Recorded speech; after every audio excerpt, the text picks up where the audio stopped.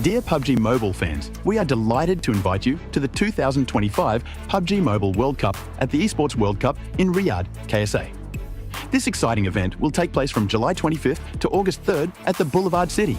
We've prepared tons of event perks, such as the PMWC avatar frame, eSports Passion set, eSports Passion parachute, and tons more items. Let's check out how you can get all these rewards. During the tournament, go to the Pandora event page via Lobby, Event Center, eSports to join the event. Mormon from SEA, Top from CSA, Pedrinho from the Americas, Silas from the EU, and Prestige from MENA will guide you through the 5 major parts of the event. They consist of tournament celebration, prediction rewards, eSports shop, themed outfit, and champion challenge.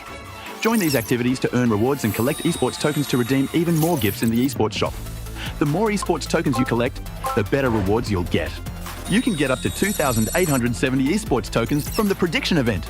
It takes place from July 23rd to August 5th and consists of 3 stages that coincide with the tournament: group stage, survival stage, and grand finals. During the group stage, get 20 eSports tokens by predicting the 8 teams you think will advance directly to the grand finals. Each correct prediction will grant you an additional 60 tokens. Make a total of 3, 6, and 8 correct predictions to get 300, 680, and 720 tokens, respectively. You'll get another chance during the survival stage to guess the other 8 teams that will make it to the grand finals. The rewards are the same as the group stage. During the grand finals, you must try and predict the ultimate champion. Just predicting will grant 30 tokens, and a correct prediction will grant 400 tokens. If you're unsure about your predictions, you can let your friends' predictions guide you. Find someone reliable, copy their predictions, and wait to be rewarded. The 3 prediction rounds take place on July 27th, July 30th, and August 3rd at 10:45 UTC 0. Rewards are issued the second day after each stage ends at 4 AM UTC 0. You'll receive eSports tokens based on your prediction results. Note, eSports tokens don't expire and can be used in future eSports events. Who do you think will be the ultimate champion? Join the 2025 PMWC event and share your predictions. Invite your friends to join the predictions and watch the tournament unfold.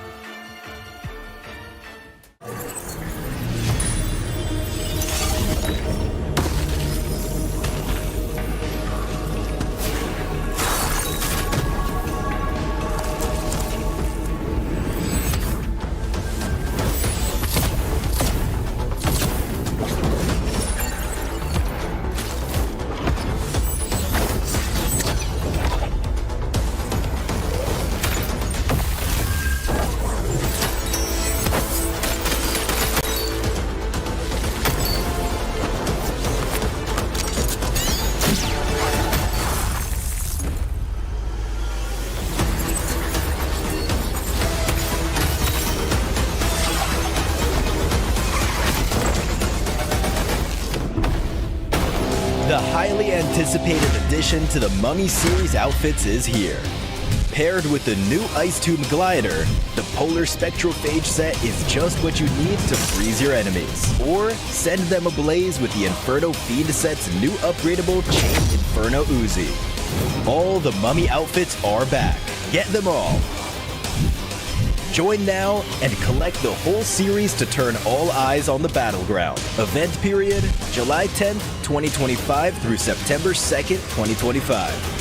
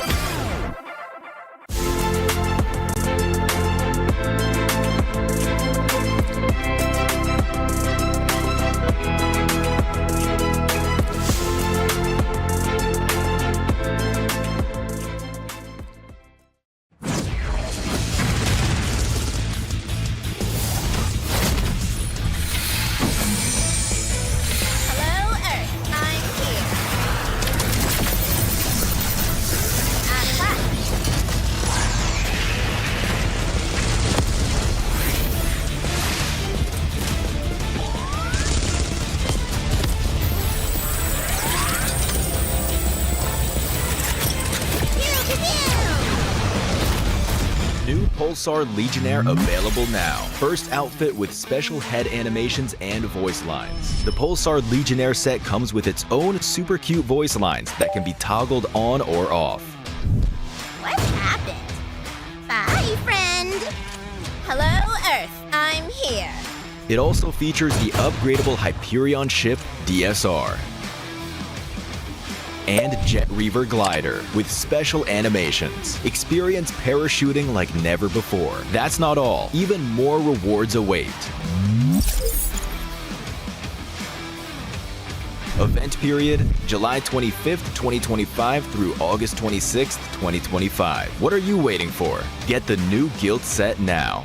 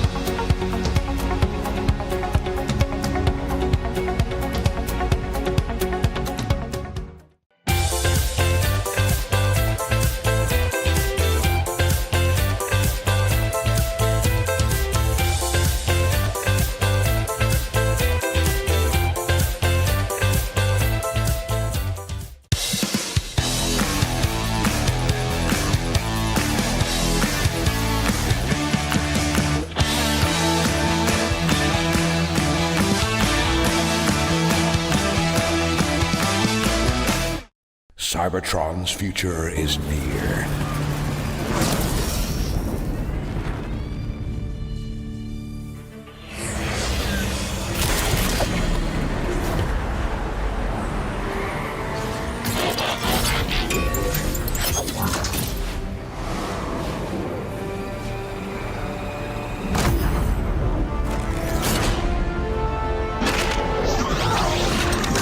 Autobots, roll out!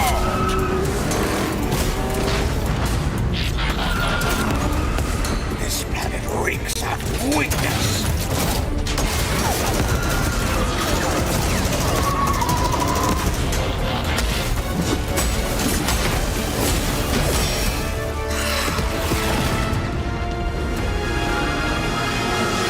Your courage reignites my spark.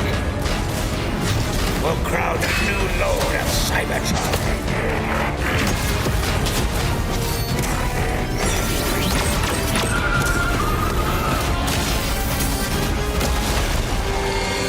Roll for freedom.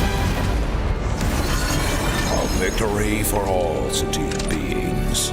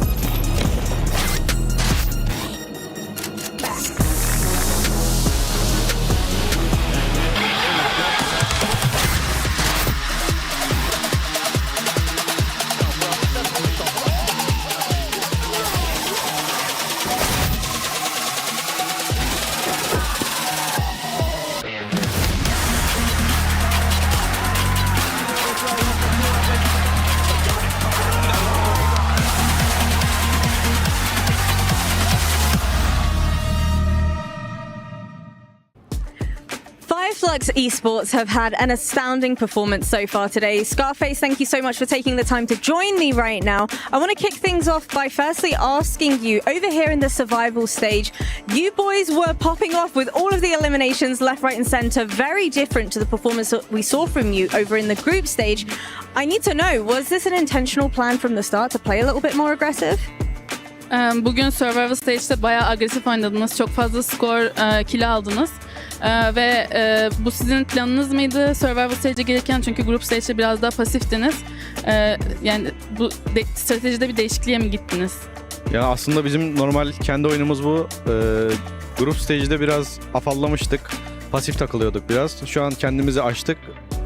Bizim gerçek oyunumuz bu. Böyle devam edecek. So actually this is our real game. And during group stage we just we're more passive and we didn't know where to start, but we definitely started now, and you will see that this is our game. Well, the very first winner chicken dinner that you got today, I need to ask you, do you feel like that gave you and the boys a little bit of a momentum boost heading on? Bugün ilk win'i siz aldınız ilk map'te. Bu size motivasyon veya momentum kazandırdı mı? Tabii ki bizi ilk win kendimize getirdi. Nasıl bir takım olduğumuzu hatırlattı. Devamında zaten iyi bitirdiğimizi düşünüyorum. Kötü hatalar yaptık ama toparlayabildik son maçta. I would definitely say that this win reminded us of what kind of team we are, and it gave us a momentum boost. Of course, we did some mistakes later on, but still we showed our game. Well, speaking a little bit more about those mistakes that were made later on, you kind of started to take your foot off the gas just a little bit, playing a little bit more passive as well. If you could go back and redo it, what would you change? How would you play? Senin de söylediğin gibi hatalar yaptık dedin. Peki yani 3. maçtan sonra sanki böyle ayağınızı gazdan çekmiş gibiydiniz. Tekrardan oynanansa bu maçlar bir şey farklı yapar mıydınız? Pekado'nun yanında biten maçı tekrar oynamak isterdim. Gelen kafayı kesin eksiksiz bir şekilde vurmayı düşünürdüm. Bir önceki maçta da 4. maçta Erangel'da timing tutturamadık. Timingi tuttursaydık o maçta win alırdık. He's saying during the match that ended around Pecado, like they would have definitely played much better if they had the chance, and also on the next match they were really off with the timings. But if it was played out a little better for them, then they also would have gotten a win there, they're saying. Well, the final game, you walked away with another winner chicken dinner. So talk to me about the communication amongst the team, because Ketch was clutching up in that one. Was everybody going crazy? Son maçta yine bir win aldınız. Orada takım içinde konuşmalar nasıldı? Çünkü Catch resmen bir clutch attı orada. Biz ilk başta alan atar atmaz sakın satmayın konuşması yaptık. Çünkü çok açıklıktı. Biz 3 finish yedik. Catch tek başına kaldı. Zaten alacağına inanıyorduk. Bekledi, doğru zamanı bekledi. Bombasını attı, clutch'ını attı. Bize win'i kazandırdı. Yeah, so when we saw the final circle, we were like, guys, focus, we can win this. And then when Catch was left alone, we knew with this grenade like that he is going to get the win. And my final question for you, what's the game plan heading into tomorrow's match is the final day of survival stage? Peki yarın survival aşamasının son gününe geçerken stratejiniz nasıl, oyun planınız nasıl olacak? Bugün oynadığımız gibi oynayacağız. Bizim gerçek oyunumuz bu. We will definitely play like we did today because this is our real game. Hot drop? I think so. What we're hot dropping for? PUBG Mobile. PUBG Mobile. That's not loud enough, right? No. Louder? PUBG Mobile! Survival Stage Day 2! Let's get right into it. Woo!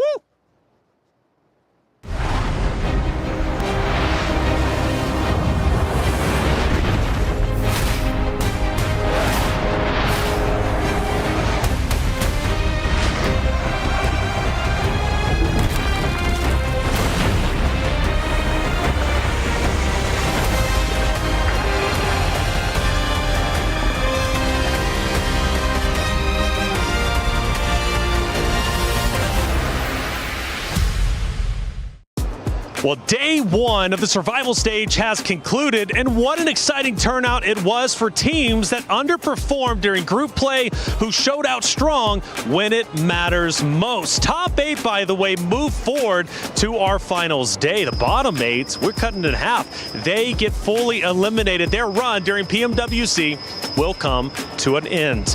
Let's talk about our team in first place, which is Fireflux. 2 wins for the day. They start off with a big winner chicken dinner, but then they finish off in sensational fashion in game number 6, taking the win with a solo of Catch, who pulled off a miraculous comeback, going against the world and finishing as the top dog. In second place was Power. With a great start in game number 2, they get a big win, and we start to realize Power is bringing that power. Totally night and day performance from their group play over into survival stage. They clearly did their homework, and Power is looking to go all the way.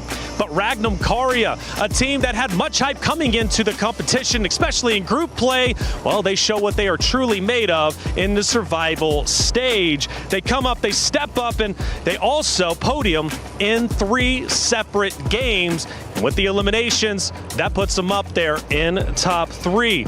But R8 was the fun one to watch all day long, playing spoiler to so many different rosters, including Team Falcons in back-to-back maps. R8 is a team that refuses to go out without a fight, and in fact, even still in Game 5 Miramar, away from Team Power with just 2 players, they took on 2 rosters, and they ended up on top of game number 5. Falcons, a lot was on the line for them, right? A lot of questions of how well they will do going into the survival stage, because group play, they only managed to secure around 20 or so points, desperately missing the threshold of top 8. But for Team Falcons, yes, they did perform, and Narvalo stole the show with a big 1v3 against the roster of Alpha 7, looking to go back-to-back. But let's talk about Alpha 7, because they're currently in 11th place. Their struggles continue from group play into the survival stage. We asked Revo, would the pressure be mounting up? Well, clearly it has been.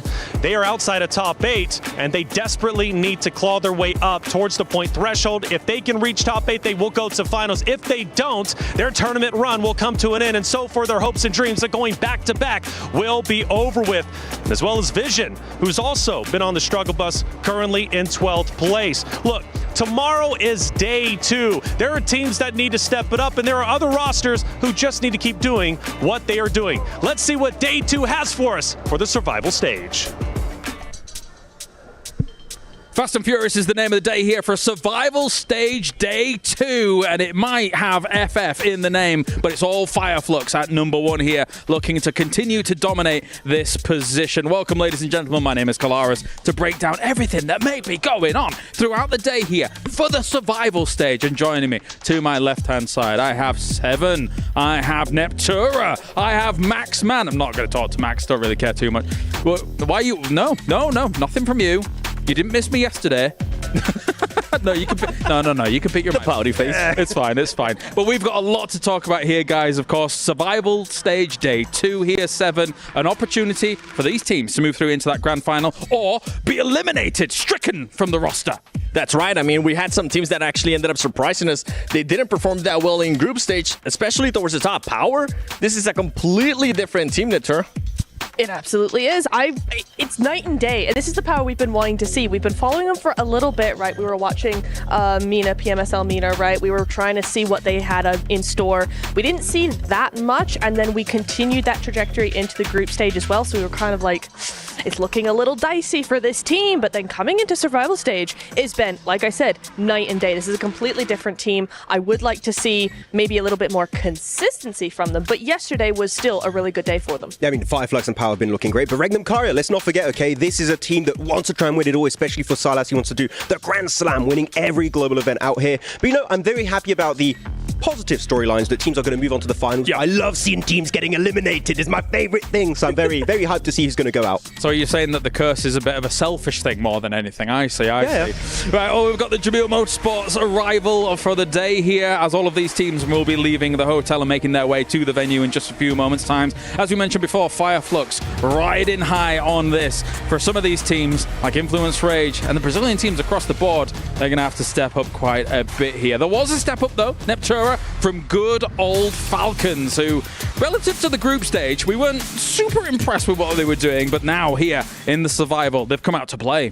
They have. I really enjoy watching them yesterday because that is exactly what we wanted to see from them. Again, it's the same with Power. They've got a little bit more to go, but actually looking back over those points, they had 4 top 5s out of 6 games. And that sort of thing, that sort of consistency is really what you want to build on. I want to kind of contrast that with Power, as we were saying, right? They got 2 wins yesterday, or 2 top 3s. Was it 2 wins? I think it was 2 wins. Yeah, it was 2 wins. Looking at my notes is a good idea. But the elims were really good, but after those 2 wins, they didn't even have any top 5s or top 10s after that. It was all bottom of the pile. Whereas Falcons, they were able to actually get 4 top 5s out of 6 games. And if Falcons could actually build on that, get those eliminations as well as the placement, for Power, do the same thing, but just be a little bit more consistent, you got 2 very good teams coming out of the board. It's the reason why Falcons picks up a roster like this, right?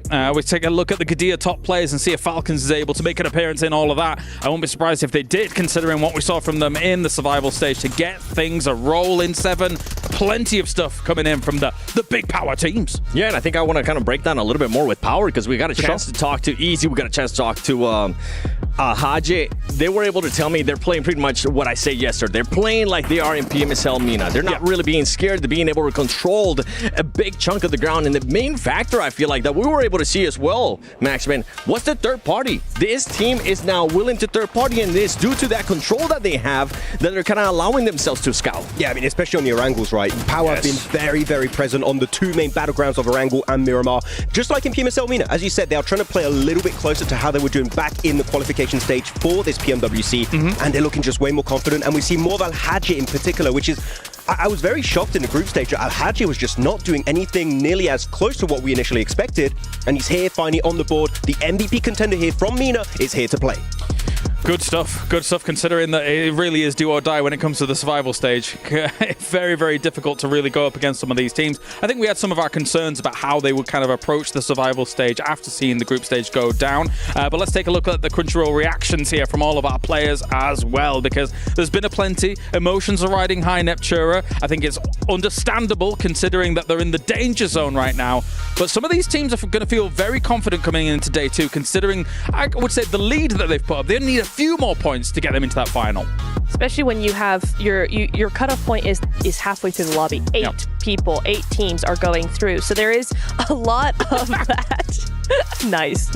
No, there is a lot of that sort of more comfortable feeling coming into day 2 for those teams. If you did have a really good day, like the Falcons, like the Regnum Karyas of the world, like Power as well, you are looking at these teams going, actually, today is not going to be that bad. We just have to not be horrible, and we should be good. Just don't be Alpha 7. Okay, I didn't expect you to hit on that one. Okay, Alpha 7 is going to be in trouble on this segment, I can tell you that much. I mean, you're saying that teams are going to look quite comfortable and happy. I feel like it's going to be really rough today, because you've got a few teams already pretty much soft qualified, like your Fireflux, your Power, your Regnum Karyas, but in the middle of the pack, it is going to be changing all day until we get to like the last 2-3 matches. Then teams might start to get locked in the top 8. Well, let's take a look at the top 8 as well as the overall standings here for the survival stage whilst we continue to talk about this 7, because yes, some teams, as Max says, potentially soft locked as long as they get a little bit here and there, but of course there is an omission here from the top 8 that everybody's looking at, and if they don't make it, oh boy, that causes a whole can of worms to open. I think the teams currently towards the top 4, I feel like, have me just set in mind that they're going to be moving on to the grand finals the way that they've been able to play. And even though number 4, Team Falcons, and number 5, Nonchalant Red Force, they're currently tied within points. Nonchalant Red Force just hasn't been able to show me the consistency that I usually want to see out of the teams that have been able to be there towards the top. Hora Esports, though, is going to be a big name for me. I'm really intrigued to see what this team is going to be doing, especially towards the later of the day, because if they do end up possibly being in a good position, could they maybe target somebody? Because I got a chance to talk to Sleepy right before this, and I straight up asked him, are you going to be targeting any teams if you're already pretty much qualifying towards the grand finals? He said, yes, we have one team in mind. He just wouldn't tell me which team, Neptura. Speculation is just abounding over what team that could possibly be. To be honest, it could be any of them, though, because I think the point in game, the point of targeting a team is to garner momentum and just try and get rid of a team very early, get those points on your tally immediately, because then I think in your mindset, when you've already won a match or a fight rather so early in the game, you're able to go into the rest of the game with so much more confidence, so much more momentum. Yeah. So for me, for Hora, who have been a little lackluster so far, I really do feel like that's the way to go. Here's the problem though, Max. Number 11. Alpha 7, our current returning title defenders here for PMWC. Are they going to make it? I'm going to tell you, in that position, they're looking mighty hot droppable. Is that your theory? Maybe that's the team to eliminate early on. It would be very weird to have a finals without Alpha 7, possibly, right? That would be such a big outlier when it comes to storylines. But Alpha 7... last year, they had such a good year until PMGC. We don't talk about PMGC. Otherwise, PMWC, PMGO, PMSL Americas, they were on absolute fire. And the fact is not just Alpha 7, all of the Brazilian teams aren't performing. Intense Game, Influence Rage, all on that second page, which is a big shocker to me. So, are we going to have a Brazil-ness finals? No Brazilian teams in the finals. That's a word. We'll have to think about it, But no Brazilian teams will be weird. You're so eloquent, Max. Let's shift gears here for a second, though, guys, and actually talk about the number one, right? Obviously, here for survival, looking brilliant. Fireflux here. Talk to me about this position. Let's take a look at those top 4 teams looking brilliant overall. Fireflux, though, in number 1, 7, looking really, really impactful, really strong. From game 1, I want to say, of all of yesterday. I think that set the precedent for the whole day for this team. It's pretty much how they were going to be playing. They played it very careful, very tactical, and very passive, which is a big difference because right from the first day of group stages, something that we've been saying all along is that this whole lobby is very aggressive. This team is not wanting to do that. They have definitely adjusted to that. They're saying, you know what, let's let the other teams fight, and then if we get into a situation where we can actually gatekeep teams, let's actually go ahead and do that. And you can tell right there on the left side is going to be, I believe, the stats from group stage, and then on the right side is going to be what they were able to achieve yesterday, which is just insane. They have already surpassed everything, and I'm hoping that they continue on this track. The big question mark for me for this team, especially today, Neptura, is going to be, can they actually be a little bit more aggressive? Because sometimes they set themselves up to be too passive and allow teams to just push up on them, and then what could have possibly been a win, it ends up hindering them. Especially in a lobby that so far has been so huge on setups and trying to set up specifically in the mid-game, getting as much control as possible, playing that edge. We've seen many of those teams do that, and eventually one of those teams is going to fall. With the performance we've seen from Fireflux so far, I feel like, yes, it's been a huge uptick from what we saw in the group stage, but they don't have that background of aggressiveness, to put that word out there, that actually makes me confident that they're going to be able to fight against those teams that did have a really good stage.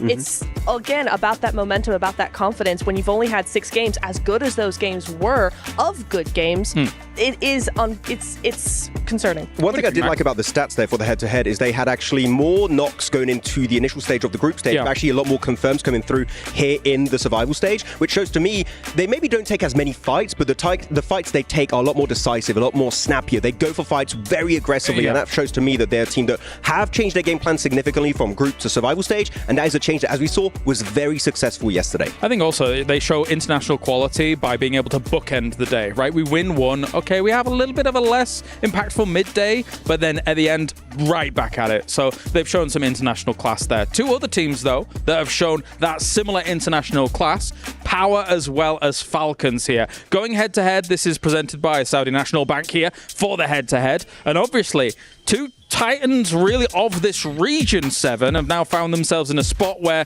Power's outshining Falcons a little bit, not by much, but definitely in terms of those kills, the eliminations, I should say, doing very well for themselves. Yeah, I mean, in regards to damage, elims too, damage received too, Power has just been on point, and it just came down to what I was saying earlier in regards to just being able to just hold control. Having 1-2-1 splits has been working wonderful for this team. Now, going over to Falcons, something I want to see is better decision making making, even though you do end up with the top 4 finish, this is a team that I'm going to be having going to the grand finals, and the decision was a little bit spotty, even though they had amazing rotations. I feel like we can all agree we saw the best rotation of the tournament yesterday in Erangel. Oh, that Erangel game was just beautiful. The way they moved from the northern side to Rozhok onto Rozhok Hill to take control. They do fumble in the way they do try and engage onto Alpha 7. That was quite unfortunate. Yeah. But that one play alone showed potential that this team, they're back, they're live, they're ready to make it into top 8 and remain in the top 8 after today's 6 matches. Yeah, and I think that is something that I think is the biggest thing they need to improve on, because they do have that foundation of they can get to the top 5. They have incredible rotations. I loved what I saw in Rozhok.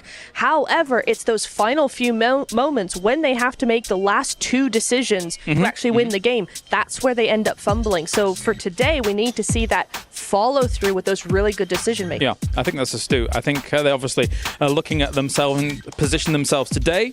Hopefully we can see that actually come to fruition. But now we've had a bit of a change up when it comes to the power rankings. As wait a minute, What's this? Hey yo! I didn't know we were going to have that kind of change coming in. So we've got advanced to the finals, eliminated. And then, you know, Maxman's doing his Maxman thing, 7. He's definitely there. I didn't expect 3 of the same logo, though. I just picked Revo as MVP. I didn't mean for the entire team to be down there. Are you causing problems, Max? I mean, I did cause problems for Phallic in PMSL CSA. It's grown stronger.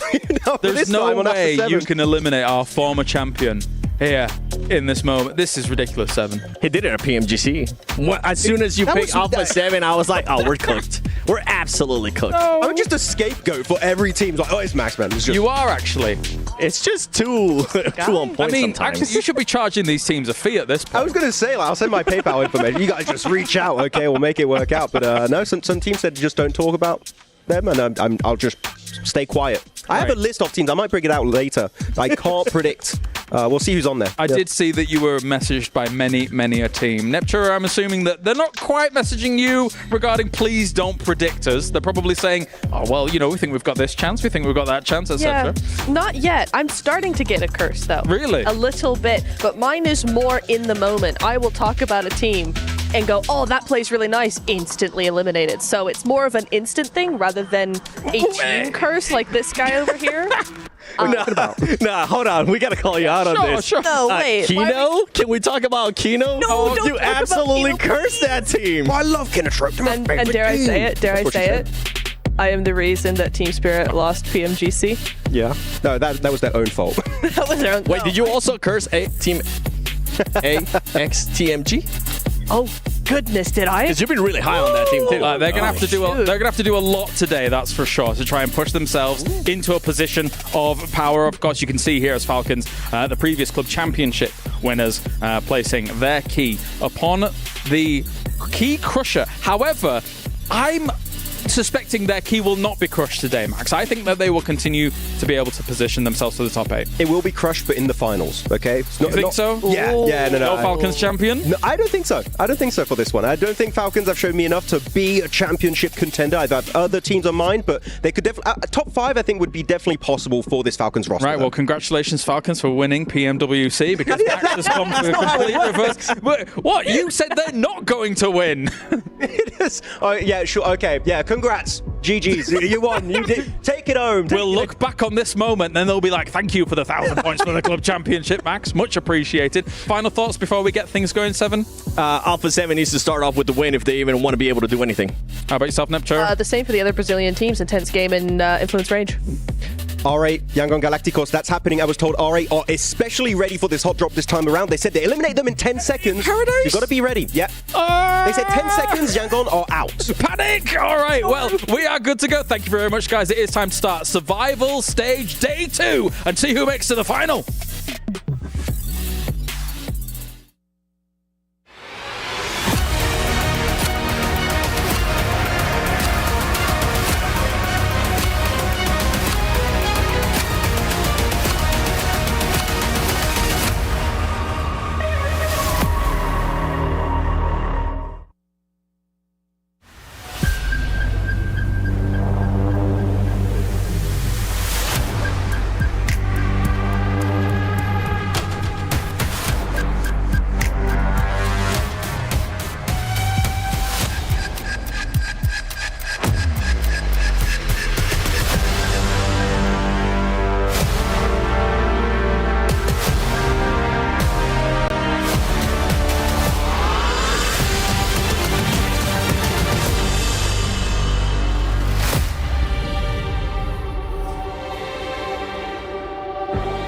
No more safety nets, no more second chances. Today, you perform or you go home. 8 teams will have their keys destroyed in this crusher today, along with their hopes and dreams of staying in this competition. My name is Barney Banks, and I am your host for the PMWC at the 2025 Esports World Cup. And it goes without saying that only the strongest teams here will have the opportunity to lift this stunning trophy. So, make every opportunity count. And with that being said, it's time to introduce your teams to the main stage, kicking things off with intense game.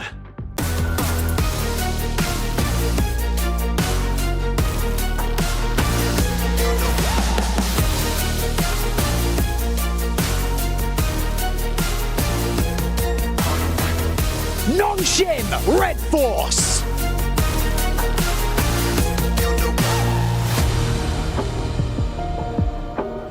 Climax Esports.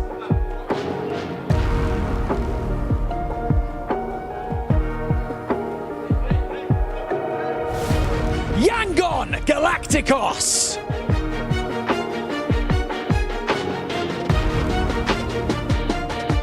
Horror Esports.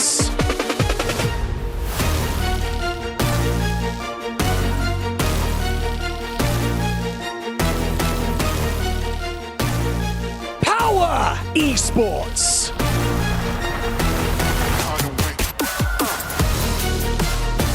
Regnum Carrier Esports.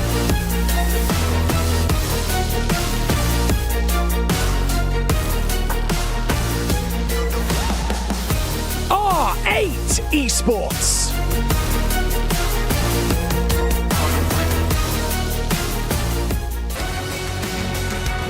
Fireflux Esports.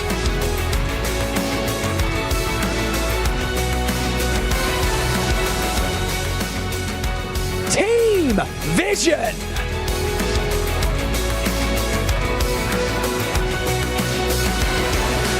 Influence Rage.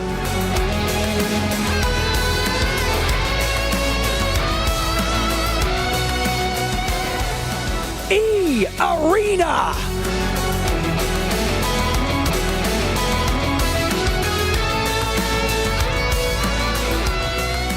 Kinotrope Gaming.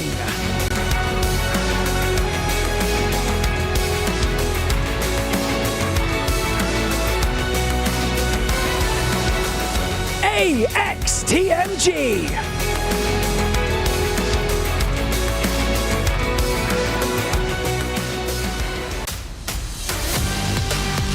Team Falcons.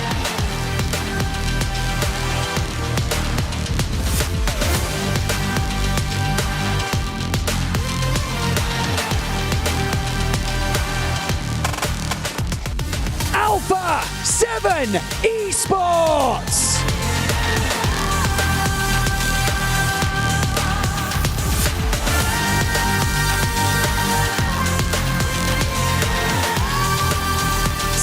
Teams enter the stage, but only 8 will make it out unscathed. Remember, we have $3 million on the line, so it is time to get serious. It is time for the final day of the survival stage.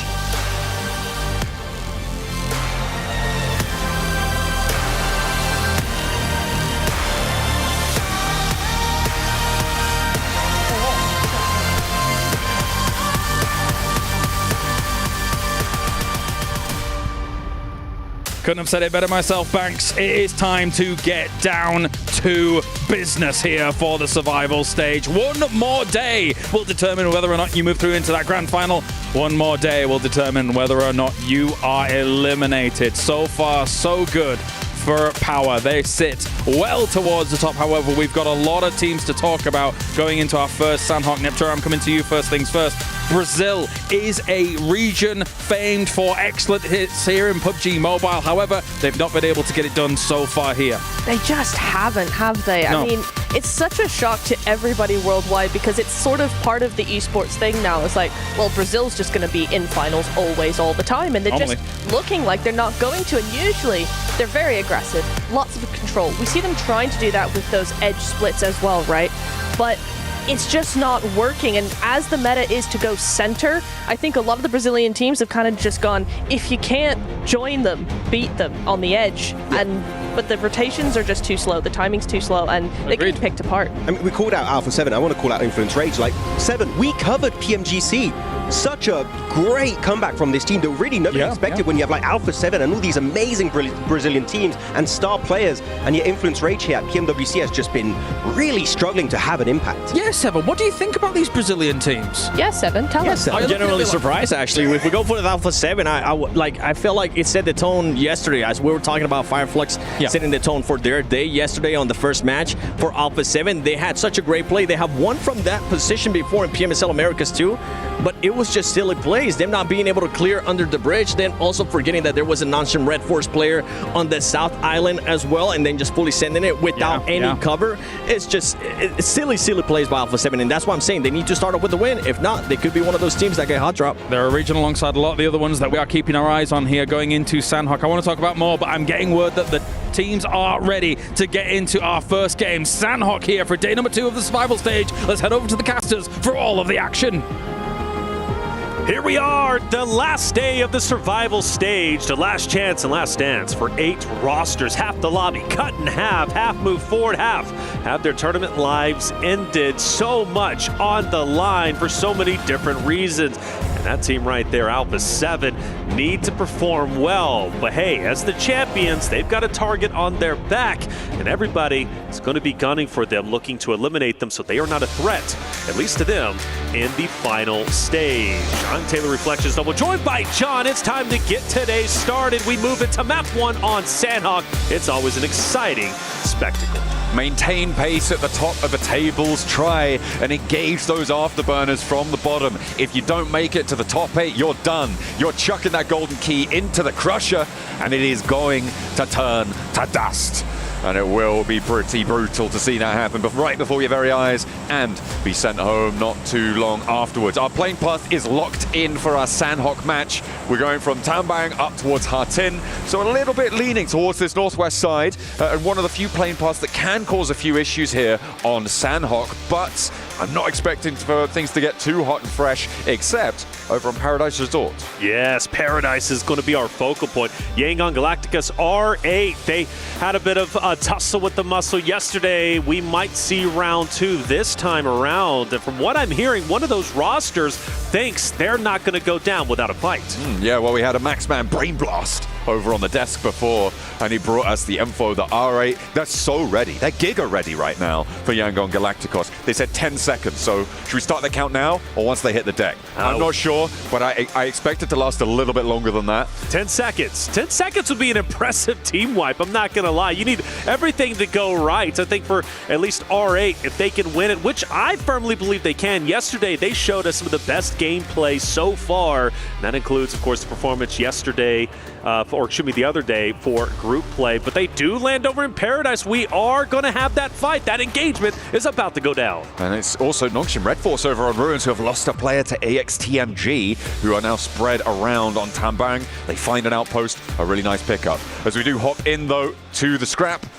This is longer than 10 seconds. I'm getting word that 1 minute and 47 is bigger than 10, and that is going to confirm the R8 are full of hot air. That's it. Well, you know what? Hot air, yes, in the prediction of time constraints, but maybe not in their prediction to wipe out Yangon Galacticus. Now, we'll say they come in with so much confidence, so much reverence, but if they don't win this fight, that's going to be a big blow to their ego. And also, the stakes are pretty high for this hot drop, and the reason why, well, Yangon Galacticus is a team outside of the top 8, but barely, just barely.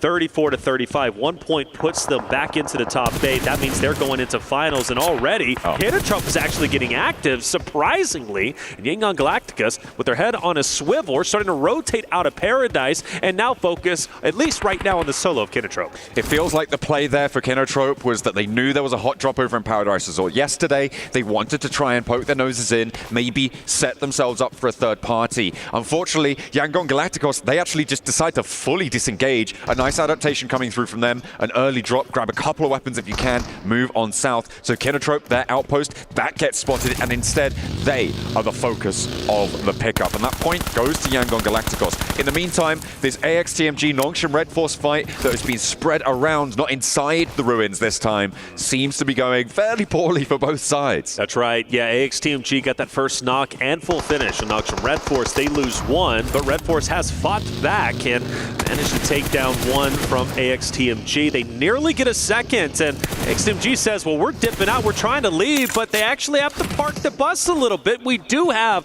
a straggler. Devotee, I believe, is going to be on the hilltop just up to the left, and there he is. And Benny might be the next potential victim if he doesn't have any awareness that Devotee is just above him. And you do got some Noxious Red Force around, so it would be a big challenge. But for Benny, he's holding his ground. Yeah, they know he's there. They know exactly what wall he's playing on. Aryan drawing attention, burning Benny low as well. Another Molotov forced on through, but still Devotee not going to take the shot. Instead, he's going to leave it all up to Aryan, and it's going to work out. Another knock over towards TZ, up on the hillside as well. Leaves them playing as one, and Nongshim Red Force start out slowly. AXTMG gathering some pace. Yeah, they had a great day one, right? 48 points. They finish up in the top 5, but there's no guarantee come game 6 that they're still going to be there with everybody gunning for a qualifying position into the finals. For Nongshim Red Force, not the start they needed, and also for Kinotrope, not the start that they wanted. They lost a solo early on to Yangon Galacticos, and well, it seems as if Yangon Galacticos was able to pull off the hat trick, picking up all 4 Kinotrope out the first team.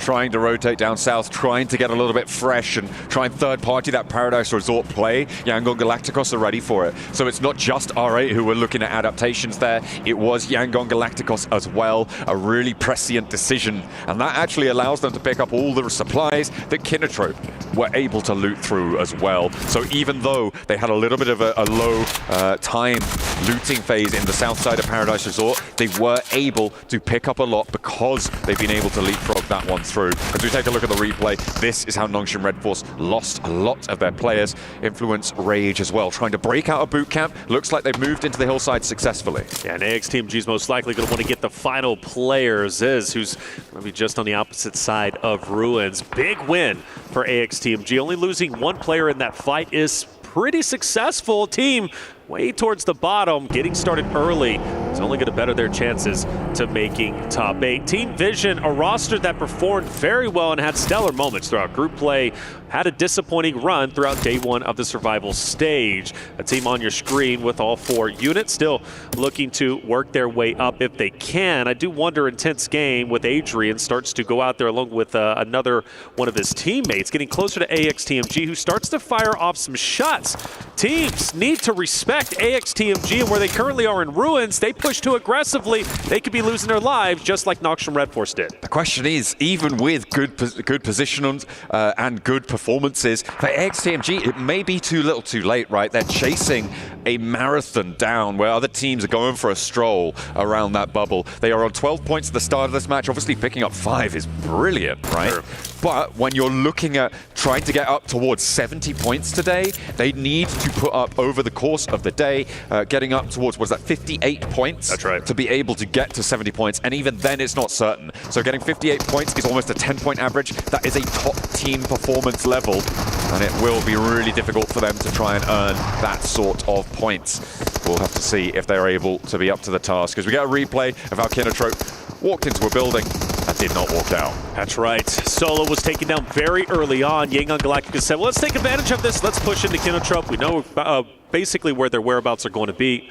And like I said, they pull off the full team wipe. Good on them. So from R8 versus Yangon Galacticos to now the fight for Paradise turns around. Yangon Galacticos are gone, and now it's Regnum Karya taking their place.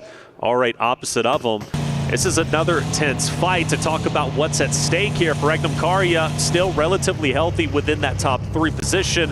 They can have maybe 1 or 2 bad games before they start to get put on high alert. But for R8, this is a must-win fight. The shots are starting to ring out, and Regnum Karya is going to strike first. Immediately getting that flush as well, earning that point. Damar steps up with the DPS, but it's just a little bit out of range to fully connect, and Regnum Karya just keep this unlocked. 2 players almost immediately. They've survived the hot drop here. here, Reflections, but it feels like they weren't ready for the second phase of the game, which is called not staying in your drop location.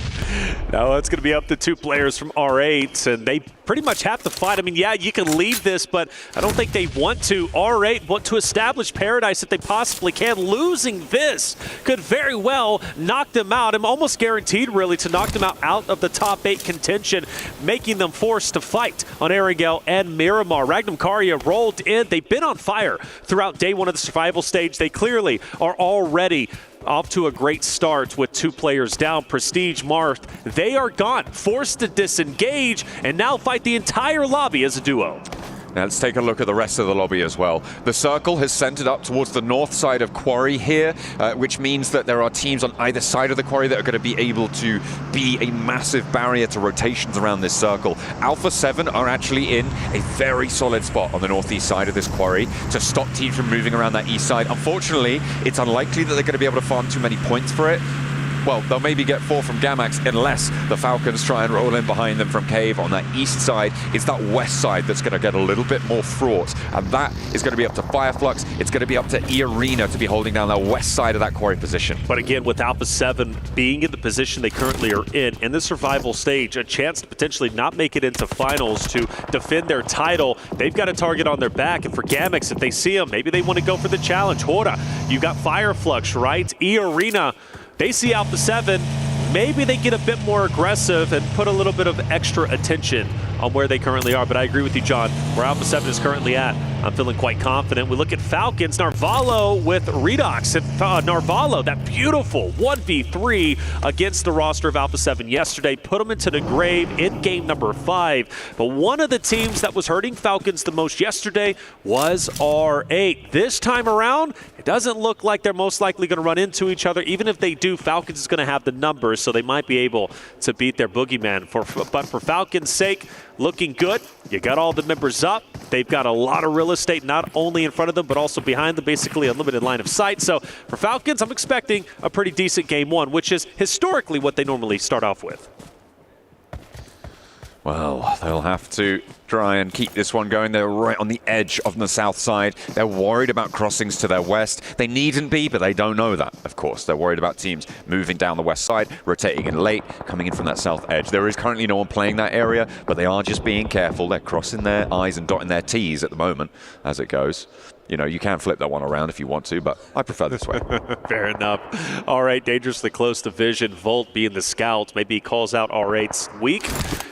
Maybe Vision chooses to challenge. But for now, that hasn't occurred. Intense game still out in the blue zone. Forced to go down south across Paradise. Maybe Ragnum Karya, being the aggressive roster they are, spot them out and potentially go for a challenge. But I expect IG is going to be just fine. We'll have a zone shift relatively soon. And it is going to center up a little bit. Alpha 7 still feeling pretty good. Fireflux dead center. Vision okay. Yang on Galacticus. And Ragnum Karya starting to get relatively close. So once IG, Power, right, AXTMG, and especially Falcons way down towards the south start to come up, Falcons especially are going to have their hands full with E-Arena and Alpha 7. We've got a couple of teams on the linchpin positions here. Power, they're going to have to make a decision as to where to move. So that southwest side, the dynamics of it are really going to change depending on if they go north, if they go in towards the center, if they try and head east and fight E-Arena. We've also got that position on the southeast, and Gamax behind Alpha 7 could change things up. There's also that wild card of the Falcons. Everybody else has fairly linear approaches. It can get a little bit predictable, but those are the places where I think things could really change depending on how they want to approach this one. MX, Alpha 7 starting to inch closer and closer to each other. Brinko is way off in the distance. I don't know why he's currently there. He needs to get up there and join his roster if they want any attempt at attacking Alpha 7. But for the meantime, they're just going to continue to be very aware of where they currently are at, but they don't want to challenge necessarily. I do notice Influence Rage, though, as well as AXTMG are starting to get very close. And here comes that Ragnum Karya IG rotation. IG going straight past Ragnum Karya. The question is, where do they stop? Well, Toshpik says enough is enough. I'm ready to fight. Vision not quite having sightlines over towards Ragnum Karya. Keeps them safe for the moment. An intense game, actually sending out further towards the north, trying to get an angle onto Ragnum Karya's rotate in, but they're not going to quite find it there. They're keeping it on lock and key, but there's the first knock, and Rafa lands the spray down onto Wild. Are they going to commit to go for this res? It looks like they want to, but the nades are going to follow it up. That's going to do a lot of damage. Not quite finding the flush just yet. Knowing Intense Game, they want to push this. You notice Silence starting to push forward. He's going to take an advanced spot. Silence, though, caught off guard to the left, takes a bit of damage, and now you've got to back up and join your roster. Well, no, maybe push forward. Silence wants to continue. They know they have an early knock. They have the man advantage. Question is, can they continue to take apart Ragnum Karya? And the answer is yes. Silas, a power player in his own right, also down. Ragnum Karya down to 2. And there is a res coming on through. Toshpik next to fall down to the floor there, and Ragnum Karya all of a sudden relying on Loxy, but he has got the beans. Let's see if he can jump into the fight. Silence now, going low behind the car, will have to hide, go for the heal. Loxy on full HP, but he threads the needle, and the shot is good. A 1v2, Yangon Galacticos could potentially move into third party, but they've backed off. He's still going. Loxy has more legs in this. Yeah, Loxy definitely can pull this off if he's careful. Petrino, though, snaking the grass through the smoke.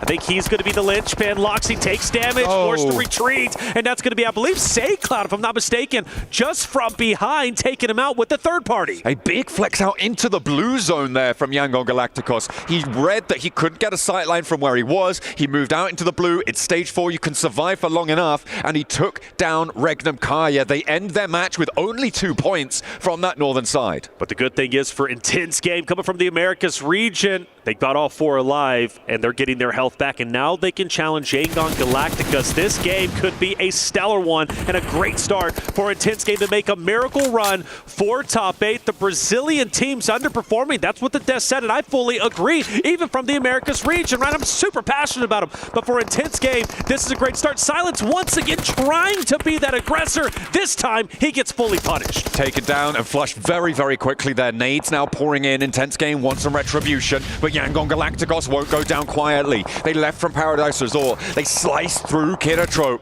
I know their walkout looked like they had the samurai swords, but they've been turned on their owners there, drawn and thrust back to the gut from Yangon Galacticos, and they are playing well from this northern edge. Intense Game knew they needed to continue to push forward. They're so close to the edge of zone. You can see it here, right? So one thing that I really appreciated for Yangon Galacticos' perspective is they backed away and forced IG to push into him. Oh, a big nade coming through on the southeast side. Alpha 7, they're starting to fumble on the southeast edge. Finally an answer over towards Yangon over towards Gamax, sorry, but that's Alpha 7 out. 7 said it on the desk. They need to kick off with a win. They've just been denied that. Neptura said it on the desk. So do the other Brazilian teams, and that's the same story for Intense Game on the north. Alpha 7, I'm ringing the alarm bell. Starting now, game 1. They are already out. They get away with 1 point. They were already outside of top 8. Alpha 7 struggles continue, and the fact that Gamax, who's been on the struggle bus, takes them out. A full team wipe. Everybody stays alive. I'm really worried for our A7 boys. Are Alpha 7 bad?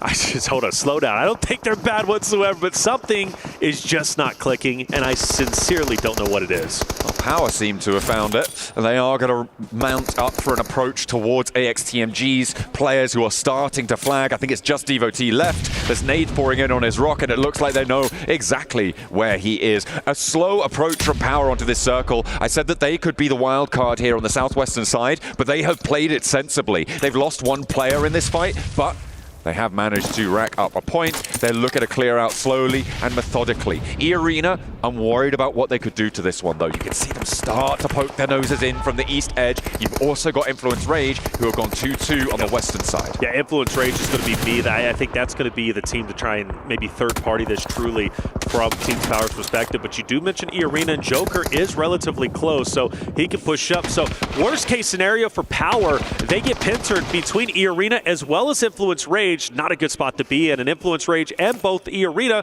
do get active, firing in on Power Esports. Well, through the midst of all of that action that's just unfolded before us, the north side fights, the south side wiping of Alpha 7 to ostensibly the worst team in the tournament, there is going to also be that Falcons rotation, right? We were looking at that Falcons position on that south side. They have gone for a little bit of a miracle dash. It's something that we've seen them do before, right into the middle of the circle. They're now holding 2 really important buildings. Shacks, fair enough, but important buildings in this next zone. They have cover, they can play to the south side to hold it, and everybody else who could crash onto their locations right now, they're being held out by one another. Once those fights conclude, Falcons are going to be a little bit more under pressure. As soon as Gamax are free to go, the South 2 for Falcons are in danger. Aura, once they disengage from R8's last players, they could be in danger as well from that direction on the northeast. Ying Yang Galactica sit at a current 6 eliminations and more potentially to come as they focus their attention on Division, but Volt hits a nasty shot from a distance in conjunction with Marcelo. Volt will continue to reposition, maybe challenging that of Romeo. Ralph, by the way, for Falcons, looking to get revenge onto Gamex for taking on Alpha 7. Romeo continuing to hit some nasty shots. Vision putting up a wonderful fight. This could go any which way for Ying Yang Galacticas. Well, only one more player remains. Hora is starting to also get in onto the Vision fight. Noah, very weak. Marcelo should very weak himself, but manages to stay alive, believe it or not. Yango Galacticos chiming in. Romeo's still alive and still giving it large. One player down on the backlines for Vision now. Just one player remaining left standing for them. Noah desperately trying to get the res, but he has to face the fight first. And Sky, Jiggle, both pouring damage down over this hillside. Sleepy's there with a backup in the ghillie suit, and it will go undetected by them. Over on the north side, Vision are wiped away, and Aura will continue for that fight on the northern edge, but the Falcons continue to take shots across every which way. Yeah, that's right. And even when Hora ends up winning this, they need to move forward, and you got Falcons who's ready to gun you down. Gamex as well, and I'm loving where Fireflux is currently at, pretty much having the only hardcover POIs outside of Narvalo and Ralph and Redox, who's going to be from Falcons, relatively split. Gamex has been on a terror. 4 eliminations, I know that doesn't seem like much, but for a Gamex roster who has yet to show themselves, not only do they take down Alpha 7, but they're also challenging the top dogs of Falcons, who are currently up top. But this fight, this push up the hill, it's almost impossible. It is very, very difficult when you're dealing with players that are sat up in that watchtower. You need to plant those nades in. You need to be accurate and deadly with them. But Ralph seems to know where he's fighting against. So do they. They probably nade over, but don't find the knock. They need some backup here. It is just Ralph on this position. Narvalo is off in the distance. They're playing split right now. And Arthur puts another stone up. Over the top, doesn't fully connect. In the meantime, Narvalo's soloing Aura on that northeast side. And actually, Aura could change the tune of this one. Yes, they could roll straight into Gamax instead of uphill towards Ralph. They absolutely could, and if they take down Gamex, surely they're going to take down the 2 from Team Falcons. Ralph repositions. E-Arena could also fire some shots on his back end. He needs to be very aware of his surroundings and who is currently at play. Ora, nade onto Arthur. Going to be a bit short. They've got to continue to push up. For Falcons, though, continually getting picked apart. Joker takes down another from the Falcons roster, leaving them as a duo. Hora starting to tighten the vice grip, getting closer and closer to Gamex. Gamex needs to be ready for the attack. Arthur first to face with the shotgun, but from a distance it's E-Arena, forcing him closer on the rock. Doesn't have time to heal before No Fear puts the nade in, and that could be terminal for them. A last player to stand, a damage lick sent back towards him, but there is just no way that he's going to be able to pick this one up. Unfortunately, the first aid actually coming through. Aura, okay, they're slowing down. That cut across from E-Arena doing a lot of work as the Falcons get taken down in the meantime. I don't mind the slowdown. Only one more player to remember from Gamex, and I do hope they do remember. We have seen solos wreak havoc on rosters who are even 4 stacks. We witnessed it yesterday with Catch. We can witness it once again here. E-Arena starting to take down Influence Rage. The solo from Gamex getting active onto Hora. Jiggle's going to be down. Luckily, they recover. They take him out. The question is, will Hora have to fight at it with 3? Yes, they will. A full elimination law. He'll go ahead and die to the blue zone. We're down to our top 3 at the moment, and a great start for Fireflux, who started the day in first place, looking to take game 1, but Sleepy has other plans. He wants to go a little bit further on this one, just about darts out of the blue in time to prevent himself from getting knocked. Fireflux back up now. They will be getting to 3, so it is 3 players alive on all of our remaining squads. The circle shifting away from Fireflux, though, makes this really tough. E-Arena sit dominantly on the high ground as well. You can see what a lovely angle Mormon has. So does No Fear over towards Fireflux, and it is really trading off that aggro. Aura, they do lose one to a knock, and E-Arena should have this on lockdown as 2 players now sit right on the back to the blue for Aura. E-Arena could jump all the way up into top 5. Massive game for them, but E-Arena has also been on fire. They've been playing very well, with them having 3 players and the high ground. Hora has no choice but to use the natural terrain, a.k.a. the rocks, and just kind of bunny hop between them. Mormon, who's been the linchpin for this roster, he's been so very impressive, not only in group stages, but also the survival side of things. Sakura taking some damage. Mormon starting to push up, but no drama here. Arena takes game number 1 in scintillating sensational fashion, and that should jump them up into top 5. Big news here on this match. Alpha 7 again go down early, intense game.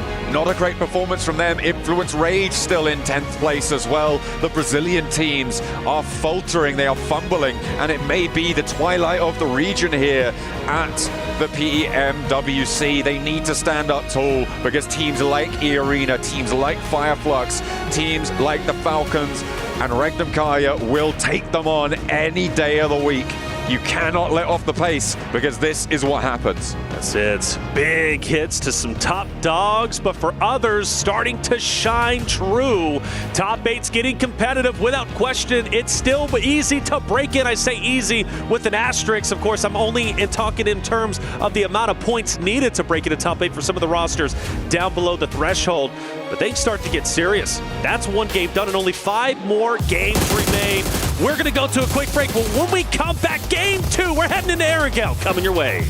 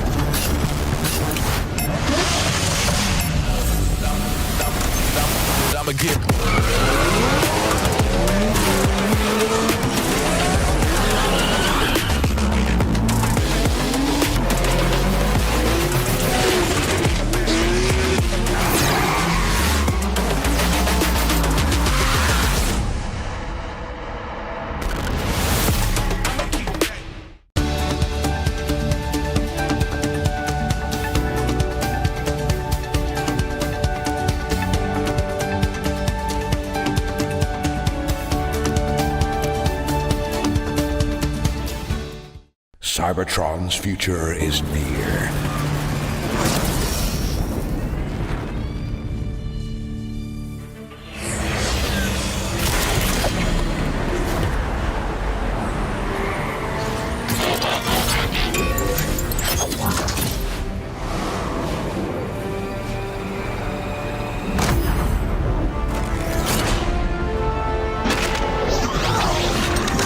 Autobots, roll out!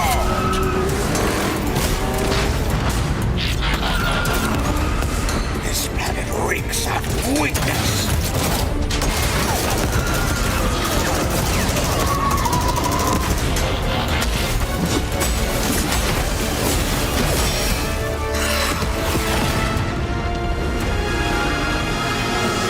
Your courage reignites my spark.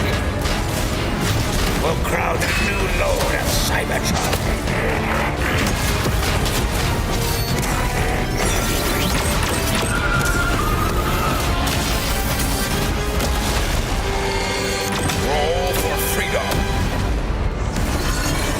Victory for all sentient beings.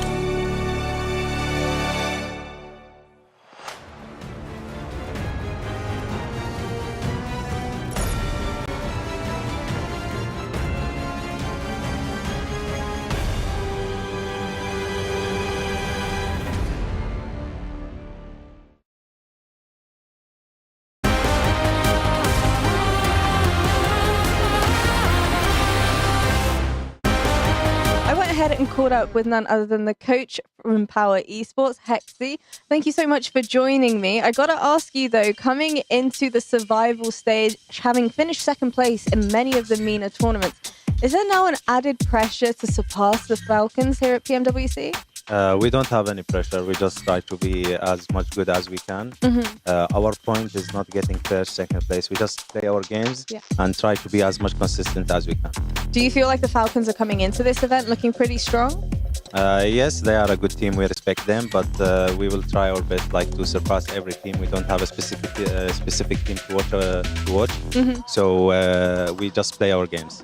And talking a little bit more about yesterday's matches here at the survival stage, you walked away with 1 chicken dinner, which congratulations on that front. However, 2 of those matches, you were the first team that was eliminated. What do you really think went wrong there? One of the games that were because of hot drop, which depends on 50-50. Either you win, either you lose. And the lack of data that we didn't expect them to on our spot. So they landed and we had a fight, then we got a fair party.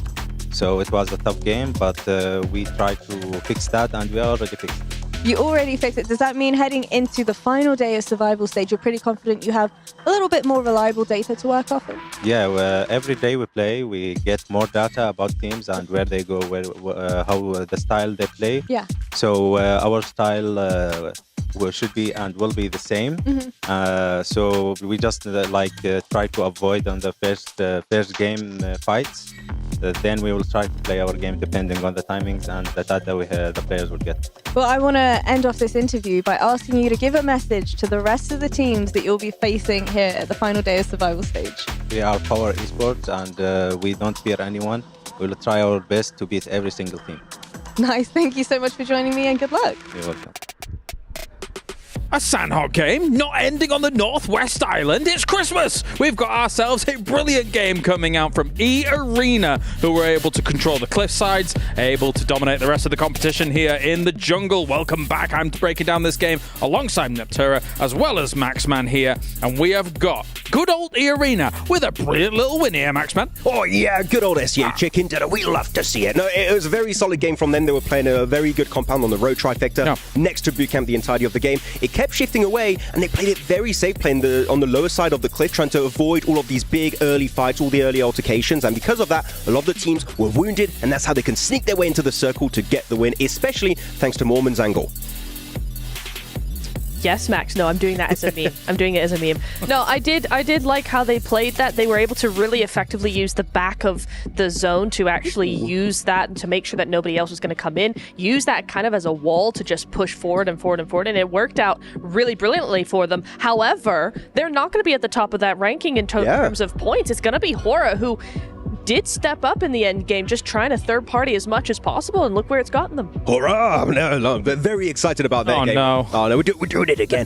No, actually, they were on a big sweeping motion onto the eastern side, just clearing all the teams. They got rid of R8. They had a really good compound control. Very strong third party, specifically onto the side of GMX. They were fighting another squad over there. I think it was Falcons, and actually just able to take full control of the east. Unfortunately, it wasn't enough to get the chicken dinner, but it was enough to be the top team in terms of points overall. So Hora really starting to play a lot more aggressive, which normally in CSA they're quite a bit more passive, but here they've really woken up and know that if they want to make it in the top 8, they need to get elimination points on board. Definitely come alive in the survival stage, right? I mean, there were moments in the group stage that I don't think we should really discredit too much here, but for survival, looking brilliant here, Neptura, and considering the position that they were coming in from, considering everything, all the components of this game, I think it lined up really nicely. It did land really nicely, and I think it's been really interesting to see how they adapt to the more global lobby, because you're right, we've seen something kind of very different from them in CSA, but to come into global and not so much control with that more passive just zone control that we're so used to seeing, it is actually controlling with those third parties, which isn't full aggression. It's not a full confrontation 4v4 fight. So it is tweaking it, but it is just making sure that they are more aggressive, able to get more points, and actually reading the lobby really well. Especially in CSA, I kept describing them as a very good defensive team. We take a strong position, we defend until the very end. It's nice to see them be an aggressive team looking for breaches and third parties and then being successful while doing so. And I think that gives me really good hype around them as to how they could play going into the finals, of course, if they qualify. But they're looking pretty good. So I think the top 8 is in the cards for them. We have our eye on them. And another team that we have our eye on, of course, is Falcons coming into today, who actually got dispatched of relatively quickly by good old GMX down towards the bottom of the tables here, Max, who are fighting back. Let's take a look at one of these moments here and see kind of how things went down. GMX taking heads. Okay, they take down Alpha 7 and Falcons, 2 favorites. So we had at the very start, like, they're going to make it top 8 pretty easily. But no, GMX are here. And actually, the first fight they took was against none other than Alpha 7. Alpha 7, by the way, did not have a bad game here because actually you had a really good rotate. They go from their 2-2 split, regroup on this compound, but GMX, they find one knock, maybe an angle of Alpha 7 was just not fully covered.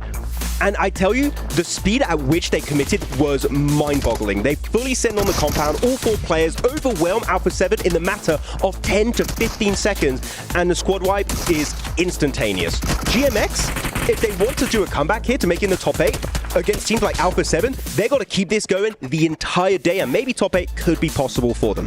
Another team I want to focus on, of course, here is Fireflux. They've done amazingly here in the survival stage, but just slipping a little bit here in the final moments, Neptera. Yeah, I think we thought they were going to win. You were like, yeah, they're Fireflux, they're going to win. But I think at that point, at the point that when they tried to actually do something, it was too late because they had the low ground and that particular ridgeline or hillside was so open. Yeah. Hora had eyes on them. Arena had eyes on them.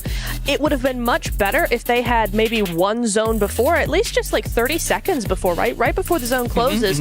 Use that space that's technically outside a zone to wrap around outside and come in behind Arena. I think that would have had a much better chance for them to win longevity-wise because E-Arena were just able to use that ridge so effectively. That could have been Fireflux if they'd been a bit more proactive. I think there's a big issue when you stay in a compound on the edge for a little bit too long as you become very predictable. Teams knew that they were going to be exiting from that main building onto the southern eastern edge, so they're just like, we hold angles against that, Fireflux, you're not going to exit that compound whatsoever. So Fireflux, again, a team that we know can be very strong, but here a little bit too slow and a bit too passive. I think if they were more punishing, maybe as you said, Niptra, maybe 30 seconds earlier, maybe they just control the entire circle and take home that chicken dinner. I think that's a good breakdown, guys, because obviously they're looking great at the top, but they could be smashing even more here in the survival stage and really making. See, we are getting ready for Erangel. Make sure to check out the map feed as well, which is live over on YouTube. And we can now head over to the casters for the grassy pastures. Erangel on the cards. Thank you very much. I am Taylor Reflections Noble, ready for this game here to get started. It is going to be a scintillating sensation of a game, and I am pumped. Wow, John, that was phenomenal Reflections. Yeah, you sound great. You sound proper Texan, I would have to say. By the way, you're in the same room as me. You start picking on me a little bit too much. I am bigger than you. I want you to throw you out. Yeah, but I've got my name on my socks. What? What kind of comeback? Yo, I'm going to take you out. Oh, don't worry. I got my name on my socks. Yeah, they're going to be able to tell which bits of me there you go. left. That's what I'm thinking once I remove you from this room, man. Hey, look, we're gonna put our differences aside we for now. love each other. Because we have a communal hatred for Alpha 7. They're doing really poorly right now. Yeah, everybody in this room hates Alpha 7 right now. They are so bad at video games. No, Alpha 7 are okay. Look, the thing about Alpha 7 is they can come back. They really can. But I can't dispute it. Like, they are on the struggle bus. Things are not going okay for them. And I am sincerely starting to get worried. Now, we did notice yesterday Alpha 7 did land Lapoca for the first time in PMWC. That's normally their go-to spot for the Americas region. Of course, here for PMWC, they've been going up towards Georgia Pole. That's been their location. So I wonder if now they're maybe starting to go back to their default spots that put them at PMWC to begin with. With the way Squash and all the co from Alpha 7, I believe they are in fact going to be going to their OG landing spot. So now we're going back to what worked during Americas, what has worked in seasons previously.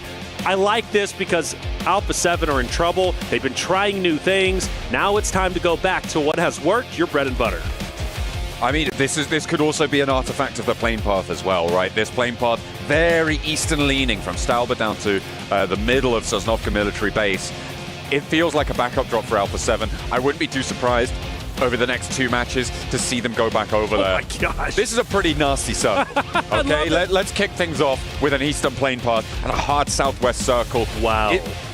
This is also nasty because it's on the late end of the plane path. There's a hot drop on a vehicle there. I think that's in Intense Game, who have just lost a player. I believe they've gone down to Ora, if I'm not mistaken, over by Yasnaya on a vehicle hot drop there. Our only casualty so far. Ooh.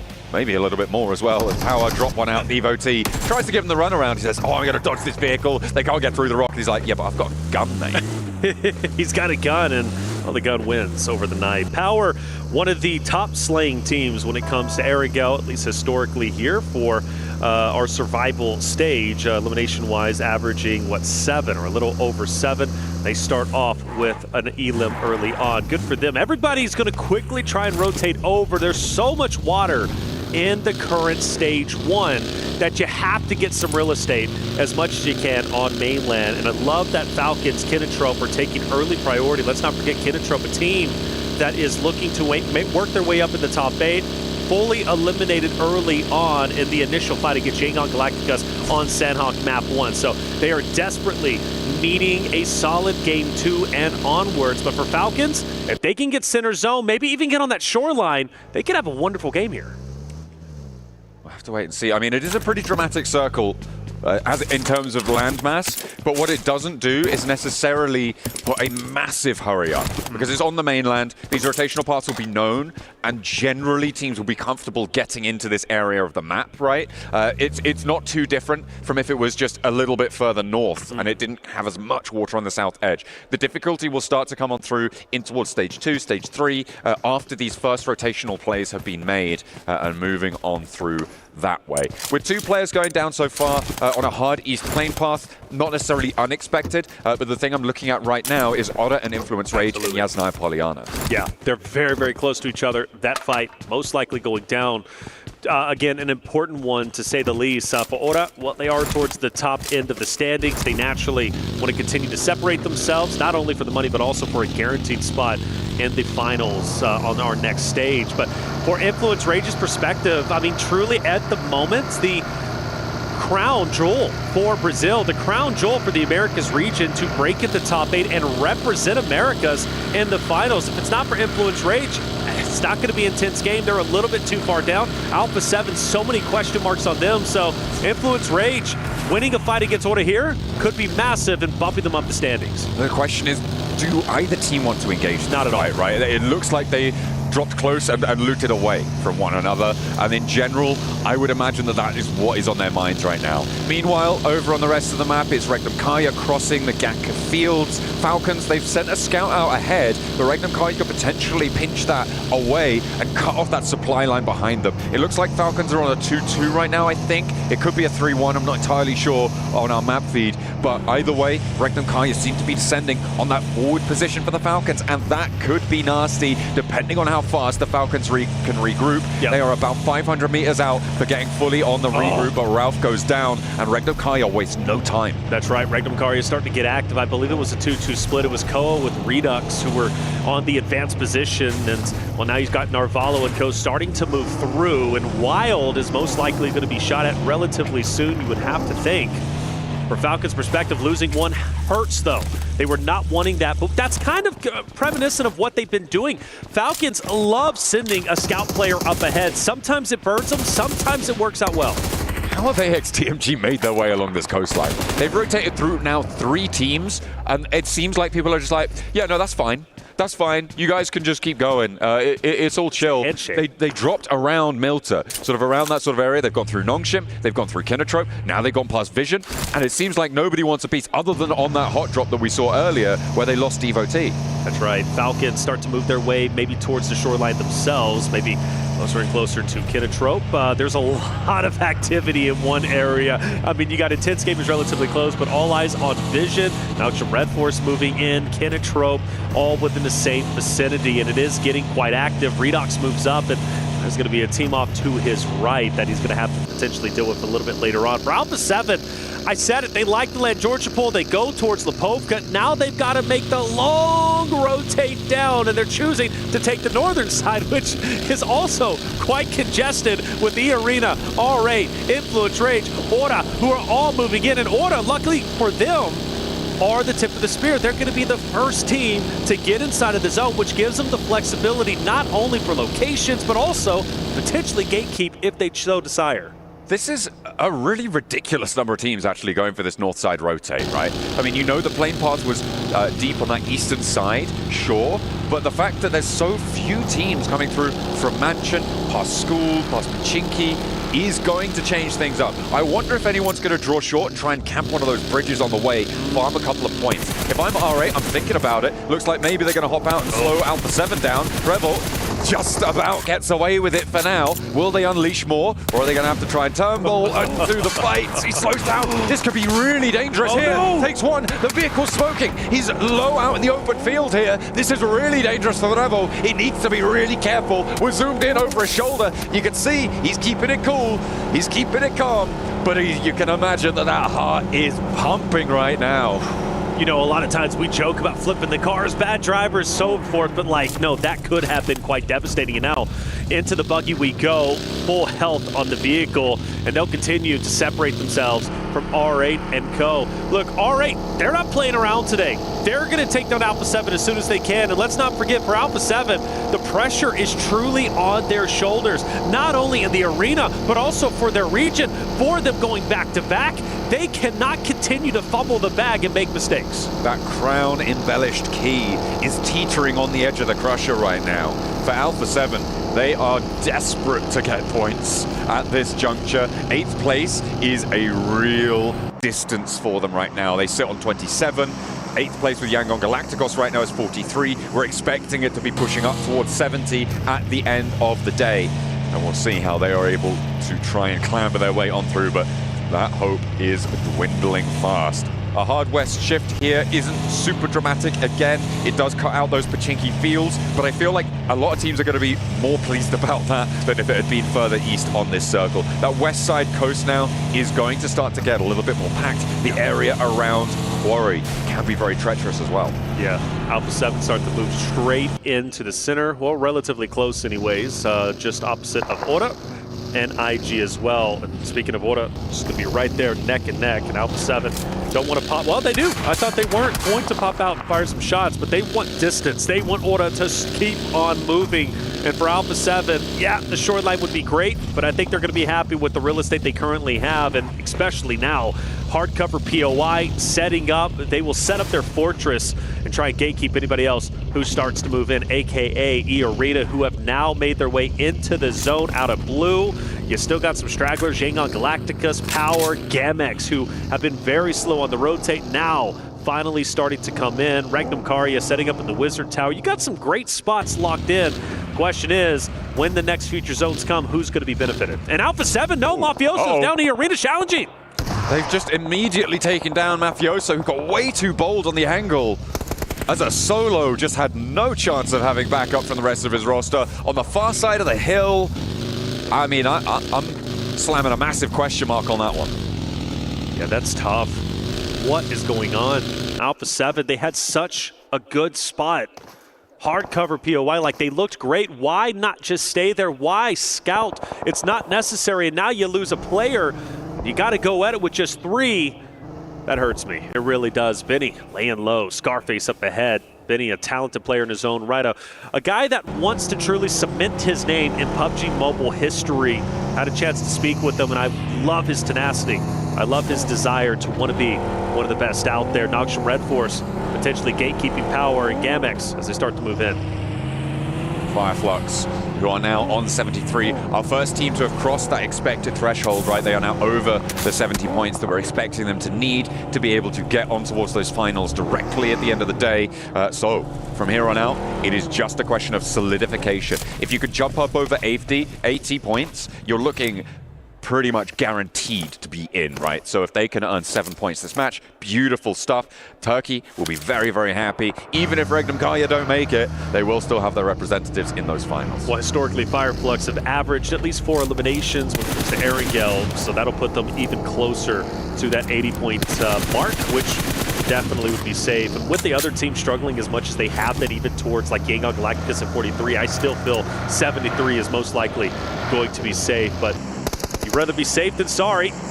Take a look at the map once again. Another zone shift towards the south. That's going to force Alpha 7 out of their hard cover. E-Arena hot on their heels, most likely trying to hunt down the remaining A7 members. All-Rate also going in. Influence Rage, Regnum Karya. My goodness, the team's up there, John. Incredible. I'm looking around that quarry area as well. Kinotrope control a lot of the ground on the southwest side. If they can keep that outpost alive, it could be great, but it's a question of doing that, of getting that one done. Alpha 7 now with more danger on their doorstep. E-Arena continue to try and push on through.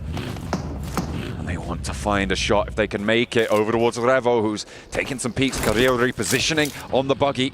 And Squash as well, potentially in with a scrap. R8 moving in on the north side as Influence Rage are going to go parallel towards them. Law hops out. He spots the player on the back of the buggy. He's so slow that he can't connect the spray. Law drops the ball in a massive way, and it is ID7 getting real happy with it there for R8 to stay alive. A slow, lazy drift, and it's too much to handle for Law. Yeah, in my opinion, that's uncharacteristic. Law hits his shots. In that moment, he doesn't, and now Lorenzen forced to full send it in. Go for the attack. Take down Damar, which might be possible. Damar's weak. Rosin, please do not drop the ball here, much like your teammate did just a second ago. The nade doesn't get the finish, but so does Damar. He, unfortunately, pulls his gun back just in the nick of time to allow Lorazin to successfully get that E-limb without any drama, doesn't take any damage. Even though Influence Rage loses one, still relatively okay, but they've got Gamex, they've got power, and they still have E-Arena who are surrounding them. It is difficult on that northern side. It is getting really quite tense here, and Alpha 7, of course, have to move on this circle. They have to push further south. Teams have started to find their locations around the edge of Quarry. Kinotrope have maintained that split, that 3-1, as it stands. That on the lip of Quarry gives you a load of sightlines under your control. E-Arena taking shots across the way from Horror on the western side, who are being a little bit slow on that rotate down south. But I feel like that doesn't really fully characterize it. They are maintaining strength and covering their back flank by doing so, by taking a slower rotation. So good news from them. Unfortunately for Nongshim Red Force, it is not such good news on their side, as they will be losing a lot of players to Yangon Galacticos, who continue to make things work on the southeast. Yeah, that's the team you don't want taking you out. With the hovercraft, they're going to have a powerful end game, at least potential anyways. Yangon Galacticus being right there neck and neck with Nongshim Red Force. That's the last team you want getting points, especially taking your roster down. That puts them closer to knocking Nongshim Red Force to 8th place, being right there on the bubble, putting the pressure even more so on them. Power, Alahi's going to be on the outside. He unfortunately takes a lot of damage, eventually will fall. Lorazin back on your screen, but unfortunately not for long. Power looking to try and keep the pressure up on the northern side. Influence Rage starting to drag their feet a little bit. Alpha 7 as well, poking their noses in. The Revo has flexed out. Remember, they're playing as 3 on the northern edge.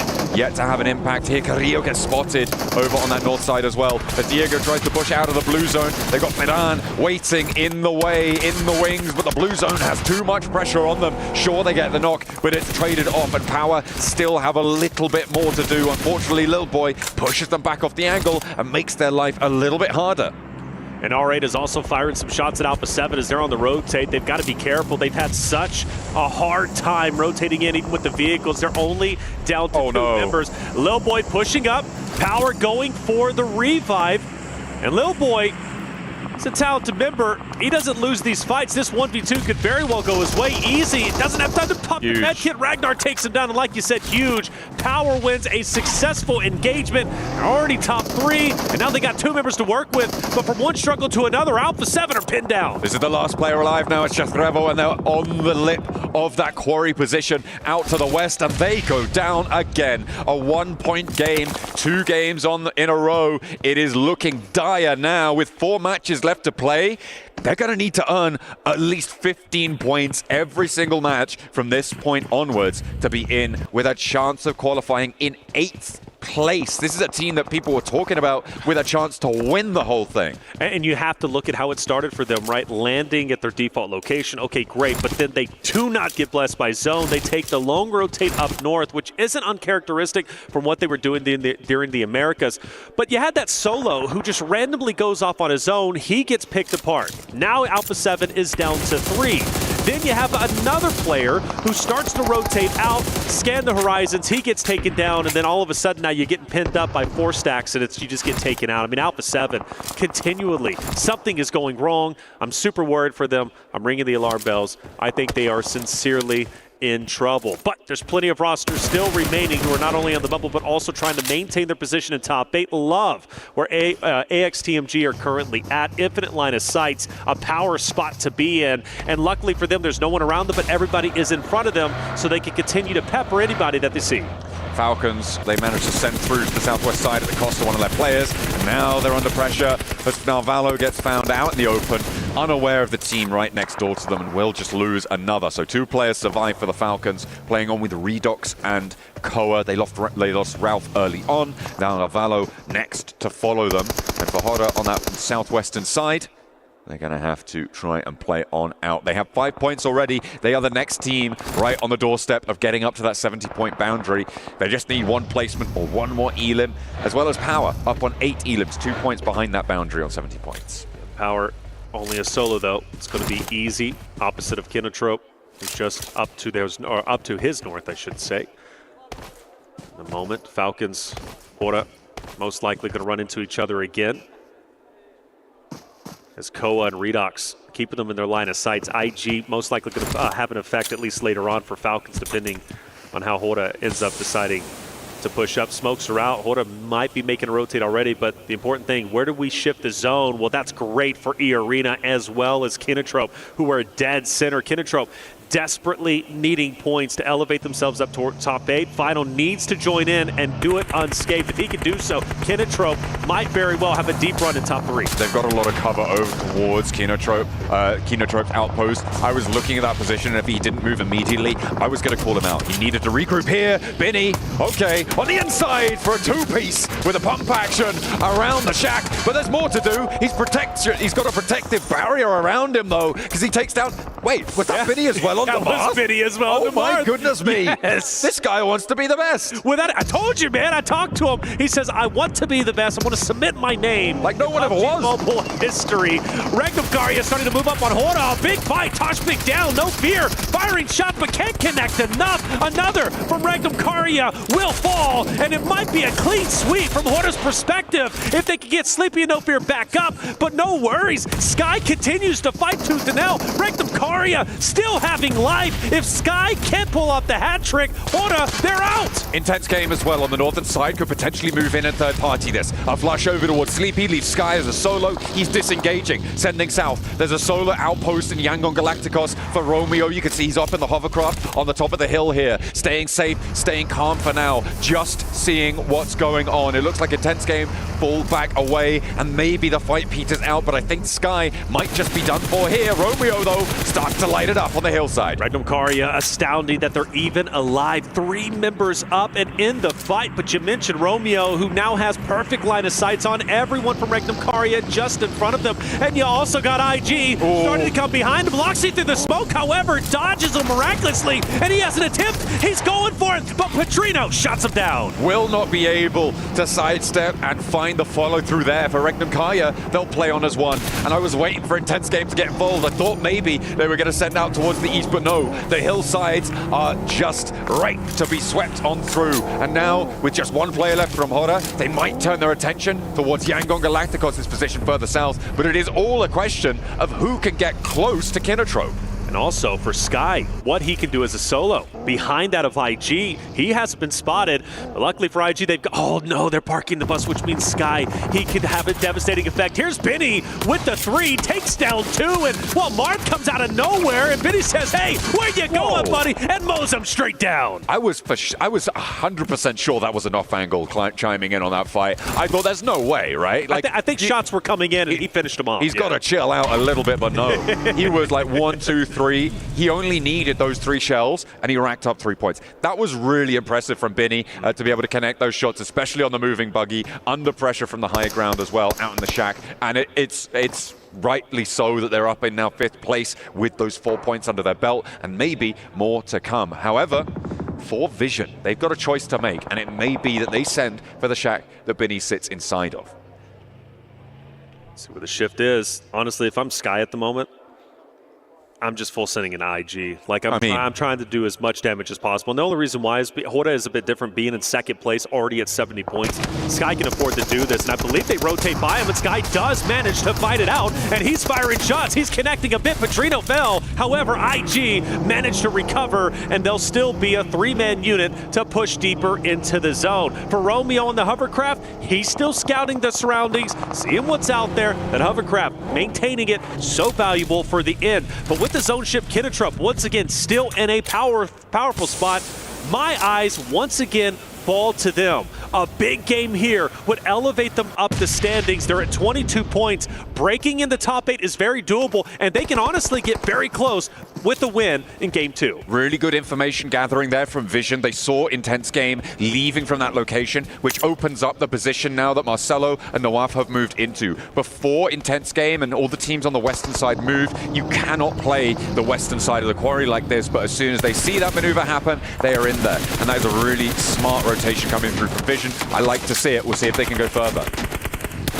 Romeo taking a little bit of damage. Rafa also shooting the hovercraft to get it relatively low in health. I thought it was on fire, but I can't fully tell from that angle. Adrian with the off angle. Renat, though, sees it. Ready to take him out.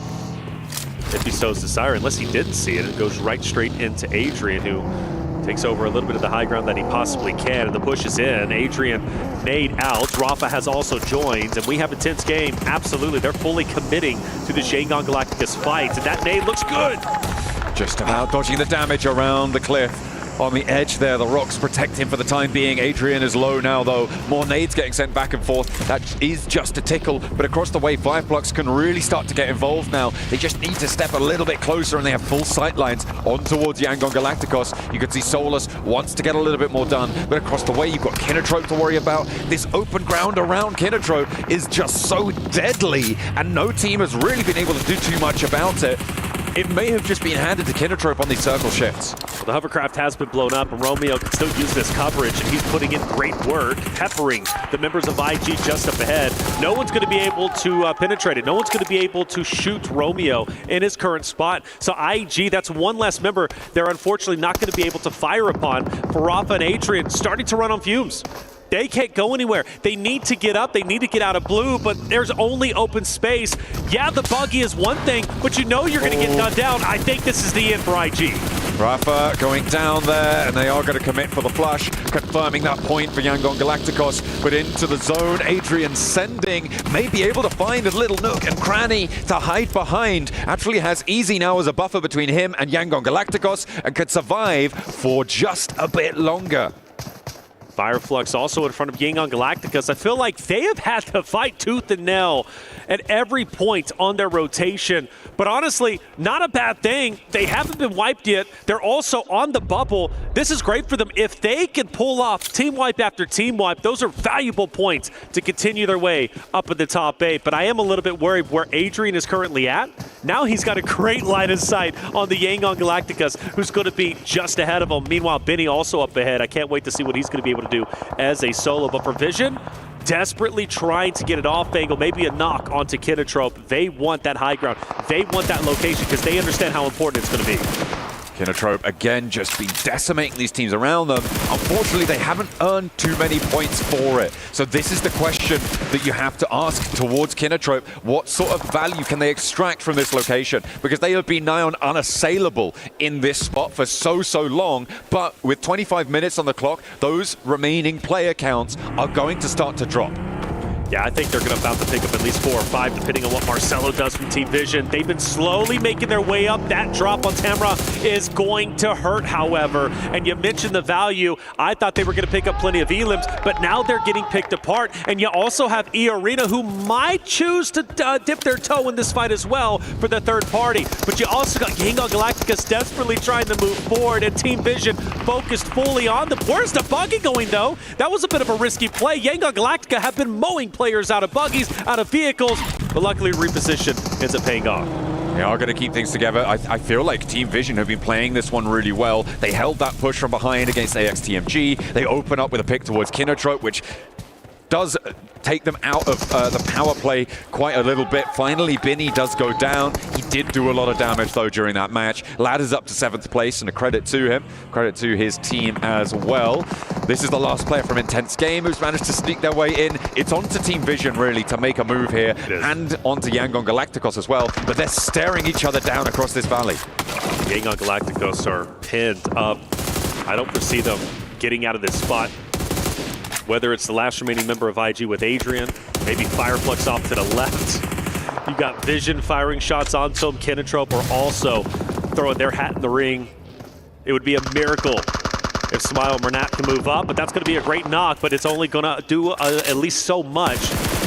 As remaining members should be finished. Great for Plur, but Plur falls. And Vision, where do they go? Do they want to continue to pin Yangon Galacticus or move up? Well, they're moving up. They want to capitalize off the knock at the full finish. They can do both as well if they could do that fast enough, which they do. They're able to find that. Adrian down the hill. They know that Yangon Galacticos are very unlikely to poke their heads in now. With just one player remaining, it's too much of a risk. The nade downhill, he hops in the buggy, but it's actually the backlines there coming on through. No, hang on a minute. It was the spray down onto the player hopping in there, and they will find the last player. Fireflux flexing out. It feels like this should be another Fireflux win as they start to extend their control from the eastern side. E-Arena trying to push up from Quarry, but you could see what Scarface could do to them. There is very few worlds in which they successfully make their way up to the top of this. Oh, but that nade hurt a little bit. I don't know, maybe a couple more of those. You take Scarface out, that opens up the door to continue your progression up the hill.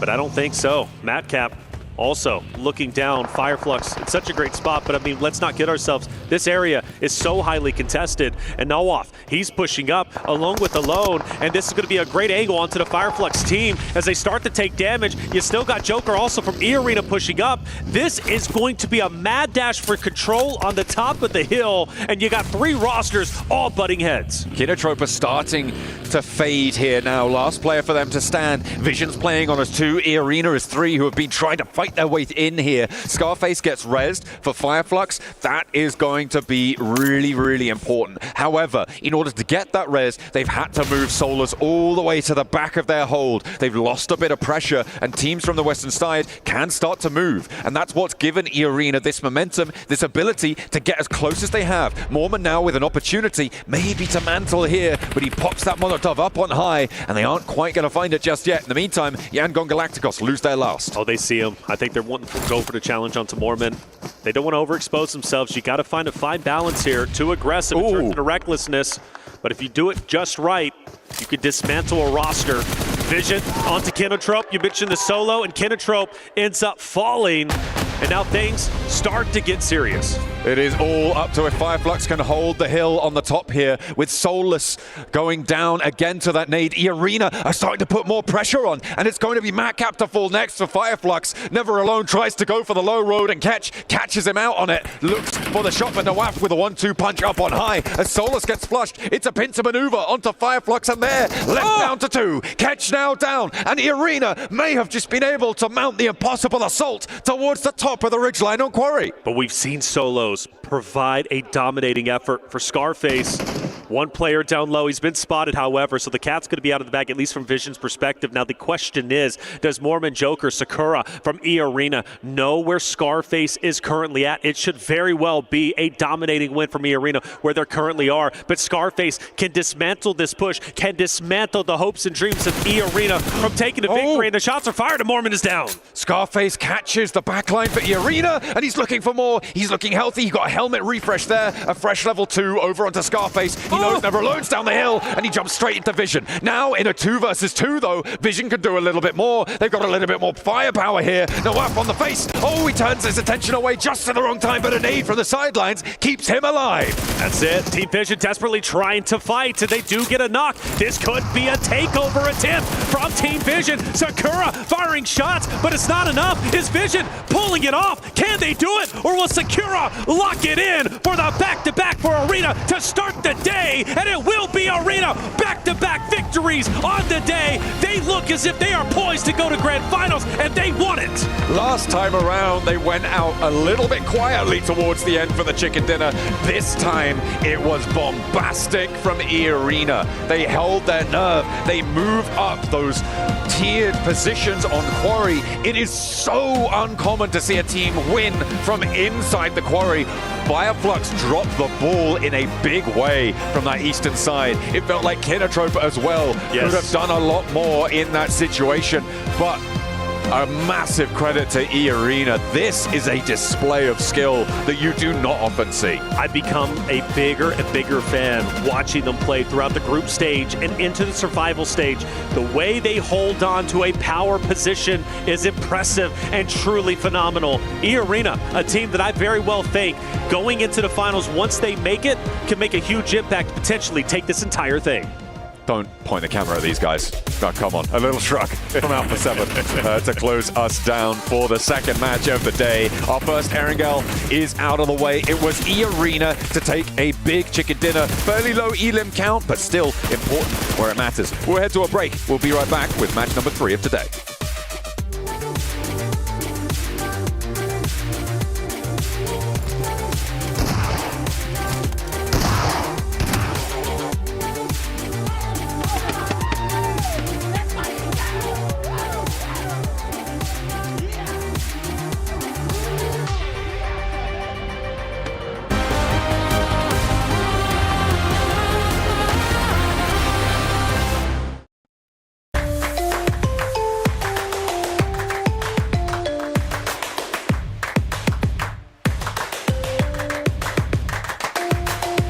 Level up your gaming experience with over 8 billion playlists, only on Spotify, the official audio streaming partner for the 2025 ESPORTS World Cup.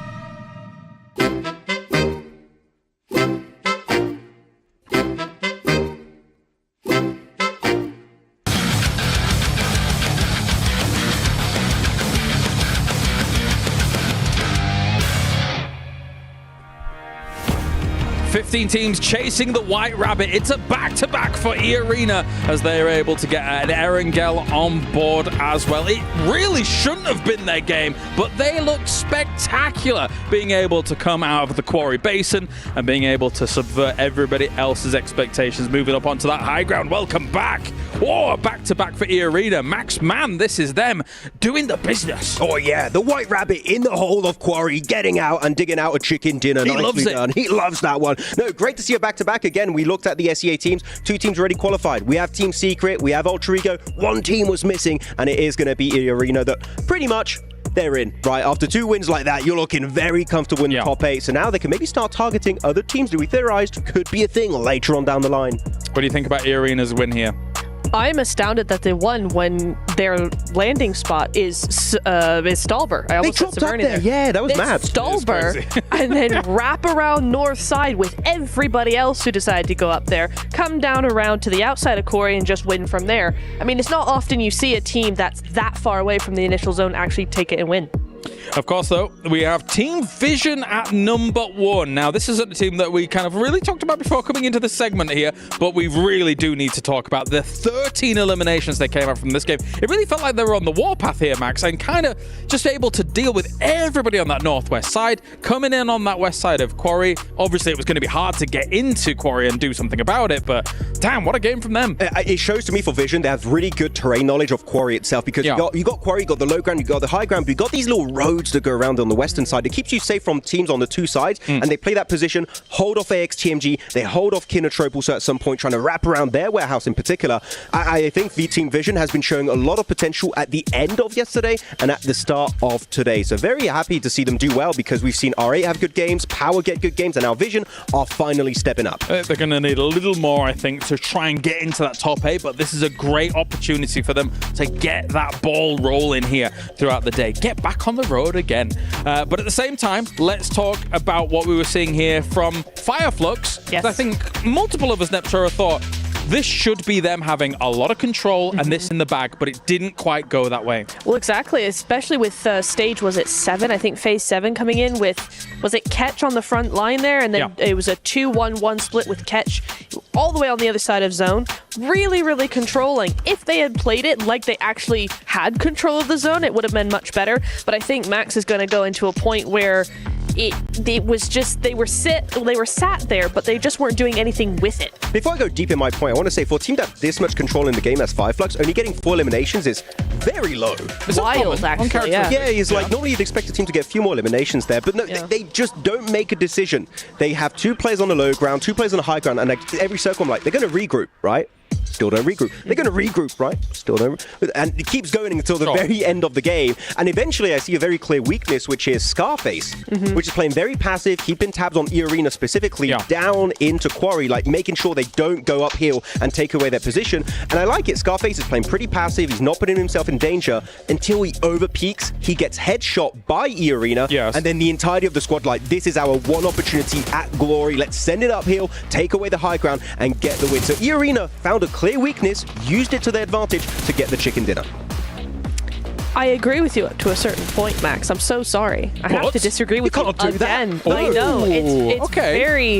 It's very risky, I know, but I do agree that it's a risky play. I'm not going to say, oh no, they should have played 2-2 split, low ground, high ground. It's fine. No, it's very risky, but I see what they were doing, and I think it's the one thing that actually allowed them to have so much control in the later zones. If they hadn't done that, I think they would have gotten stacked, they would have gotten overrun, they would have struggled to move and to breathe, I think. So in stage 4-5, I think that it was really good for them to do that. I do agree that they should have absolutely started grouping up a lot more than they did once Ketch was out on a limb on the other side of the smaller zone. I think they just left a good thing, a risky but good thing, way too long, and they just got stagnant. That's what I was worried about if they had regrouped earlier in the game. Do you think the same thing? Do you think a remedy would have been having 2 where Scarface was as opposed to 2 down where the South Forest is? Do you think then that kind of aids that control of like people coming out of quarry? It's an option. I don't know. It is an option, but I think I would have preferred something that you said actually behind the scenes was he keeps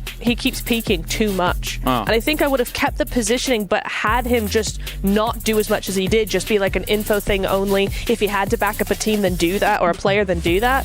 But I think he was just doing too much on his own at that point. He went rabbit hunting, and the rabbit got him at the end. It was very unfortunate. That's one scary rabbit right there. It's a big rabbit. Yeah. I mean, Mormon, the rabbit is called Mormon. You run away. You don't want to fight Mormon. Don't want any of that. I do think still it was a very good showcase of what Fireflux can do. Maybe a bit hesitant at times, but overall I think they'll look back on this game like, what can we do better and hopefully improve for our next 4 matches. A lot of matches still on board. Yeah. Still rough to see who's going to be making in top 8. All these teams are going to need the holy hand grenades to try and deal with what E-Arena is bringing right now. 2 wins to start off the survival stage as they find themselves now in 4th place. A huge leap on up. And now look who is in the danger zone, Max. Uh-oh, Team Falcons. You don't want to see Team Falcons at the bottom of the first page. That is, they've been slipping. Again, holding their splits a little bit too long, losing players. That's the good old Falcons typical. But I kind of want to look at the points here because you talked about the point threshold to get in top 8 and to be comfortable to make it into finals, Niptura. I would say around 70, 75 points is the threshold. Some teams are already looking very close. I think the amount of slots available now is maybe like 14 can still push in top 8? Maybe? Maybe. Possibly. All right, this is panic time. Alpha 7 is 4th from the bottom. This is panic time. They have to do something if they want even a chance to defend themselves here. But of course, you guys at home can get involved with everything that's going on as well with the PUBG Mobile Air Carnival. Drop Carnival and it's now live here this weekend from August 1st to the 3rd. Log in to summon your surprise airdrops and collect 2025 airdrop vouchers to enter prize draws for official merchandise, smartphones, BD Partner Awards, permanent in-game items, and more. Every participant is guaranteed to win. Additionally, jump in the game now to vote for your favorite airdrop partner. Again, not Max.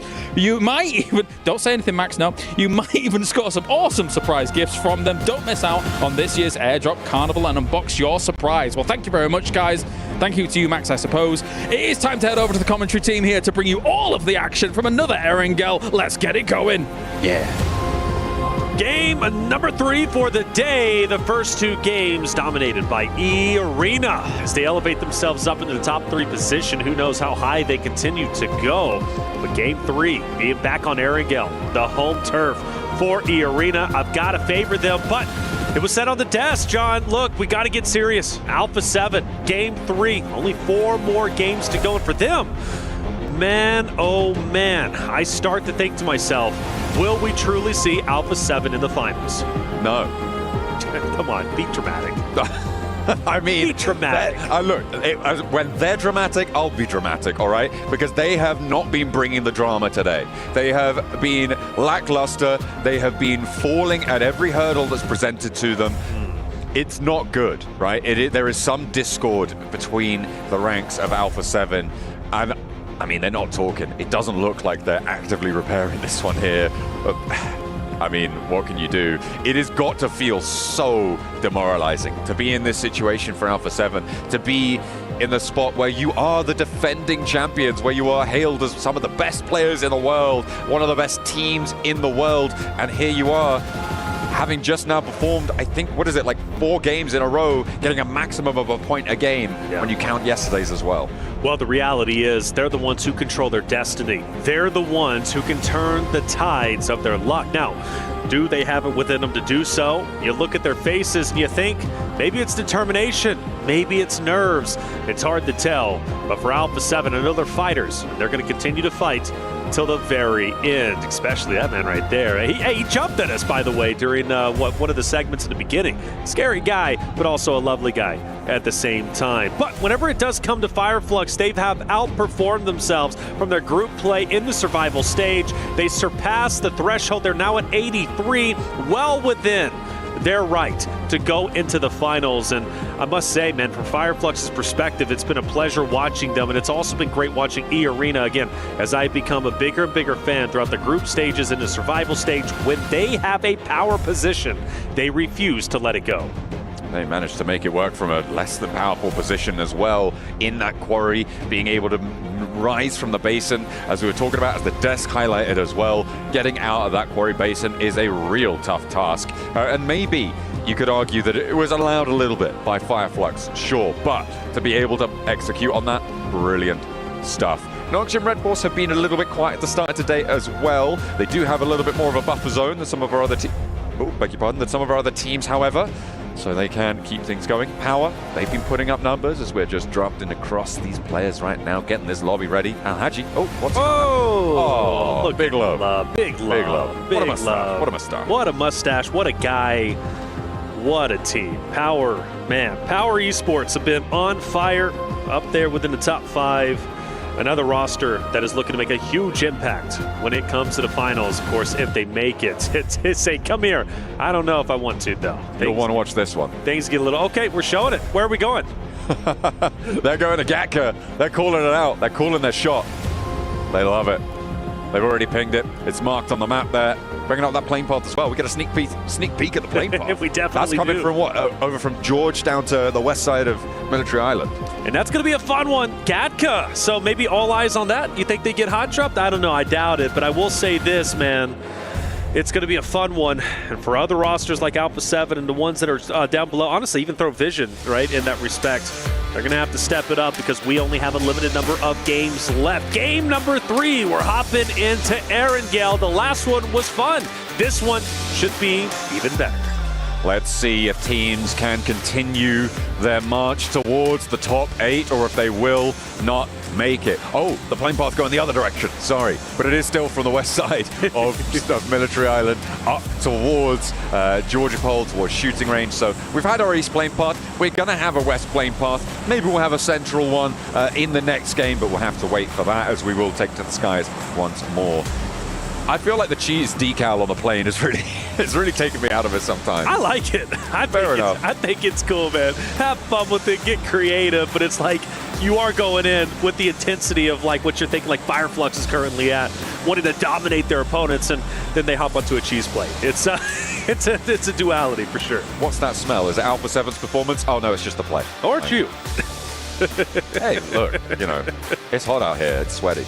Now you smell great, man. Let's get it going. Let's get it going, baby. It's going to be a lot of fun. I'll put that on my CV now. Without a doubt. When people contact me for jobs, I'm going to be like, Reflections said, I smell great. You smell great. They're going to be like, who is Reflections? What are you talking about? Alpha 7 will once again go up to Georgia Pole as they typically do. They'll naturally know who's going to be around them. I believe like IG, Aura, who have been hanging out. R8 might be going up there too, which could be fun. R8, a team that is doing incredibly well today. Most likely going to be seeing them in the finals. All eyes. Oh, this is great for Alpha 7. Perfect, in fact, for them. They don't need to rotate. They can loot up as much as they possibly want. One of their big things, though, is having stragglers go out and scout who are getting targeted, leaving them with 3, and then leaving them with a duo. No more of that. Stay together. They've got the 2-2 split. That's going to be just fine. That's typically what they do off the initial. But this could be the game Alpha 7 has needed in order to start rising up the ranks. I'm looking at the West Coast right now, and we do hop over to Influence Rage in a timely fashion because there are 3 teams who are dispersed around the areas to the north of Quarry. You've got Gamax, you've got Influence Rage, you've got E-Arena. All of them seem to be a little bit reluctant to get stuck into a fight and probably just looking for a little bit of weaponry to get on board and try and extricate themselves from one another. That's not how you want to start, though. That is what we call a mistake coming through from Gamax to kick things off. What in the world? I don't even know how he did that. I guess he must have tumbled. I guess he must have tumbled the vehicle because there's no like rocks around it. Right. That's actually impressive. Yeah. Now, you know what would be truly devastating if they lose 2 now? Can we get a replay? For revive on this. They should be just fine, but that is definitely a bit of a stumble. Gamex has been struggling all the way towards the bottom, obviously, and well, Lil Boy and Influence Rage do start to go and travel up the road, so the revive needs to happen kind of quickly. I don't know, Gamex might be in a little bit of trouble. Oh, we are going to get a replay. He was already super low, and that tiny little ditch knocked him. Oh, that's so sad. It is. And Influence Rage is heading potentially straight into them. No, they're going to veer off to the left. So good on them. They'll get back up. They'll be a 4-man unit once again, but that could have been bad for sure. Thanks to production for getting that replay. Without a doubt. By the way. Without a doubt. Big shout out to those guys. They've been pulling shifts behind the scenes out here.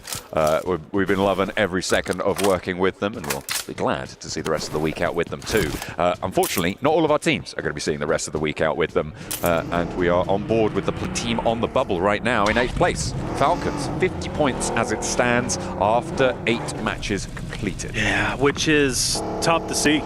A world, a grand finals where you don't have Falcons, you don't have Alpha 7. Come on, that is something we surely did not expect. Falcons roster much hyped up coming into this event. They picked up a good one, and now they might not even make it to the final day, so they've got to step it up without question.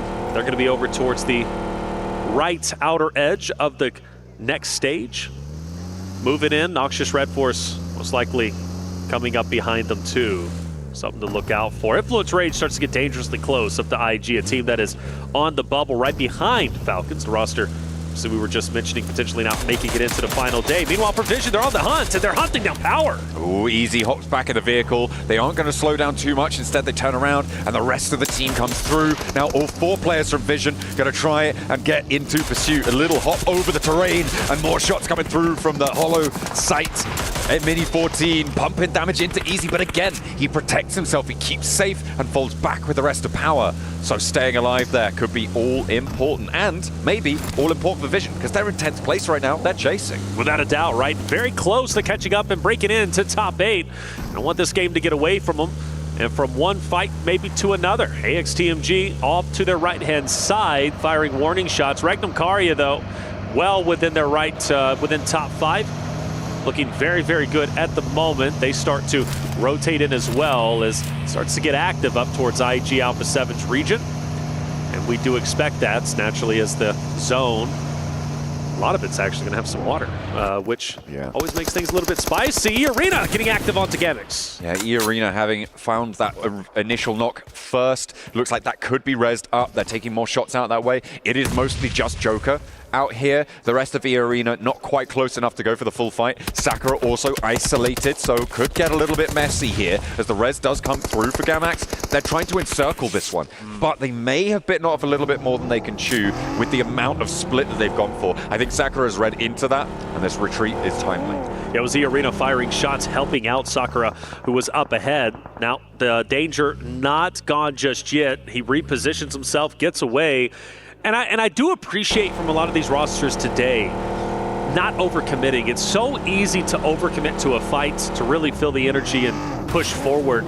Teams aren't scared to disengage, and I think that's going to be very valuable going into the final stages. Sometimes disengaging and not fighting the fight is the best course of action. And for E-Arena, they decide to do just that because Sakura, even though he was in a 1v1, he did have help from a distance. Once it became a 2v1, he read the situation correctly and decided to dip out. Gamix going to hold on to the shoreline as much as they possibly can. E-Arena, though, continues to kind of encircle them and tramp them, and I do wonder if Gamix is truly going to be able to make their way down the shoreline, or if they're going to have to go south and maybe towards Quarry and reposition. They will be able to survive for just a little bit longer. The question is, how long do you spend doing this, right? Because all this while, teams are getting closer to Everest, to Hospital, to South George. They're getting ahead of the curve in terms of that rotational pace. So chasing down Gamax, I mean, is it really worth it for E-Arena right now? I'm not sure if it's the wisest investment of time. If they get one Elim, okay, they have managed to find that knock. I imagine they're going to turn around now and start to head into the circle. Anything more than this, I think, is a bit of an over-investment. They might just try and prove me wrong. You know, I think it's just a matter of respect. I mean, Gamix, let's face it, they've been getting pushed. When teams see them, they push into Gamix. They take advantage of the situation. Focus now onto Kinetro. Finale is down, unfortunately. Plur has to be the gatekeeper now to try and protect his position. But Scarface is coming up from the backhand side. Ketch tried to do exactly that too, but he gets taken down. Fireflux with the recovery should get the pickup, but Scarface, I believe, is going to be the linchpin if I'm not mistaken. could be important here. Matcap has to go in for the res over towards Ketch, but the off angle, Ozzy-san clocks him again, and that's going to force another player from Fireflux to have to respond to this. Stage 1, reses are possible, but Ozzy-san has been so important for Kinotrope in making this one work. By the way, this Gamax E-Arena fight could crash into this engagement. could. Remember, they are still going over towards the south side of Quarry. It's getting a little bit nuts. As well as Yangon Galacticos, who are on the other side of the bridge, they're gearing up to try and make a crossing themselves. Looks like Fireflux still trying to get the reses as they possibly can. Solus has made his way over to start at least one pickup. Ozzy-san can't get the read, can't get the vision to clean up the remaining members of Fireflux, so they do recover just a little bit. Remember, this fight so impactful for Kinotrope to work their way up, and they now have to do it as a duo, which is never easy. Ozzy-san, potential disengagement, or at least for sure a reposition. Now the question is, will Fireflux fire on his position? Yes, they will. Ozzy-san, just a matter of health. Fireflux get the finish, and now they're down to 1.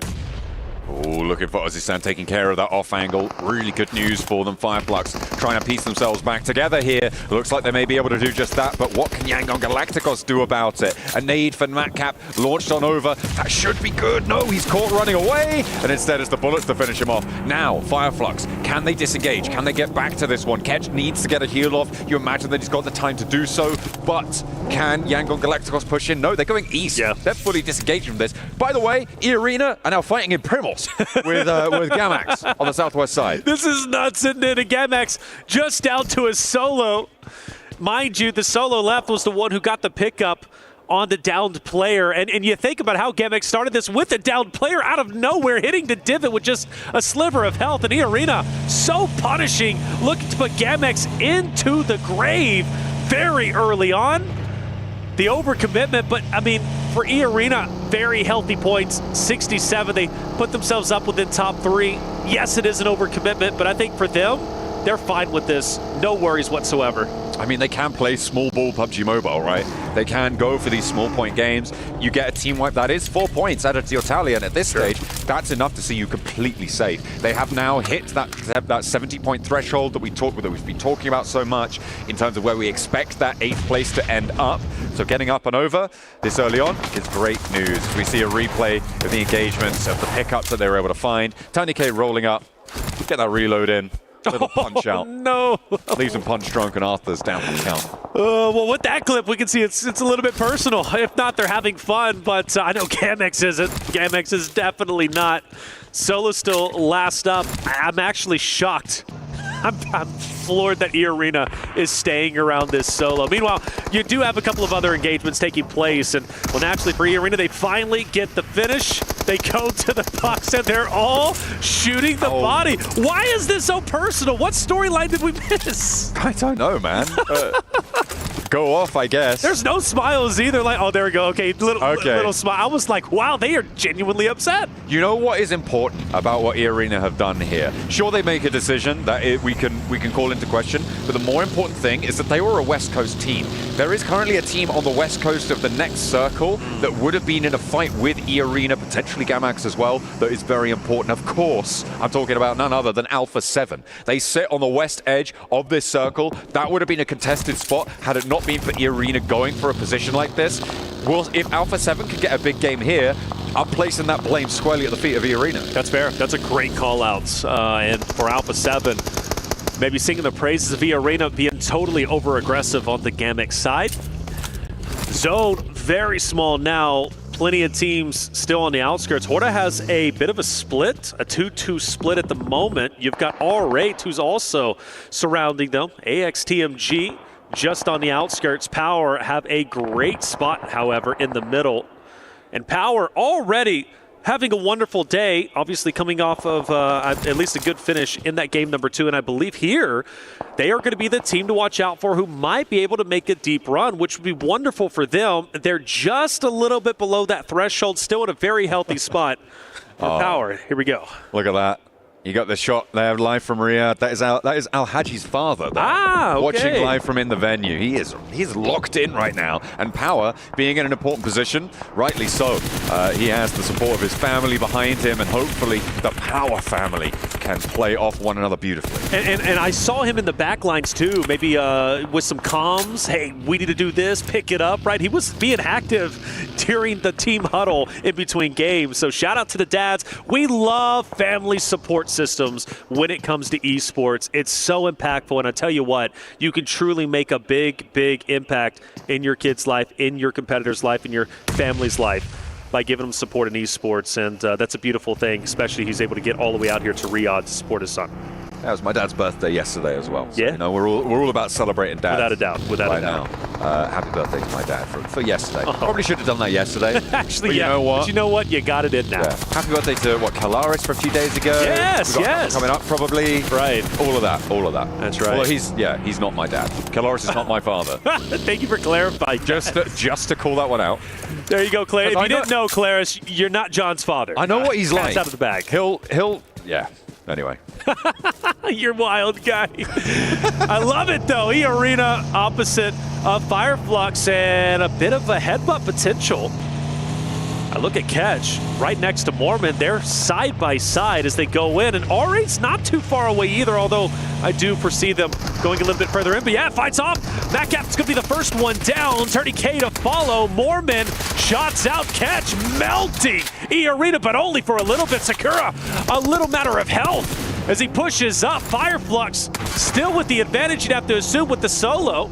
And that's going to be, now R8's into the mix, so all three teams do, in fact, end up colliding. Oh, E-Arena on the rematch with Fireflux from the end of the last match get interrupted, but R8 are turned away at the door almost immediately. They try and push in, and immediately the shots ring out. Mormon rolls on forwards in the threatening presence of this hovercraft. Tries to take another player down, bipping the horn, giving it large. Prestige now to the backlines. ID with the backup, but two players now are stepped up to fight the Prestige, though, with a spray down onto one. It's traded, and the hop out wide. Prestige now the last player alive for R8, and the hovercraft still moving around, slow and threatening. The pace is there, and they sweep them aside. Fireflux are out of there. E-Arena stay alive with 8 elims, and the rematch continues. And even though they only have a duo, they have the hovercraft, which could be critical later on. Now the question is, does another team come into the fold? Will we see Adrian with Intense Game now start the challenge onto E-Arena up ahead? Again, a very, very talented roster, but also can get aggressive when they want to, and there is value in pushing E-Arena in this moment. Intense Game desperately need points. They need to elevate themselves up towards top 8. It's getting serious for them. Getting aggressive might be the way, but for Influence Rage, Vision now want to fight themselves. Vision have really started to suffer in this engagement. Influence Rage holding down Gatka and doing pretty well.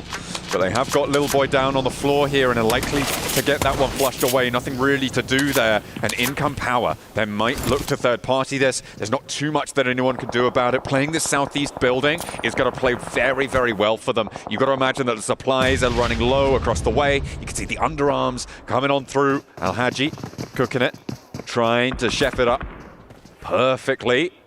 Pops it in through the doorway. Don't think that's going to connect, but he does get the bounce around the corner. Unfortunately, doesn't quite find the shot. Now, there's a little bit of time right now between these two rosters to kind of take their time. However, I believe Hora is going to come crashing in for the third party and the cleanup. That's something they need to desperately be aware of. Narvalo is also scanning the areas, but my concern is Hora coming in to this Influence Rage. Power engagement. Al-Haji down, unfortunately. Diego firing blind. He doesn't know he's in front, but he just wants to get any shot he possibly can, and he will eventually fall. Law through the window. Fahim, easy, also pushing up. Easy. Nade's being thrown. It's going to be thrown. That's going to be a grenade. And you mentioned Hora also starting to crash in just as Power starts to get control. Law dropping the nade at his feet, trying to stop people from walking in through the doorframe uncontested. Will give himself a little bit of time here. Finds Sleepy and connects for the shot. Easy's there, and Sky goes down. Hora's crash is going abysmally wrong now, as Alpha 7 are lighting them up from across the way as well. There is no angle that's safe, but they connect onto Vidan first.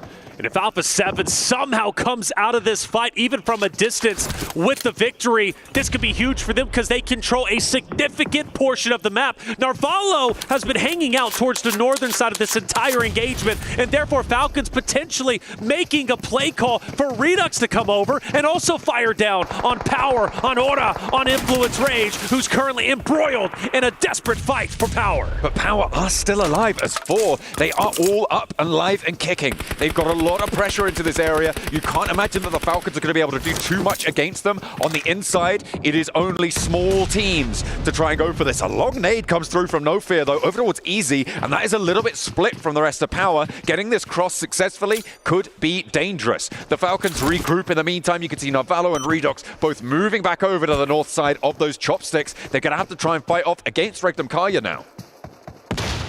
Power.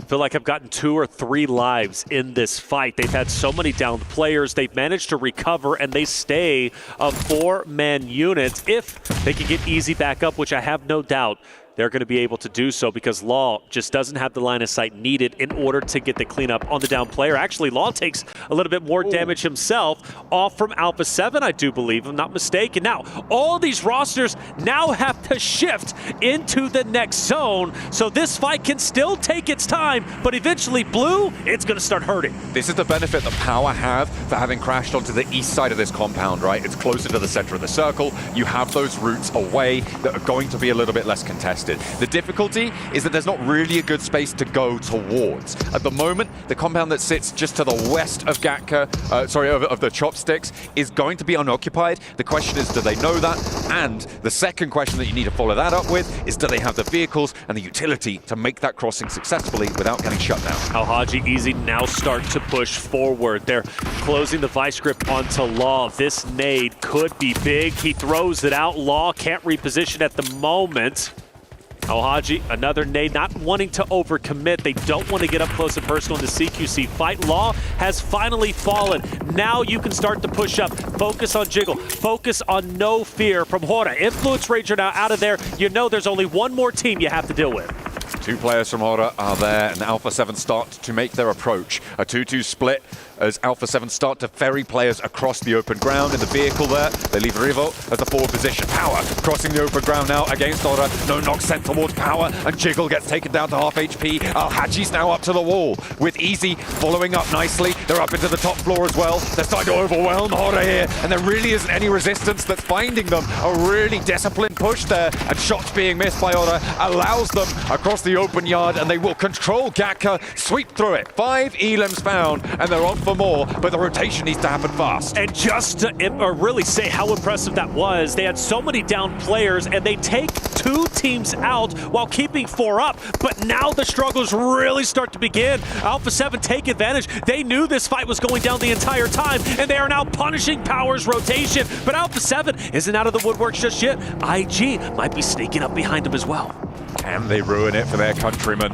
Intense game. Nope, they've been spotted. Nongshim Red Force gonna clock silence out in the open there. Rafa forward behind the smoke, and Alpha 7 are gonna lose one as well. That is Power extracting a little bit of revenge onto Alpha 7. They have managed to get more than 1 point, so maybe they could turn things around here. Mafioso still is resible, and with 2 players from Intense Game down, that is that northern side assuaged, but they still need to get closer to this next zone.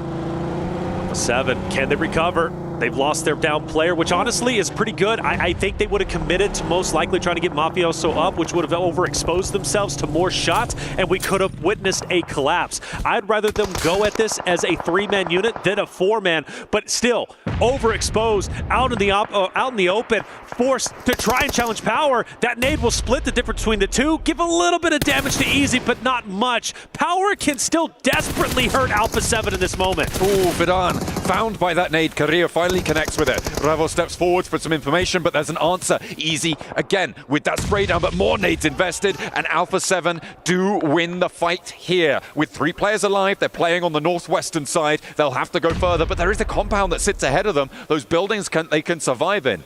In the meantime, Yangon Galacticos in a really important position, playing in the neck of those 2 chopsticks, with Nongshim just over that ridgeline in the main compound further south. And by the way, just to put a cap on it, Nongshim Red Force is truly the reason why why Alpha 7 is still able to play this game. If it wasn't for them applying pressure onto IG, who was coming up onto the backside of Alpha 7 would have been mowed down. I'm looking at the Falcons in that eastern chopstick. I'm looking at Regnum Kaya in that western chopstick.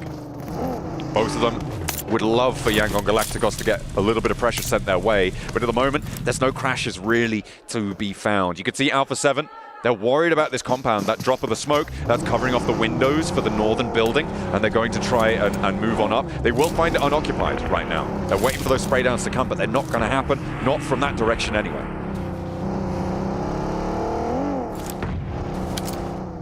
I think they'll find out now, yeah, it's going to be unoccupied. I don't mind them taking a leisurely pace to the compounds, throwing smoke, keeping your head on a swivel. You don't want to get caught by surprise. Let's face it, Alpha 7 has been non-stop caught by surprise, taken down one by one. So you can tell all those previous experiences weighing heavily in the back of their mind. AXTMG starts to move in. Ralph from Falcons wants to get these shots connected if he possibly can. You don't want AXTMG to be where they currently are. Falcons are looking to punish them. Koa will be resible there. Navalo holding it down as well towards Yangon Galacticos. AXTMG not taking more casualties is a bit of a miracle, really, on this crossing, on this swing out to the northern side. They will be able to get these reses done as they were able to find that shot over towards Koa, which is really good news.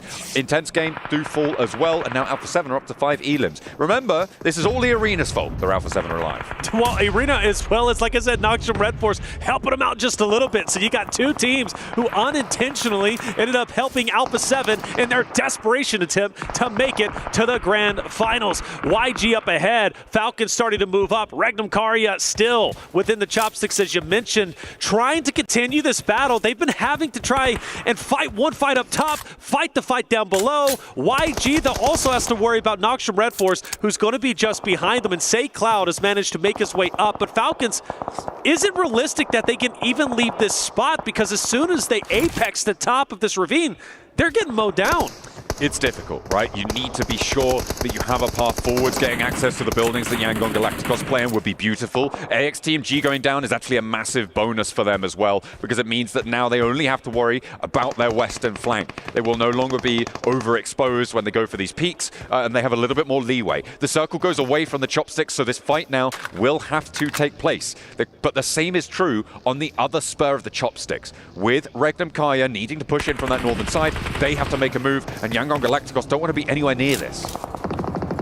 Yangon Galacticos shooting at Noxium Red Force up ahead.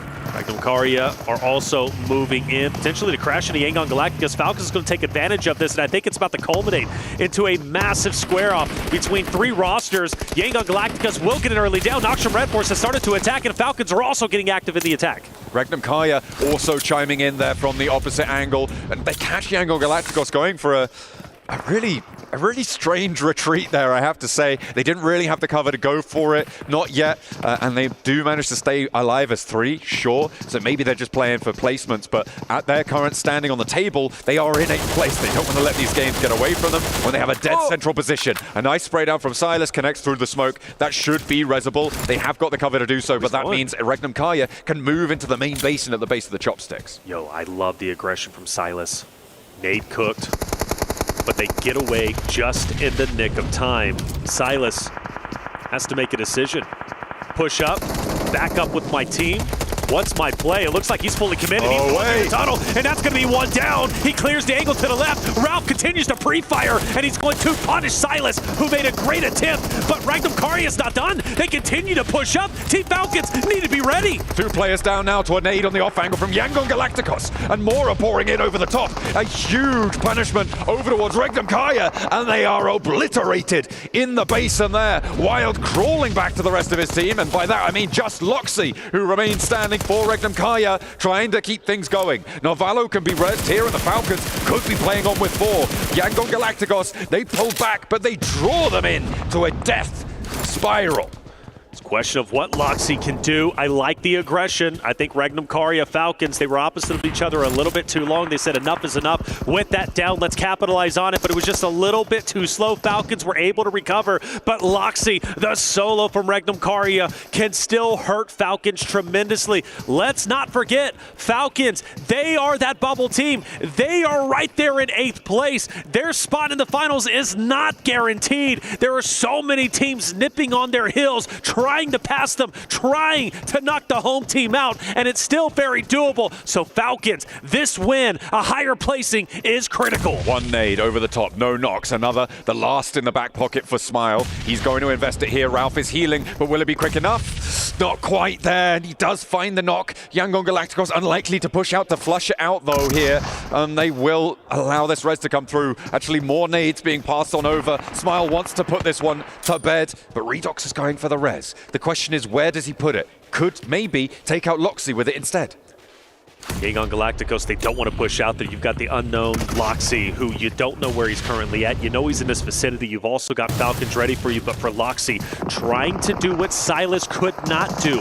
Push up and take down the roster with the surprise attack. The nade is cooking. Falcons are pushing. They know where Loxy's at. Shotgun out, but no effect. Regnum Karia are out, and it will be Falcons continuing to push on. They push out at the end of the chopstick here, and Yangon Galacticos, I think they may be out of nades now. Not really too many more to play with. The nade bobbles in, but Smile's not up at the windowsill. Falcons have to push up, and they have to push now. Alpha 7 getting cut out by the blue zone. Koa first up into the meat grinder, and Yangon Galacticos hold their nerve. They draw back and back and back, and every single step they take backwards, they find a player running towards them. They're able to farm up those points and push in towards those top 8. But in the meantime, it's Nongshim Red Force who have been chilling for the longest time out on the south side. Top 2, Nongshim Red Force, a big win would put them comfortably within the top, or potentially edging closer to top 3. But anyways, with the point standings, most likely going to the finals, this is imperative, an imperative victory they take for Yangon Galacticos, also a team that is very close to the bubble, just 1 point ahead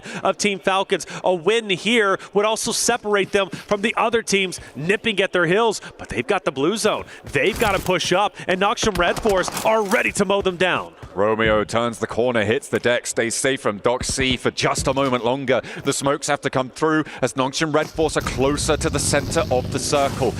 This pace needs to be coming out from Yangon Galacticos, and SayCloud's going to breach out into the open. This is bold and very, very dangerous coming through. Needs to stay safe, folds back into the smoke here, and looks to unleash a little bit more, step him a little bit closer to this. Smile playing on the south side of the building, and these shots aren't connecting for Yangon Galacticos. They still have nades and mollies and everything to play with. Yangon Galacticos very exposed out in the open at the moment. They continue to push up through the smokes. The nades are going to hurt. SayCloud is going to be down. That's going to put Yangon Galacticos with just 2 members. Smile also gone. Is this a victory for Nongshim Red Force to add up to the total where they currently stand? Yes, it will be. Nongshim Red Force will take the victory. They dominate in fashion, and that is so critical because it puts them well within the top 5 and well on their way to grand finals. There are over 70 points now for 4 of our teams: Fireflux, E-Arena, Power Esports, Aura Esports as well. They are on 71 or higher points. That puts them safe over that threshold. As long as they can keep this pace, they may have done enough already, but it's teams like Nongshim Red Force who now are at 61 points after that match, where they will feel a lot safer. As the camera pans over Alpha 7, they didn't do enough that match to put themselves back in the conversation. Sure, it wasn't a 1-point game, but they are still down towards the bottom half, barely solidly, and they still have such a long way to go. They need to keep themselves together. And you can see he's even missing the camera shots sometimes. Revo has been good with it, but will they be good enough? That is the question. Well, there's only one way to find out, and that's to get on with the rest of the day. To do that, we're going to head to a break. We'll be back with our final Erangel of the survival stages. Make sure that you stay tuned.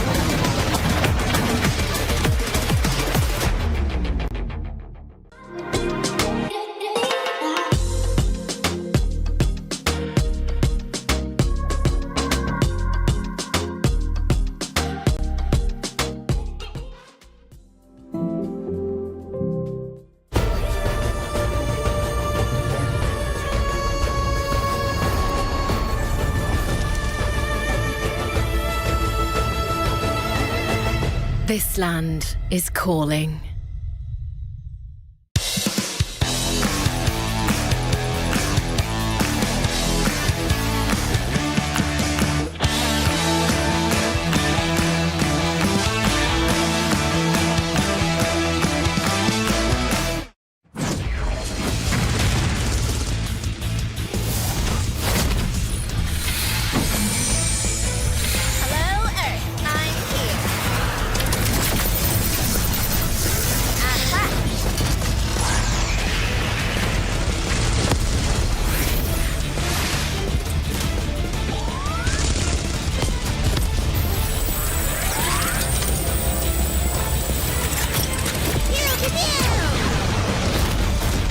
Pulsar Legionnaire available now. First outfit with special head animations and voice lines. The Pulsar Legionnaire set comes with its own super cute voice lines that can be toggled on or off. What happened? Bye, friend. Hello, Earth. I'm here. It also features the upgradable Hyperion ship DSR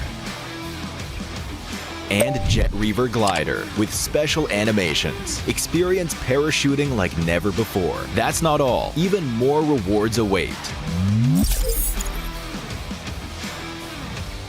Event period, July 25th, 2025 through August 26th, 2025. What are you waiting for? Get the new Guild set now.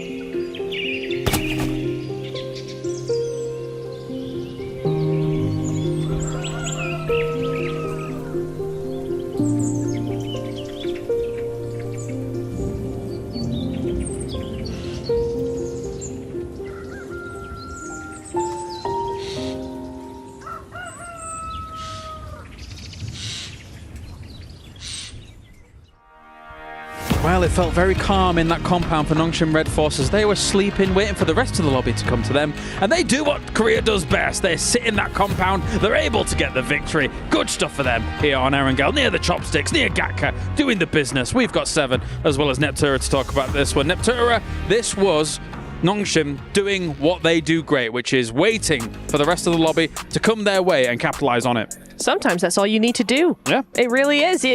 Why do anything different? If it ain't broke, don't fix it. That's the saying, and I think they adhered to that really, really well. I will say they would not have won if it wasn't for those incredible roof angles, because that initial nade coming in over to Yangon behind the bale was amazing, and that just turned the tide completely, because Yangon, I still think, could have done something with that, right? They were trying to be maneuverable, trying to be mobile, but that one nade just was like, okay, game over. So a very, very nice sort of end game for them, and 7 eliminations is actually a little bit more than I thought they got, but 17 points, it's a good win. Good stuff. But Yangon could have had 100 smokes, but the fact that Nongshim Red Force had like 400 556 as well as all that util 7, it was going to be very difficult for them to make any transition. Yeah, for Nongshim, I mean, they had nades, and for Yangon too, they've been fighting 2 different teams at that point, so they really didn't have that much left. On top of that, just having to now rotate from the fight between, they were having Regnum Karya, Falcons, having to focus on Nongshim Red Force. It was just going to be a little bit too much for that squad.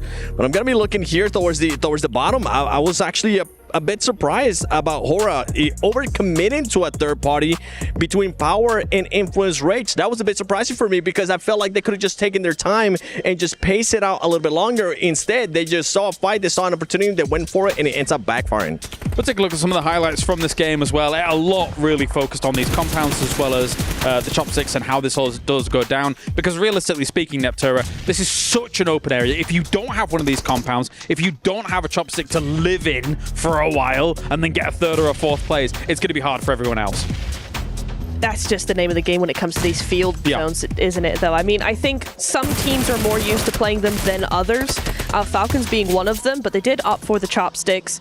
It was an interesting rotation actually coming in from Falcons. I want to talk a little bit about that, because Regnum were gatekeeping them on the north side, and I really just felt like actually the Falcons didn't do much. They kind of just stood in front of Regnum and didn't rotate somewhere else. They were like, are we going to push it? Are we not? And for me, I just thought that was just way too long because it gave Regnum a chance, possibly, to actually come up with a plan of how to take out Falcons completely, right? Gives them time to get that setup going. I'd have much preferred, Seven, if Falcons had actually rotated down to the eastern side. There's either chopsticks or there's that ridge by the road. Both of those would have worked really well. In the end, they did end up doing that, as did Regnum. But for me, I was like, well, it's a bit dicey. I kind of disagree with that because at that point, you had Yangon Galacticos just holding down chopsticks. And then on top of that, you have Regnum Karya and Falcons just trying to find a way. I was actually impressed by the way Falcons was playing that. I really enjoyed that way that they were able to push it. And it's something that I was talking with Max backstage as well during that match, is the way that they were pushing up, using that utility to their advantage. And in regards to just them wanting to rotate south, it was going to be a bit harder because you still had AXTMG at that point. So I think the scouting came into play there for Falcons, and they ended up making the right decision. It's tough though because you're circle side, right? So you've got a timer above your head. You've all the pressure is on you to make the right decision. So it's by the by here. Let's actually head over to Barney now, who is ready on the stage actually with Team Vision after they had a great game too.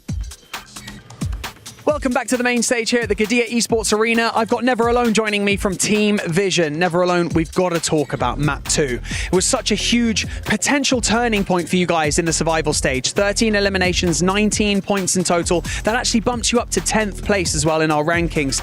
Give me kind of a breakdown of how you thought that map went. What was going well, what was going not so well? Because you secured a lot of points. Yeah. So the preparation for the last day is to move quick because we land like in the middle of the map, which is cool.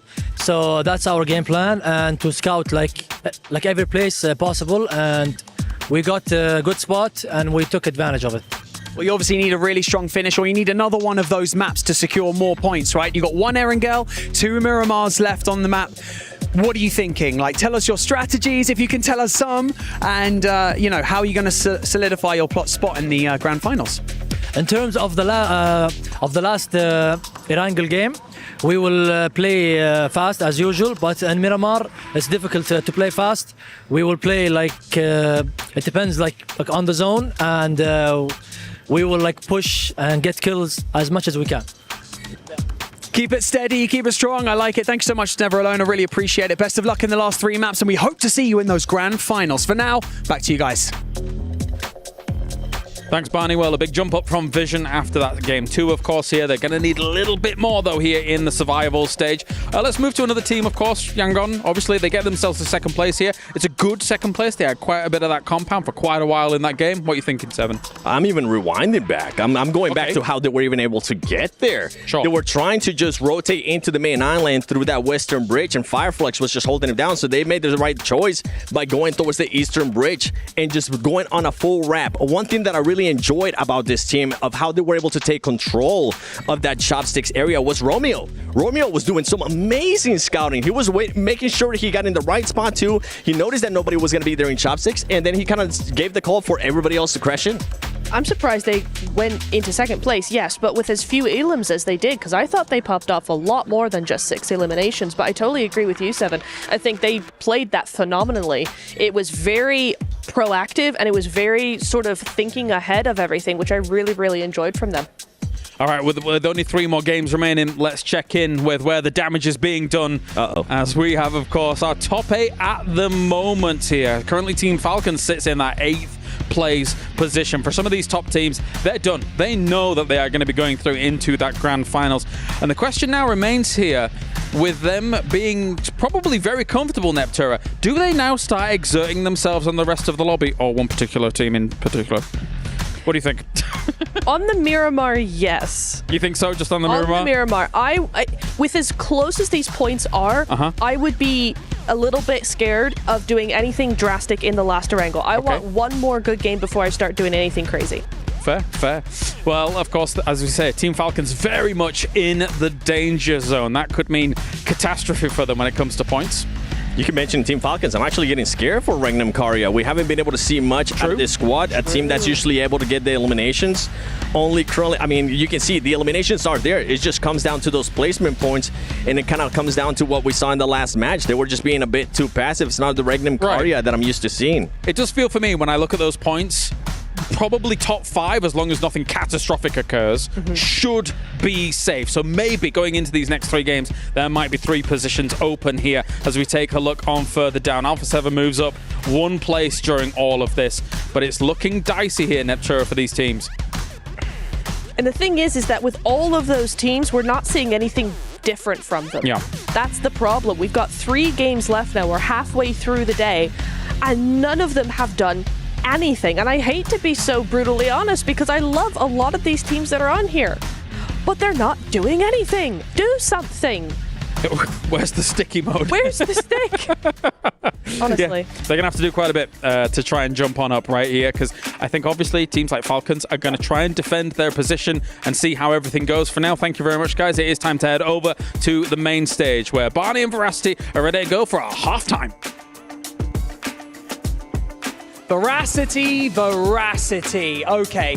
You know what we're going to have to do? It's getting heated out here, right? So I'm going to call a truce because we need to focus up. I don't want to see any of these floorboards moving, okay? Because it's getting very important out here. 8 teams are going to be sent home after the next 3 maps. So let's talk about the opening 3 maps of the day. We had back-to-back chicken dinners from E-Arena and then Nongshim Red Force securing the 3rd. Impressive. Impressive to say the least, but the thing that we're really focusing in on, Barney, is our overall standings. Fireflux Esports walked away with 2 top 3 victories so far today, in itself impressive. We then had Power Esports, a bit of a middle-of-the-pack performance, but as you mentioned, E-Arena, what an astounding showing from them. 2 back-to-back chicken dinners. Whew, it's looking pretty good. It is looking good. We've also got to talk about the teams that are on the brink of elimination, right? 9th, 10th, and 11th spot. Influence, Rage, Team Vision, and R8 Esports. All really need to pull something together for these next 3 maps. But also, speaking of make or break, it's Alpha 7. They've got to pull it together. One thing is for certain, Barney, myself, everybody watching at home, and certainly all of the teams here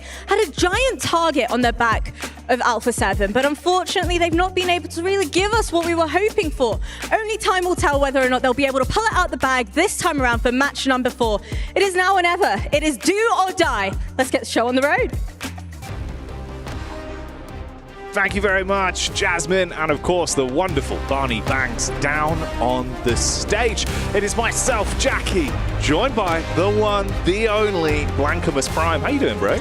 It's me, Blancamus Prime. I'm in my prime time here to watch these players shine. That's a rhyme. Yeah, we're on the grind.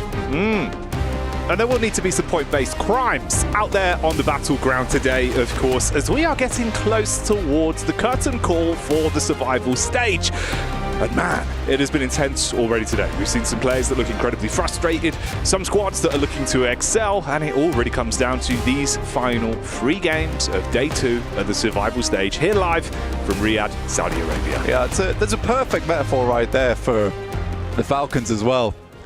It's like the 3 players, and Ralph, Redux, and Koa, they're all playing the game on the phone. Not Valo. He's knocked. Yeah. Specking. The Observer. They've got to fix that. Yeah. I think he does give his life for the cause a lot of times, though. So yeah, that's fair. Yeah. That's fair. And hey, look, he's practicing, though. It's been a better kind of day of it, you know? It has been a better day. But like we say, mate, obviously it all really comes down to this. Other teams do have the possibility to lap you. We've seen certainly the bar rising inside of this lobby. 16 teams going in, only 8 will make it out. You can see the overall rankings right now from the first half of the day. This is the midway point, though, and it's only going to get more and more intense. Fireflux at the top. Sort of surprising for me, actually. 88 points, which is a fantastic average to be finding, almost a 10-point average during these matches. I think overall, really, really well done to Fireflux. I do think Scarface has been a big influence for them. Though on the other hand of things, there has been a couple of throws today, right? There's been a couple of moments where you feel like they could do a lot better. I mean, Quarry, 4 players alive, all the space in the world, all of a sudden down to just the 3. Yeah, not ideal. Not ideal. Overall, though, man, I think, you know, what we've really defined, at least over the course of this first half of day 2, has been the clear disparity between some of our teams. That bottom half of the lobby towards the upper echelons. There's a couple of teams that could still push and upset the rankings, specifically towards place 8. But we'll come back to that. Let's focus up. Plane paths in. We got the zone as well. We can dial in for this game, Blank. Playing straight drifting right now. Yeah, it does that. It does that. Yeah. Keeps you guessing. It's like a skateboard. Pretty good. It's going for the old 500x grind on the path. But we're heading over towards the east side. Yangon Galacticos very over towards the center. 61 points as we head up towards 5th and upwards, around about that 70-point region. Team Falcons still in trouble in 8th, but it is a little bit of a drop down right over towards Influence Rage with 47 points. For Alpha 7 Esports, we're not going to talk about them all that much. They don't have a lot. They don't have long. No. It would need to be a meteoric rise, and then you also need the teams above you to really struggle and absolutely fumble the bag for them to be able to make it back in. And of course, you think about the major talking point that comes with that. If they do not make it out, which at the minute seems like a very real possibility, we will have a guaranteed new champion crowned this year. Absolutely. Now we take a look at the middle side of the bracket, because I think that is probably most important for us to take a look at. It will be fantastic when we get through to the end of the day and we can crown the winners of the survival stage, who will have the privilege of whacking those keys and the old grinder. But if we look towards that middling section, which is the main contention point, right, for who's going through into the grand finals and who will be leaving us. It is that drop-off, 59 down to 47, but it's not massively different between 8th and 6th place. 61 down to 59. It's not crazy. I think for Fireflux, it will be very hard to knock them off their podium alongside E-Arena. I think that they have done quite a lot so far, and they would have to have a horrendous day to finish things off, as well as an incredible pursuit from the teams behind. Yeah. It's been classic power as well, where it feels like the minute they're in the survival stage, that true sort of might of the team is put on display. They thrive in these kind of lobbies. We've seen that. It's been far more aggressive. You can see them on screen now. Again, the talent on this team, it feels like Easy's been really instrumental to a lot of the setups, and Al Haji as well. You can't think of power without this man. Yeah, you can't, honestly. I think for me personally, Easy been a bit more of a factor throughout this tournament so far, at least in the survival stage. I think Al Haji's great, and they certainly lose a lot of that confident demeanor when Al Haji goes down. But it is Easy making a lot of those calls. He's the one who seems the most animated when it comes to watching them over on their desk, in their booths. He's just looked very crisp with the gun skill as well, which goes the extra mile, mate, in these kind of lobbies.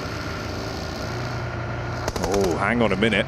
Already some action coming our way. Close quarters engagement with Silas starting it off on the peak-up. Bullet from the backline, though. So Vision giving as good as they get and trying to at least turn them back around.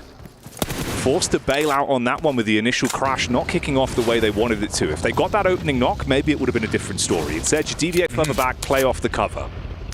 Good decision from Regnum Kaya. I think when you get towards the end of the day here and you realize you're on the cusp, right? You're almost falling off that edge there. I think that's the smart decision to make. You don't want to go down too early in this one. I think they could have maybe pushed the issue if they were feeling a bit more comfortable towards the top side of the lobby. But here, I would say that's the right move. You're getting shot from an angle you have no clue where that angle is either. So you just make the quick getaway, especially getting tapped for 70 damage as well.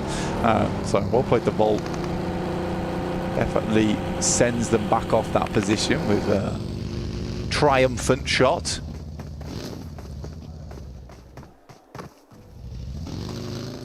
This is where those more influential decisions of knowing when to call it quits on a fight as well is really going to come in the early game. You'll see the difference in decision making for all these teams. Nongshim Red Force again there, they catch whiff of power immediately. You do not want to run the risk of not being able to really keep accruing points inside of this matchup with the last few games of the day. So just bail out on it early.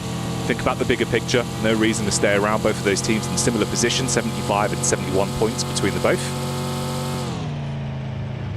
There's still opportunity for a crazy run-up. I mean, Influence Rage get themselves like a 20-point game or more, suddenly be in the running for sending upwards, and could be that case where Nongshim Red Force, as we saw in the final day away, and it was post-game 3 where that started to occur.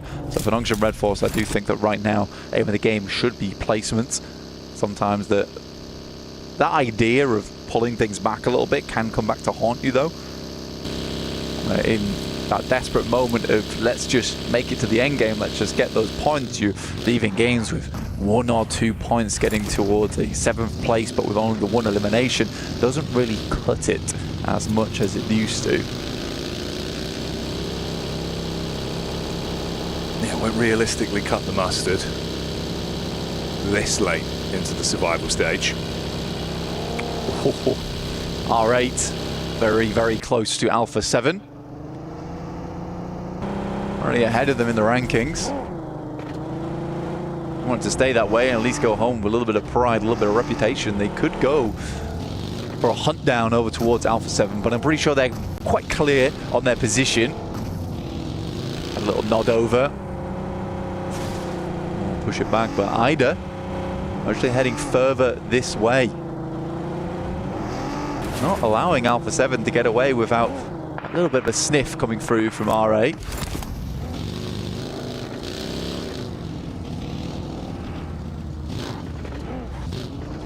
There's a quick pit stop with some bullets back over from Revo, at least to establish some fire their way.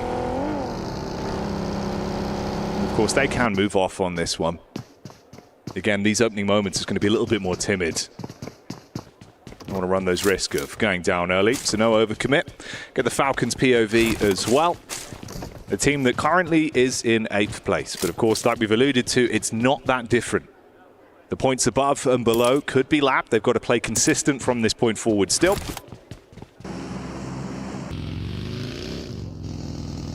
They had a good change of pace yesterday, in my opinion. Towards the end of the day, making much more aggressive rotations. I was a bit disappointed earlier today looking at the Sanhok. Up until the moment when they made a pretty bold rotate through. I wish those rotates would come a little bit sooner, or at least give themselves a springboard closer to those areas earlier in the game, but they are being much more confident to make those plays. Now I'm hoping that now you're getting closer and closer and you see that finish line on the horizon. That doesn't worry them too much. Right now they are passing by Nongshim Red Force, or at least the back line of them. Kino Trope not too far behind either. You got intense game over towards that south side as you saw, and we head over towards the eastern area of the map. Intense game. Potentially they might actually run in to the Yangon Galacticos squad. Yangon, that I will say, I think again today it's been a better sort of decision making with the pace. They've been playing a little bit quicker, not really pulling their punches so much. Feels like their team's got a ton of talent. Like we were seeing it in some of the fights they were getting stuck into yesterday, right? You know, they were able to actually go head to head with some of the better teams in the lobby. And they're in a good spot, man. If they keep this up again, you know, we were seeing there is certainly a lot of potential. They could make it out, keep this run alive. Distance firefight on this one's with the Falcons catching vision back over towards Kino Trope. That was the late flank in that you brought up. A couple bullets fired out that way. My only issue with Yangon Galacticos is just the variance in ability. Right, there's multiple times where we've seen them either get like a massive game or go out fairly quickly with not much more than the whimper. And I think that's my issue with Yangon Galacticos, is not quite consistent enough for me, where it's even now hard to make a full read on them. But you're right in the sense that there is potential there, right? The ceiling on that team's quite high. Unfortunately, a lot of times they're lower down towards the bottom floor. More literally here towards the bottom floor. Clearing out towards the bunker side, Sky's POV, Horror Esports. Again, a team that you could probably paint with a bit of a similar brush there. Feels like there is a ton of talent. Obviously, they've been really warming up again as well. Tied right now, 71 points between them and Nongshim Red Force. That's been good. Oh, yeah. I think we had like a lot of, in fact, I think most of the teams that went through to the finals absolutely deserved it. I do think, obviously, the big question marks for a lot of people were Falcons and Alpha 7, but I personally don't think they played well enough in those group stages to even have a chance to get towards the grand finals, personally. I think both teams absolutely do belong here in the survival stage to reprove their worth. If anything, I think Falcons are almost appreciative of the extra time they get to figure out what their playstyle is going to be going forward. We even heard Revo talking about it, saying that, you know, something's got to change. Something has to change. We've got to figure it out. I think for Falcons, there are clear areas that could do with improvement. For Alpha 7, on the other hand, it's a bit of a puzzle. A bit more of a puzzle of what's going wrong on that team. Yeah, he keeps you guessing an awful lot more in reality. But hey, like we said, you know, we'll sort of keep up to date with how it's going for them over the course of these last 3 games, but at the minute, they're in very dire straits. On the bridge crossing down towards Yangon Galacticus, we did see a fight from the backline there from E-Arena that have been looking absolutely stalwart in today's gameplay once again. Great rotations, taking chicken dinners, heads-up calls. It's looked fantastic to watch. Regnum Caria once again making their appearance on the broadcast here, down towards R8 of course. Set up in the tree line, quick vision over. Toxic looking for the shots. Meanwhile, backstab there onto the Falcons. It's a bit of a hybrid fight. 3 teams going up against each other. Power Falcons and intense game. Yeah, Falcons just losing one right off the bat. I mean, they're able to find one elim back their way. The Fireflux playing, I would call kind of 2022 European gameplay here, which is just very central every single game. We're not being punished too much for it. We moved over to more of a edge style in the past, but that's ever changing, is that meta of how teams want to expand out towards the outer edges or keep it cut over towards the center. And it's really just picking your moments of when you want to go for that one. For right now, Fireflux has had some fairly good rotations to get here, fairly clean. Some good homework's been coming through on their end too, in terms of picking those rotations and when they can go for them. For the Falcons, on the other hand, it is just a case of going for those rotations and making the clear decision from everyone on that team to follow on it. The Falcons down to 3 now. This would be a good game to get further up those steps inside of the leaderboard, see themselves a bit more safe going forward. Gamax currently over towards the eastern side of this circle, but still fairly central. But down towards Milt is where I'm most worried for a lot of teams. Crunching through that area of the map, not always easy. E-Arena currently right on the back lines of it though. Likely one of the first teams to find troubles getting out from here, especially because Yangon Galacticos know their location and Alpha 7's expecting a team to make that wrap through the fields on the eastern side. Yeah, they had the double hovercraft when they were able to bonnet away the solo player from Yangon Galacticos. Since then, one of them was blown up. Still got some vehicles to work with, though, and have been advancing further forward. Squash is the one just peeking out the top floor window, trying to get a read in the lay of the land as they make their move over. Nongshin Red Force down in the compound here as well. Quick peek up towards the ridge side. Doxy, seeing if he can spot them out. Regnum Kai is a team that I'm definitely looking at. 7th place, but I think they're a team that should be going through or should be at least hoping to make it through. I don't think it's a bad team whatsoever. Loxy, Wild, Silas, all very strong in their own right. Toshpik's had a good addition to the squad. And it's been close each time, right? Even in those group stages, it was close. They got knocked out in the final game when they were playing at I think it was 7th place. And it was Thunder Talks and was it DRX or... which team was it that managed to get ahead of them? Either way, it was Ida. Yes. Ida, there we go. Ida was able to overlap them as well in that final game. It was only a few points here and there. So for Regnum Kaya, this is a team that I expect to make it through the survival stage, but in 7th place, it does look a little bit shaky. Yeah, we get the push in here from Kinotrope. Ooh, shots in the back line. Good from Ketch for the opening damage. Easy. Scarface is up close to clean up as well, so the Bizon's put to good use. Accrue those points and just leave the one man who's running through the tree line to try and close the gap between them. Horrific position to be left into. Yeah, so kind of just trapped there. Yeah. It's nice as well. I think that Ketch is seeing how Scarface is playing and I'm pretty much having that notion of I can't sit on the back lines anymore. I used to be the star on this team and I've got to bring that energy back again.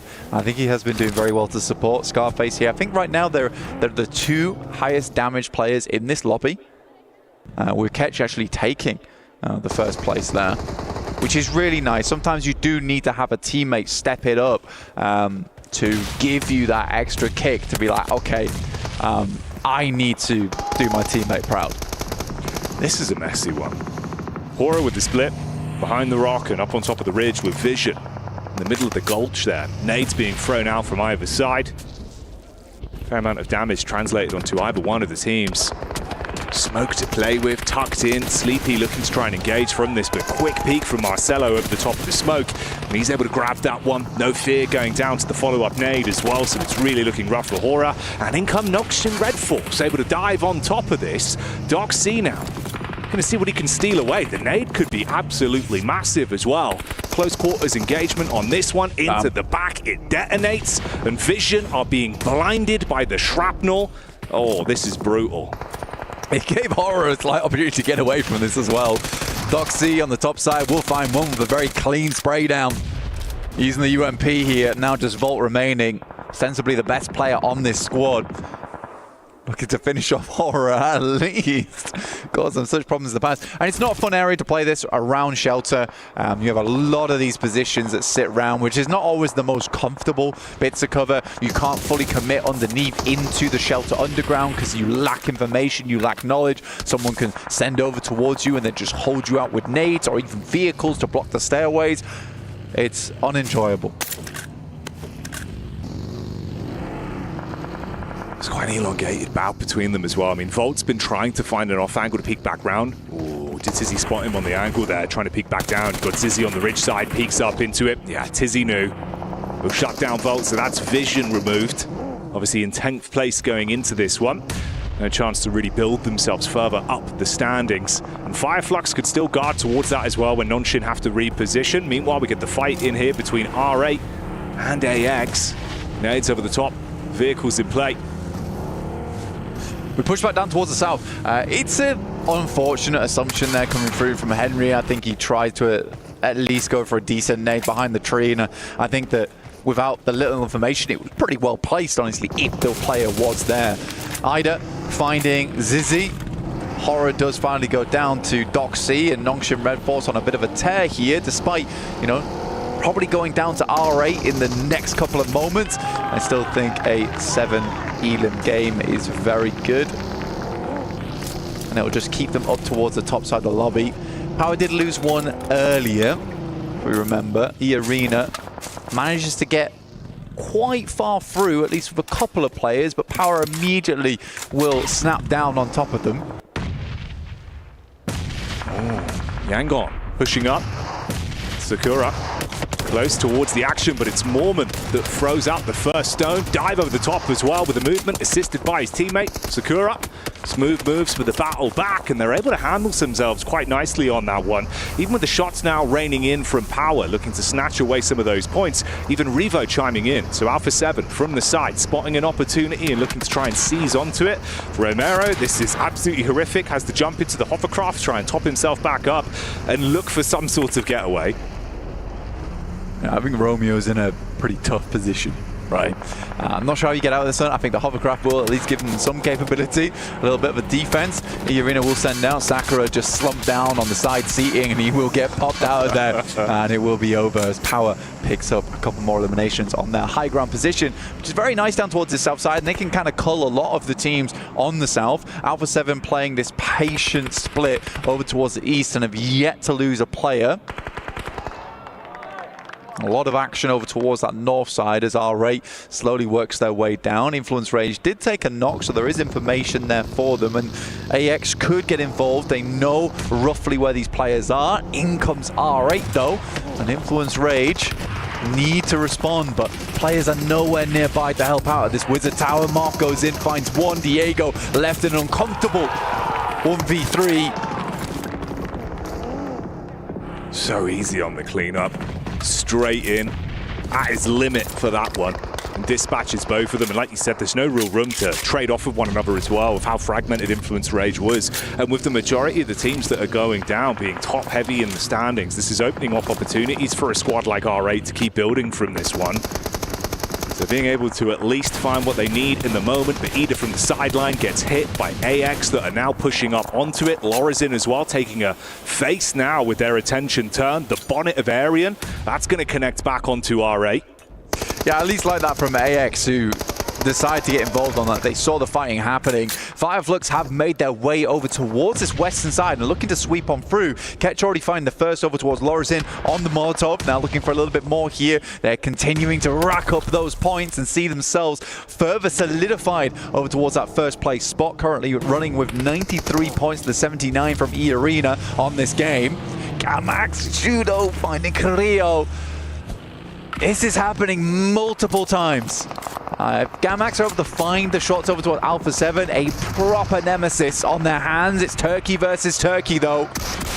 Regnum Karia up close onto Fireflux. Silas firing off shells from the DBS. Good damage done. Meanwhile, the Elim feed showing us the tail between Alpha 7 and Gamax. Scarface with the quick reposition. The Orgle hit heavy. Another man down. Sideline shots as well from AX. Still third partying. Man, is that Regnum Kaya just down and out there? Yes, it is. Fireflux brings the heat straight to them. They can hold this team under. R8 still holding versus Influence Rage as well as intense game. Fireflux as well as Regnum Kaya go down in mutual destruction. Nade's out. Intense game. Almost on target there. A little bit of chip damage, but not enough to blow them away. A little bit of cover to work with on this ridge side with a slight lip. Ooh, good tag, peeks up off the back of it. Prestige sees them sprinting in. Wants to get the knock onto the low HP players, but the sideline shots, it's always AX. Right now, they're the ones popping up, finding prime opportunities to at least steal away a couple points here and there. The big dive in from Rafa's good. R8 are finished off because of it, but AX are still in position to make it even more uncomfortable. That's another knockback over. Rafa gets one before he falls. I mean, AX has been doing great work from this north side, just watching down this way. They've been ever present, ever watching over towards them. Now Valo with a dangerous peek coming through here. Falcons do move up underneath Power, using them as almost bodyguards. This slight ridgeline that runs through it looks good. Romeo sends on over. We'll find one of the players from Alpha 7, but it's just a knock that's easily res back up again. And right now they claim a lot of space, but in comes the Falcons. Off the back of a knock as well. This looks not so great for Alpha 7. Oh, you've got to be quick to handle this one. Up close and personal, Koa biting at them. He's able to find the first dive over the top as well. Follow-up shots coming through. Backstab from Ragnar as Power able to find some damage. Close range molly thrown in as well. Trying to commit onto those knock players, but they don't want to over-egg it. You've got Carrillo further up the ridge side. Oh, what are you doing? Looking to assist. The team nade thrown in. It's uncomfortable, and Koa is on his last legs because of it. Man, Narvalo, what was that, dude? Now, this could be a nice bouncer coming through from Ralph, but he sends it too far over and the crazy golf maneuver's not happening. Another airburst, and surprisingly, Alpha 7's managed to get their players back up again. There's a big one from Koa. Once again, this guy is just carrying the team. Single-handedly, Koa is making the difference for the Falcons right now, through thick and thin, even when it's his own team, making it uncomfortable. They do at least dive in. All of the knocks confirmed. You've only got the one man up on the ridge side for Alpha 7 looking to at least try and hold them back. But Falcons do win out on that one. They turn their attention round towards Power that are starting to rotate. That's madness. Koa's basically in a 1v2 team situation there. Playing against his own teammates and Alpha 7. Unbelievable stuff. But what a nade. Very, very nice. I mean, Ralph at least opens up the way for the crazy golf maneuver off the back of the tree. Not quite a hole-in-one, but they'll take a bogey. AX up close. Not going to be able to win out on that one. Versus intense game. Devotee goes down, but Power Esports have caught whiff of this. They're making their move up. 3 nades to play with for Al Haji. He can dash those in whilst the squad sets up from the side. Carrillo further out as well. Silence, realizing that he's being pushed on, primes one of his own. Intense game. 2 plays here. Silence been quite effective over the last day. In comes the Falcons. Ralph first to face over towards Carrillo.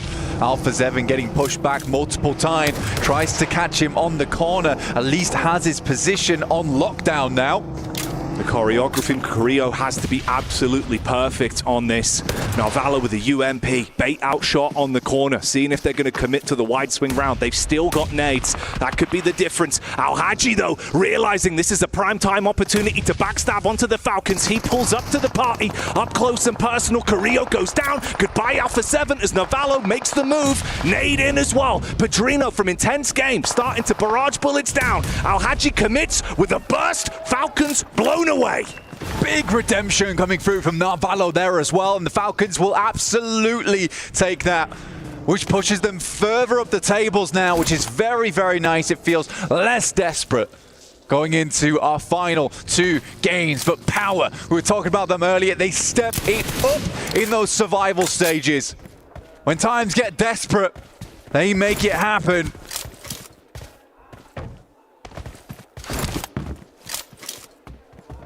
With the communication looking so clean on this one, the rotates have been good, the engagements have always been in their favor. A 3-2 split in the battle of attrition, the final 2 squads here. This could be another massive game for Power. Keep them building up the rankings. And like we said, they thrive in the survival stage. They don't just survive blank, and they're showing that once again this year. Now look at the finish off, Intense Game. Over towards the lumberyard. Power looking to hack through them.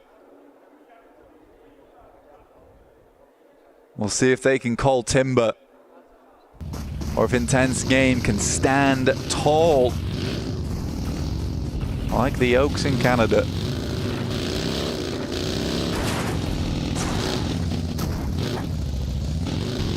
Call them the Redwoods. You will be red with anger if they're able to close the gap. That's what they're setting up for. Attention from Silence onto Al-Haji. Tucks himself in behind the tree. Nade primed out, low on health. Fadan able to at least get right where he needs to be.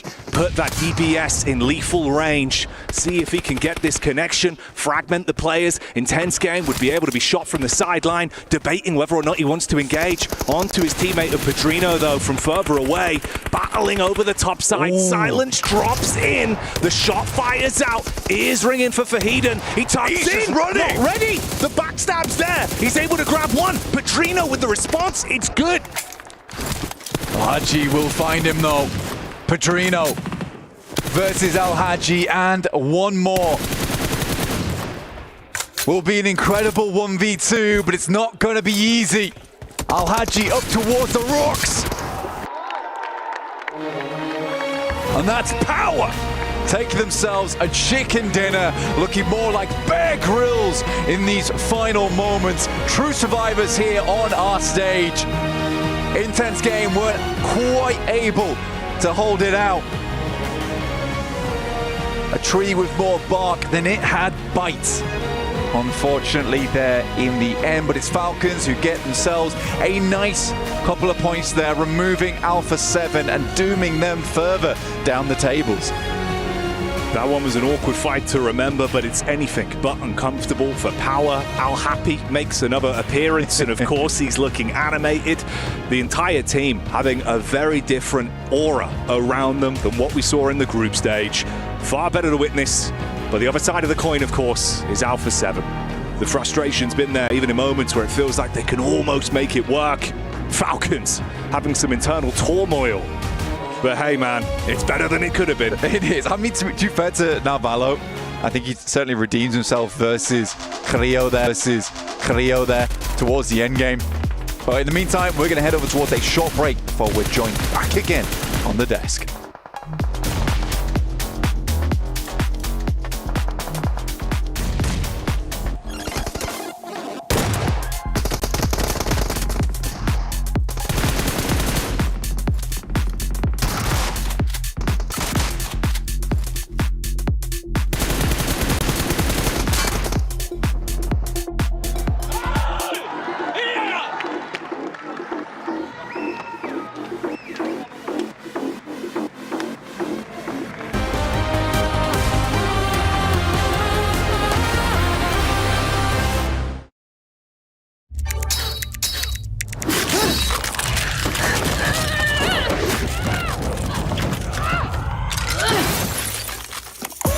Reach your impossible. Lenovo Legion.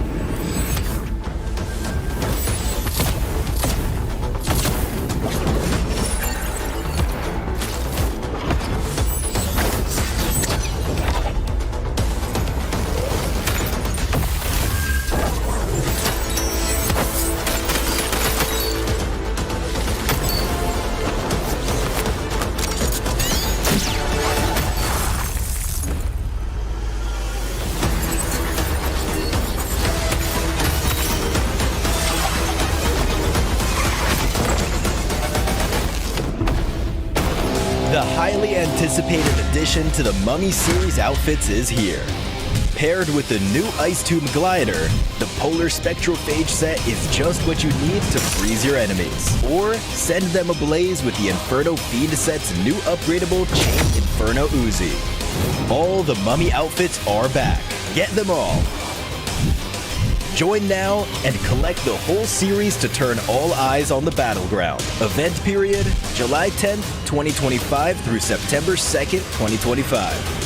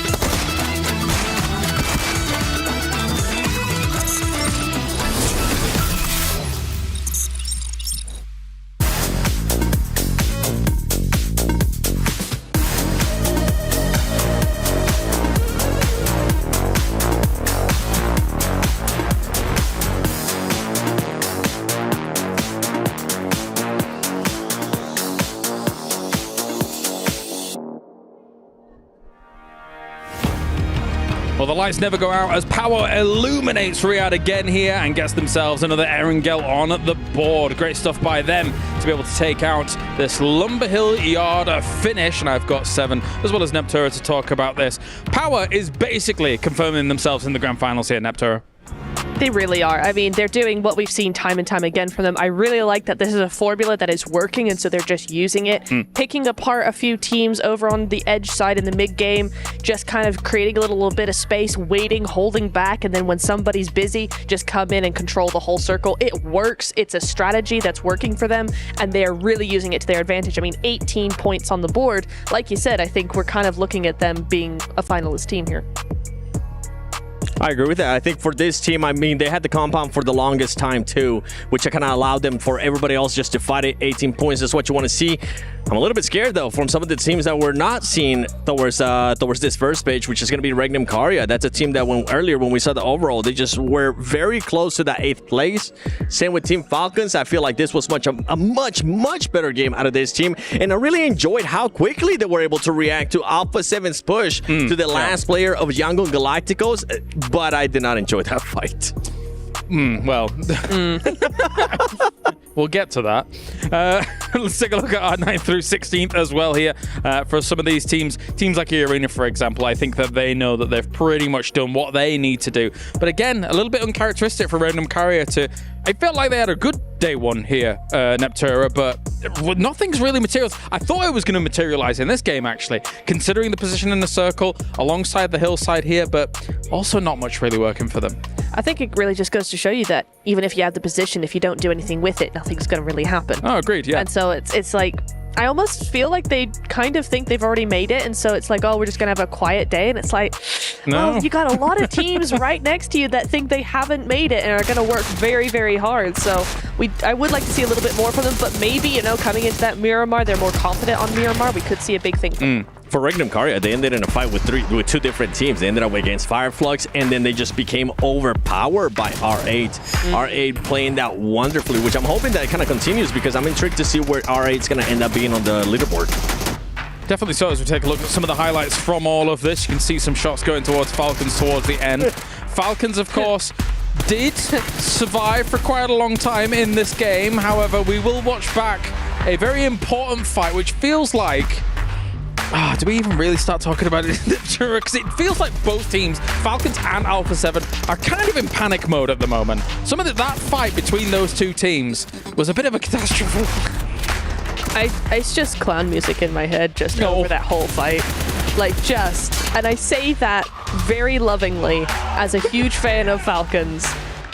Why? Just why? And I know I'm being very brutal here, but it has to happen at some point because you don't, when you're at this level, when you're as good as they are, as I know they are, Alpha 7 included, you do not miss that many nades. You do not get a full reset just to get naded. It doesn't where was Carrillo? Where was he? He was at the top of the hill. Here we are. He did nothing. So taking a look at this once again, Alpha 7 actually had quite a few players knocked down towards the bottom position here, 7, but nothing really was able to convert from it. They were concerned, I think, about the off angle of Carrillo, so don't want to really peek around it.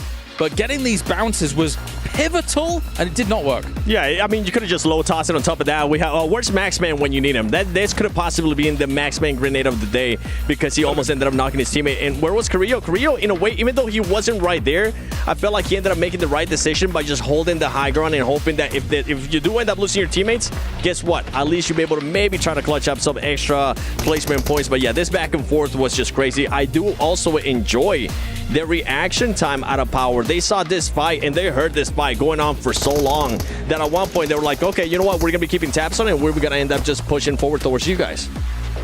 Yeah, it was really nice to see that they again are listening to the lobby, watching that lobby and going, hey, actually they're fighting, let's take advantage of this. They're taking a little bit too long over this as well. Something's going on there. They're struggling. Let's take advantage of that struggle and actually prioritize us. You can see towards the end of the game the reactions on the Alpha 7's faces as well. It is desperation time now, because they're currently on, I think, 39 points, and the cut-off point for 8th place is 62 points. We are staring down the barrel here, 7, of losing our defending champions here at PMWC. You're saying that like they still have a chance? In my head, like to be completely honest, the trigger is about to be pulled. Yeah, I feel like, and I even said at the beginning of the day, for Alpha 7 to even have a chance at being in the top 8, they would have to get the win, because now going into this fight, guess what? Even though Team Falcons creates the tiniest of cushions, all those teams towards the top, I mean, Fireflux, we already saw it in this past match, especially earlier into the Erangel. They had a 1-1-1 split. That team just really didn't give a damn. They have nothing to lose. You're already in first place, and if you do end up maybe going to second place, you're still going to be going to grand finals, which is what they came here for. So Alpha 7 is going to have to figure something out. As a team like Alpha 7, you would need to shore up your defenses arguably before those Miramars, right, Natura? Because some of these teams up towards the top that really understand that they could potentially be a threat. If they do turn on in that grand finals, they could quite easily try and hit where Alpha 7's going on Miramar. It's entirely possible, which would really be unfortunate because I will say, as much stick as we're giving Alpha 7 right now, in that game, in that last Erangel, A7 actually had some really nice rotations. Like there was some nice splits, some nice rotations. You could see they were trying to get back to normal a little bit. If they get hot dropped on a Miramar, if they get targeted for whatever reason, right, and they don't get that chance, then they're in a lot of trouble. Well, we were concerned Galax was going to take them out there in that game as well. On the eastern side, right? They had 2 knocks on them. Once again, they'd already eliminated them when it came to what was going on in Sanhok.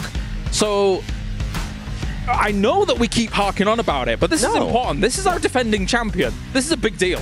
I feel like to just kind of recap everything that's going on here, you actually just said it best. You can just see that these players and these teams are just kind of grasping for something, especially when it comes down to Alpha 7. The push that they did on Erangel Galacticos, they had so much room to work with, and then decided to actually just go for a fight with just one player instead of just looking to control a big area for this squad. So just a questionable plays, by the way. R8, my goodness. Can I just take a second to talk about this team a little bit more? Because they were just so impressive to me. This was a team, just like with Alpha 7, you were saying in the turn, you were saying the rotations were on point. This was a team that's just being aggressive. They're taking their future into their own hands. They were being aggressive. By the way, this comparison is R8 against Erangel Galacticos, a team that they're currently trying to hunt down for 8th place.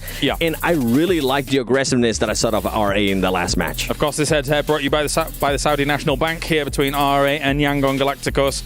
I'm a bit impressed at how some of these teams have been able to try and ramp things up, but it's still do or die for both of them when it comes to that barrier position. And of course, you guys can be involved over at home as well whilst watching everything that's going on here at the PUBG Mobile World Cup. The PUBG Mobile Airdrop Carnival is now live in-game this weekend from August 1st to the 3rd. Log in and summon surprise airdrops and collect 2025 airdrop vouchers to enter prize draws for official merchandise, smartphones, BD partner awards, permanent in-game items and more. Every participant is guaranteed to win, so get it going, guys, out there. Additionally, if you jump into the game now, you can vote for your favorite airdrop partner. You might even score some awesome surprise gifts from them, so don't delay. Get that going. And Neptura now with Miramar on the cards. What are you looking out for? Regnum Karya to actually do something a little bit more. I think Miramar's their map. They're going to do something. They have to. They have to show up their defenses, right? They do. Yeah. Really, really do. How about yourself, Seven? I'm going to be looking at the squad that we were just looking at. I'm going to be looking at Influence Rage. Influence Rage coming into yesterday. I mean, after yesterday, I should say, the best maps that they ended up playing was those Miramars. That's when they were actually able to get 7th place, 2nd place with 7 eliminations. They need to back that up today. And today, they've done just enough to maintain themselves. They're close to that top 8. I have to pose the question, what are we going to see here on the desert? Thank you very much, guys. Now we head over to the casters for the penultimate match. One final opportunity with only Miramar on the line here to see if you can qualify to the grand final. Power there, saying simmer down, simmer down. Let it build, Blank, let it build. And let's see what the results will start to look like. Of course, 2 games remain at the end of the survival stage. If you want to stay up to date with all the action, why not head over to the official map feed as well? That's now live on PUBG Mobile Esports on YouTube, so you can follow the action and stay up to date as it goes down to the nail-biting conclusion, Blank, and that's what we're going to be in store for. To be some loco gameplay coming through. Oh yeah. From some of these teams to get towards the top, but it will have to be a madness. Some of these squads towards our top side in the top 8 will have to have a bit of a fail if they want to drop down here too much. We do have teams who are confirming themselves over towards that top side, like what Nongshim Red Force did in that last game, able to get a lot of eliminations. They're not looking for those placement points. They're looking to just push those boundaries where they can. Power looks fantastic right now, and even Fireflux is looking a little bit worried that they might catch them on this next playing path that's coming through here over on Miramar. Slight change of pace here. Some teams are slightly better at this map than others. In the past, Alpha 7 has absolutely been phenomenal on Miramar. Yeah, they'll have to do that twice, actually. Sort of Never Alone smiling there. Seems like the energy's good in the camp, but will the results be even better for them? They've had some near misses, some uncomfortable games where it felt like a what if. They could have squeezed more out of it today, Blank, but I think that really has been the issue. Each time it's resulted in it not being enough for them. 11th place, just mere points ahead of Alpha 7, the defending champions, of course, of last year's title. They took home the trophy and all the glory, but it's not happening here. Power Esports 93 points to Fireflux's 94. I didn't think it'd be that close, but it certainly is, as we are on the very much southern end of things here. Hello. Figuring out phones over there. I like it. A blast from the past. Oh yes. Supporting in the audience. The family, the friends, everyone there watching on. And that's all you really can do. On look. Whilst everyone in their squads, the 4 players in each of our teams, look to really carve a path for themselves and decide whether or not they're going to be able to make it out of the survival stage. Only 8 of the squads left. Check that. Al-Haji actually takes first place spot in terms of highest damage, ahead above Scarface and Ketch. Starting to live his dream. It's kind of nice that the duality there going on, where it's easy. He's been putting in a lot of work, and so is Scarface, and then that real firepower on the team coming through from Ketch and Al-Haji have both stepped up in the meantime. It's nice being able to rely on your teammates, knowing they have your back even when you're not feeling it, and suddenly the beast from within can be revealed at very, very important times as well here in the survival stage. But it's a big leap right now up towards second and first place. So right now it is just kind of a battle between Power Esports as well as Fireflux to have that very fun opportunity when we get towards the end. Power Esports in the air. Getting into position. It's not been an easy start to this game on the playing path.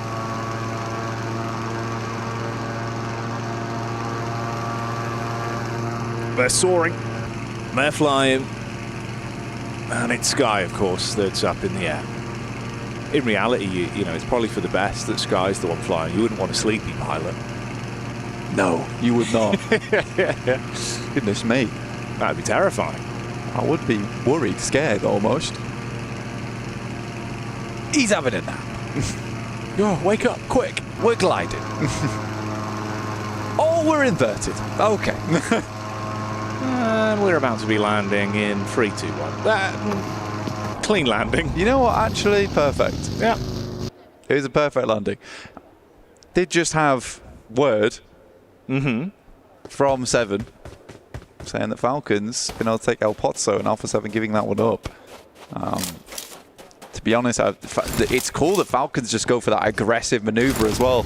Alpha 7 forced to a case of, well, do we really want to take the chance here at going down early? I mean, even if they lose one player, they cannot afford to have that. They need to have a 4-man finish if they want to have enough firepower in that end game to clean things out smoothly and also have the chance to sweep. So for Falcons, I think that's a very cool maneuver, because you are preying on the mentality coming through from Alpha 7 there.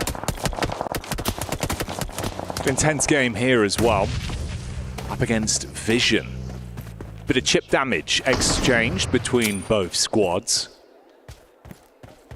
Seeing if they can actually find a way to get a read on this, not expose themselves to both the angles that are in play with the 2-2 split, but Never Alone being able to get the adjustment shot off onto Silence. So a connection in there. That's Vision being able to get at least the first knock onto Intense game. Silence down, pretty good player for the team as well. They sort of need him up, and you see Never Alone here pushing up, saying earlier, you know, despite the position they're in, still seemed happy. And I mean, some teams do get this event, and just getting through towards that survival stage is a big deal to them. Rafa takes a big hit and instantly Silence is pushed back down again. Mini 14 in the hands of Never Alone, but the Molotov might just do the trick. It pops a little bit far back though, doesn't quite spread over towards Rafa. Never Alone swinging on the angle, actually loses it. Up close and personal versus Rafa, he's able to withstand the might of Never Alone, and the rest of the Vision squad now has to push up together. Volt has been incredibly crisp. With a mini 14 from distance, he tries to tap back, but Rafa, he is all over him like a rash right now. You cannot stop him. Peak after peak. Handles Never Alone up close, even with the smart use of the 180 he had, and he is living on a sliver of HP. Rafa finds another. How is he doing this? Not even bothered about the HP count. It is giving him the pressure to push on here. One shot, one tiny burst of a nade would have done the trick. And Rafa still going. Health bar not even on the screen here for us. Dear, dear me. What a performance from him there. Ultra instinct of a moment. And Vision sent back. Realistically limping away as well. I mean, it's just Marcelo, that's all that's left. You think about how clean that could have been. Like, Never Alone, actually, from the angle he's in, he gets the first knock, he knows he's going for the res, you get the nade on the close angle, knocks him again. That 1v1 would have made the difference, them being able to clean up relatively easy, with the then push coming in from the side with Volt and Co to clean up, split the attention. The fact he has done that single-handedly, hell of an adrenaline rush there from Rafa. Oh, man, hooked up to the life support machine, but not done yet.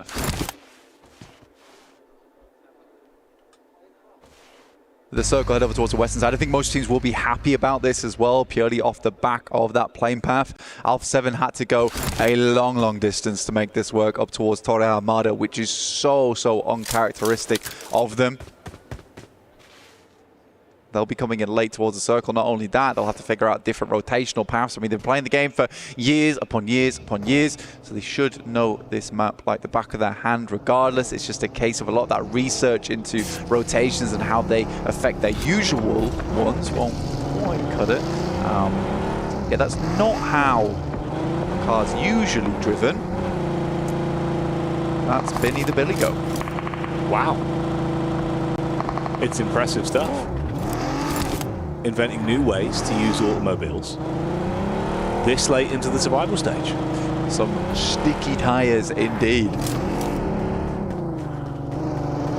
Gets up there. Climbing boots on, the wheels.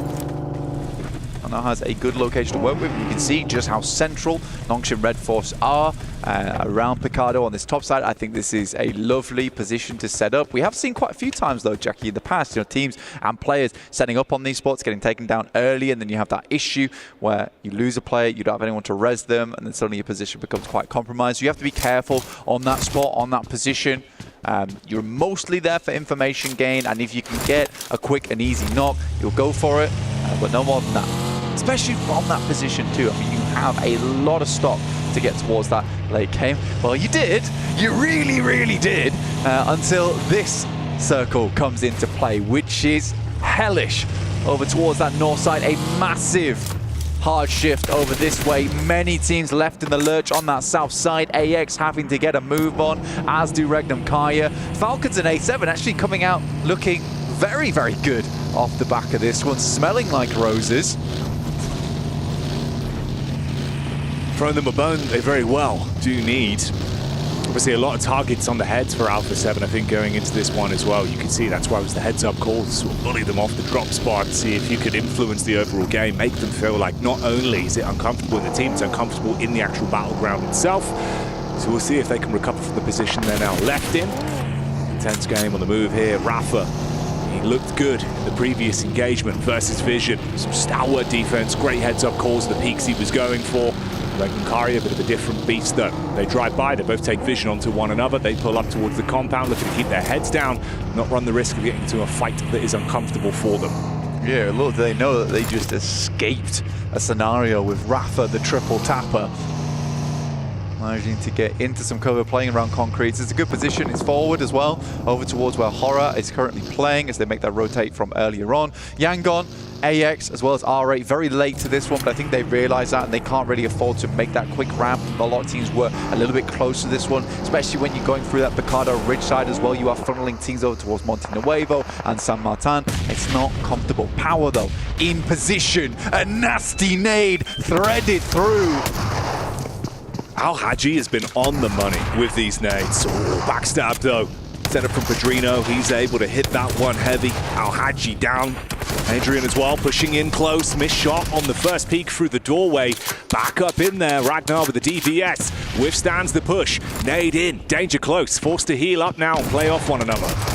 Fireflux off in the distance. Padrino goes down stairs and will pick himself up. A lot of elims off the back of that. It was a clean engagement, a great backstab, an assassination of a play, but the Fireflux team is heading inward. Padrino finds an early knock over towards Ketch, looking to hold this one down. They don't have Rafa up. And now he'll have to hold his own versus the full squad. The tag goes through, so they have a rough idea of where he's playing, and those nades are not going to stop anytime soon. We had Rafa looking very talented earlier, but now, like you say, it's up to Padrino to be the punisher, to keep his team alive in this one. No opportunity to get his mate back up. It's all on him as a solo to withstand this crash that's come in from Fireflux. They had the timing to backstab and third party onto power, cleaned up there, bursting through the door. They shut down the opening man, and Rafa nade through the top. That's nice, and they close it out. Fireflux won't lose a single member off the back of that one, getting 4 points, so succeeding where power failed and cementing back towards that first place position. Gamax holding off versus Influence Rage. This is fairly central. A very interesting circle here as well, Jackie. A lot of high ground to work with, which is going to isolate a lot of these fights until very much in the late game when we head through to stage 7, stage 8. But there is a lot of opportunity to find positions on the map which you feel comfortable in, and then sit around there for quite some time.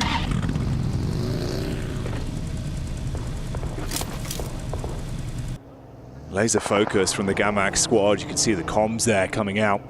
Fajita talking to the team.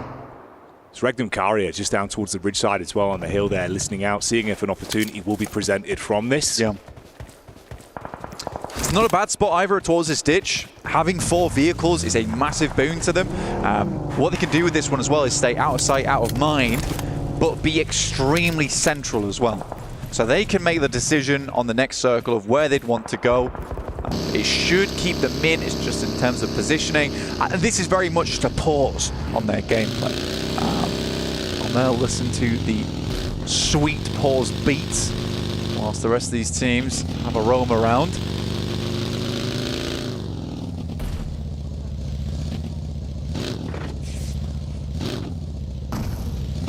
Interesting as well, obviously Marcelo, his entire squad going down instantly to open this one up, with Rafa handling them very easily. He's been able to keep himself alive and just out of dodge, barely in the back line behind Fireflux. It's a 2-2 split from them, with Scarface further down, catching the back line. Always feels like he's so useful from distance as well. It's his preference being able to support the team, set him up. Scarface, he loves to get aggro. It's kind of funny, right, in the way that that's happened, where Scarface in the past has been absolutely the long-range specialist for the team, but we're seeing a lot more where Scarface is moving over towards that front line and Ketch playing the back line for them. So it's a complete role reversal into this one.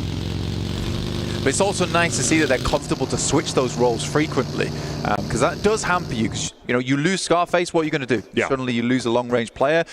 So having both your main fraggers on that team be interchangeable, that's an indispensable characteristic for a squad. Yeah, having that level of dynamic gameplay that can keep squads guessing gives you the extra oomph you need, especially in these kind of lobbies that are global like this. Can't afford to be one note in reality. Much prefer that double quaver, quick off the beat. That's not going to be the case for a lot of teams here. It's going to be a slow rollout.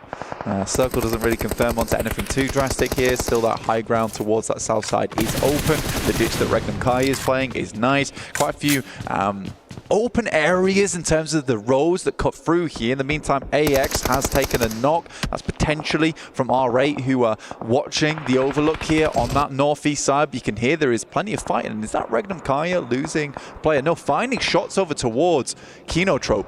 A lot of the players from Kinotrope who made a big old dash over their way with little to no information either. Yeah, went for a bit of a stab in the dark and ran straight into Red and Kara, that of course have been playing for this latest setup. They were waiting for a fight to be instigated so they could push up towards Influence Rage or Gamax, clean up on that one. They've been gifted a bounty of eliminations off the back of that. And of course the last player is miles out of position as well. Ridge side angle up on top, effectively trapped on an island. And it's the Falcons that are underneath, slowly skulking their way further forward. They were a little bit more split, they've grouped up now. Finale could be a bit of an issue for them though. He's hidden.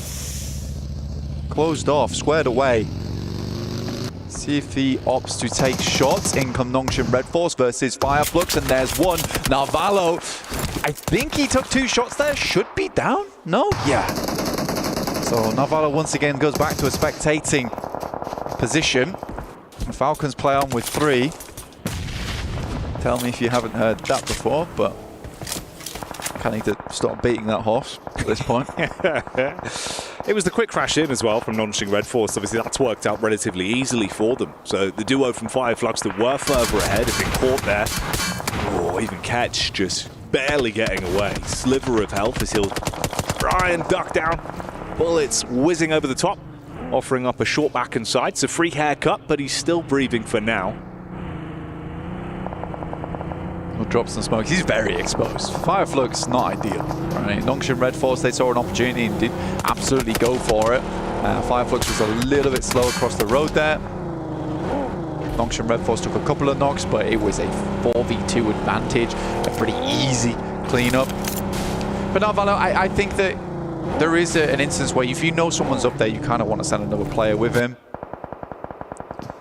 You imagine that scout there was for that reasoning. They know a player's in the vicinity as well, so you did get somewhat of a scout coming through. Alpha 7 playing on this north side and playing very, very slow, waiting for these next circles to come through. And I think the reason because of that is there is so many points of interest around this map that you can see here. I mean, you've got the ruined town up towards that north side for Alpha 7. You've got this big overlook coming here where we're watching Falcons play down towards the south side, and then that real intense area over towards that eastern side, which is just filled with teams because of the ridge sides that are available and the little space that you want to cut through on this central circle because of this road and valley.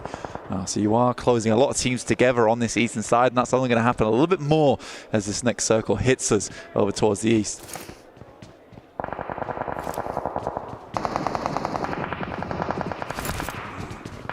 AX there, thrown into the battle versus Gamax, obviously sharing those close compounds for quite some time. You can see Nongshin Red Force as well, committing to find follow-ups on the Fireflux. Handling them easily. Solus was the first to fall. Follow-up onto Catch, so both down and out. The team is removed, so the squad unable to accrue much more from that one. 4 elim game for them, bring them up to 98 points overall, and the battle continues with Yangon Galacticos being cleaned up, split between 2 squads. AX as well. Really in position here where E-Arena are going to be looking to go from strength to strength, and this could give them some good momentum in the standings if they can find the play off this one. But E-Arena already on 3 elims playing on this eastern side. It's going to be a bit of a brutal rollout for them to get over towards AX, but they are hurting. They're definitely hurting. They've sent a bit of damage over their way. Looks like the resources are a little bit rough. Joker looking to send another nade over towards the top side there. Did find Ariane. A bit more damage poured in, and R8 looking to backstab on the eastern side. Regnum has played a blinder on that ditch, by the way. That is some good knowledge of the map and where they wanted to go early. They held out Kinotrope when they tried to make a big crash over their way, and they have just been sitting pretty since. Yeah, it's worked out very well for them. A team that we know can offer so much in a lobby like this. And for AX, it's not only from the front with E-Arena casting out nades to course the backstab from R8. They now look to swoop in off the damage done with those nades landing right on target. Hopping out the vehicles. Joker further down. Belly on the ground as well to assist. Still nades in the back pockets thrown in. AX must be so uncomfortable. You are just pinned in here. Henry with the smoke, at least trying to buy time as they get close. You've got the shotty to work with. The entire team just looking fragmented. It's only Henry that remains. Quick bandage to try and top himself up. Yeah, has the pump, which is not great for multiple targets at a time, especially when you've got no cover to hide around on that delay between the shots. Henry will just watch RA move a little bit further forward here. This is a good game, though, for 9 through 12. Right, with Yangon Galacticos out and currently in 8th place. It's not a massive jump up that's required to challenge that position from Yangon Galacticos. Regnum Kaya would like for a big game here to confirm themselves further up and secure that position as we head up towards our last game. Mormon finds Henry, and Henry is found wanting. With Henry going down, that's AX removed.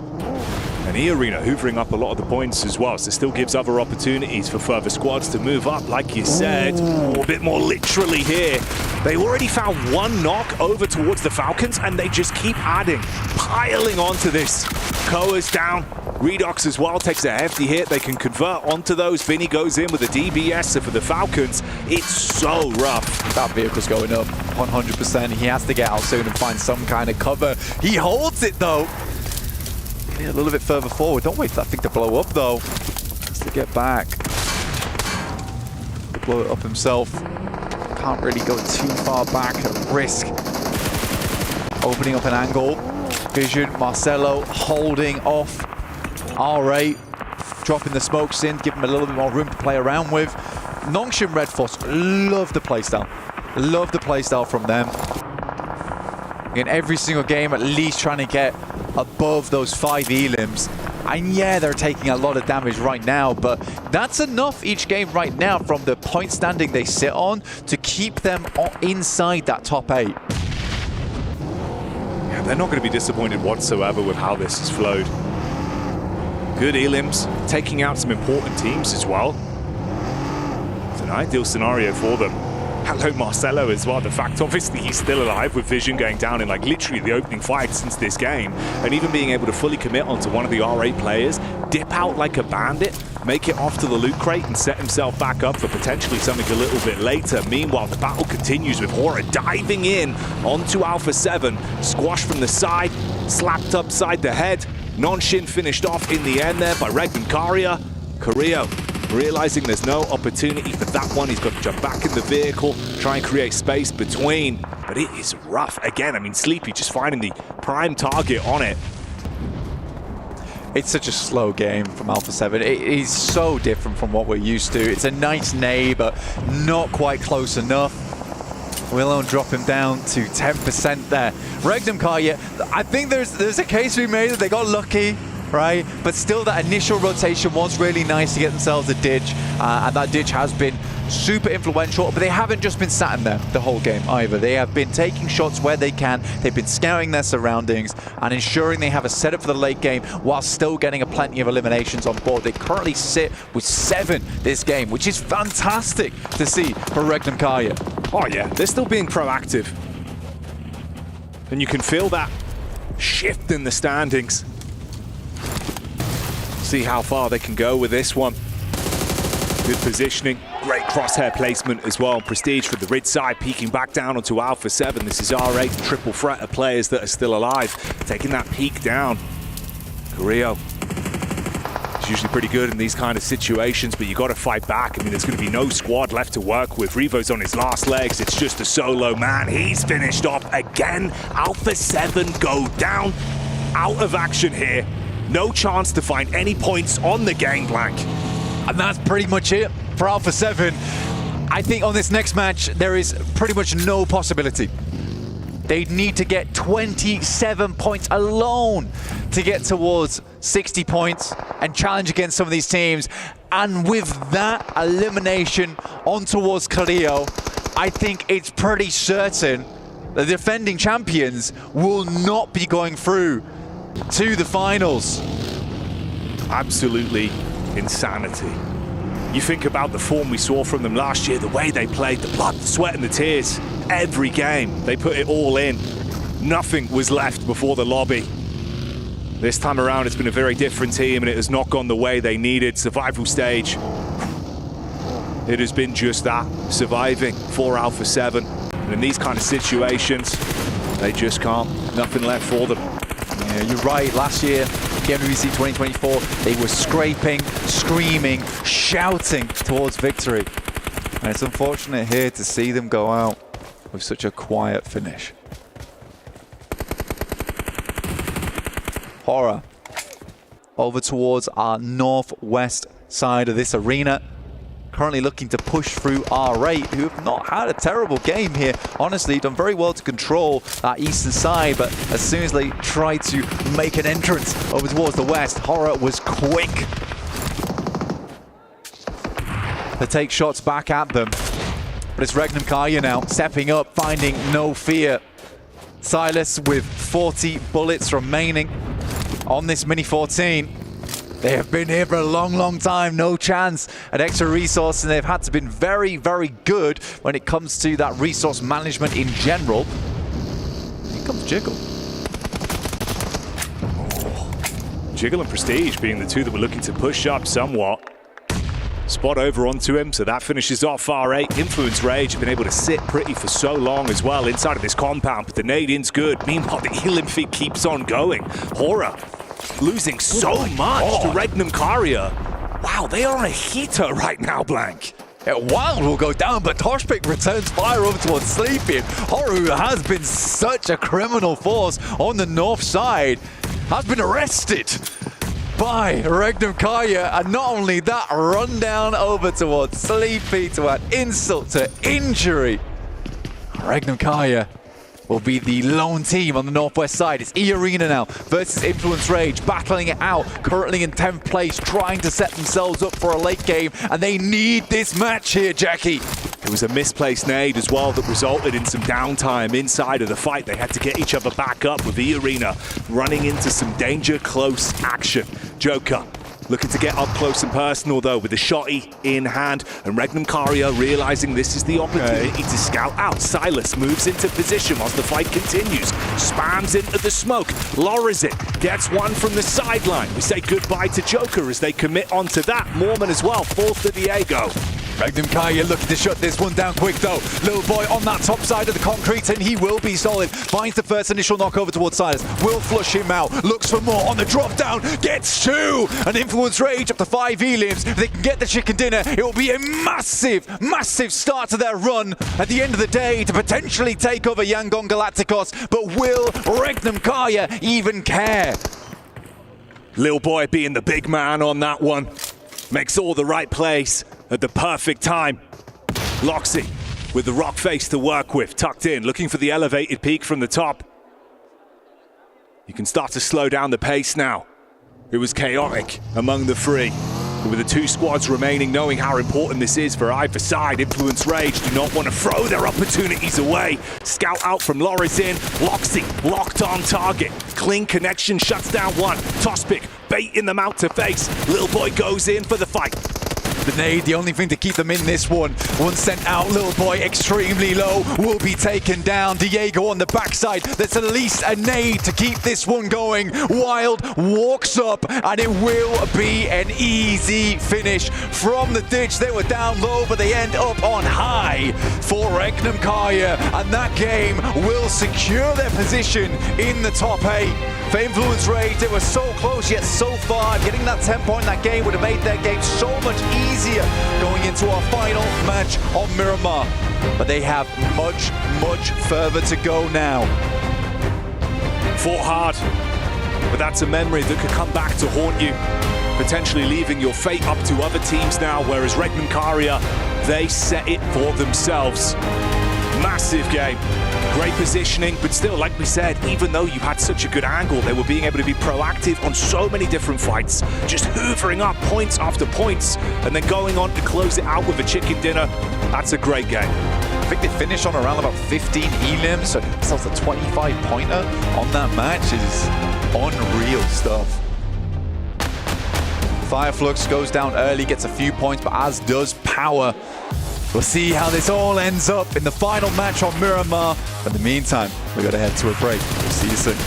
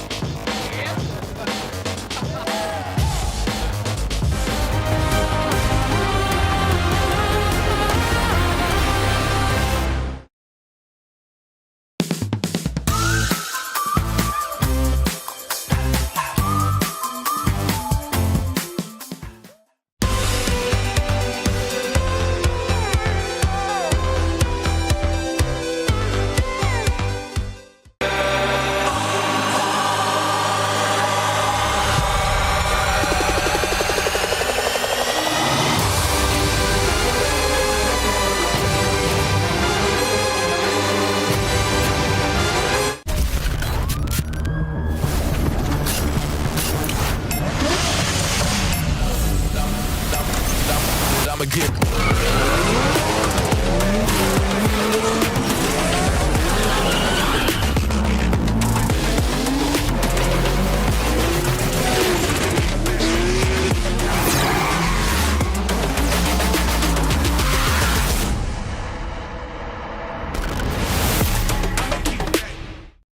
Dear PUBG Mobile fans, we are delighted to invite you to the 2025 PUBG Mobile World Cup at the ESPORTS World Cup in Riyadh, KSA.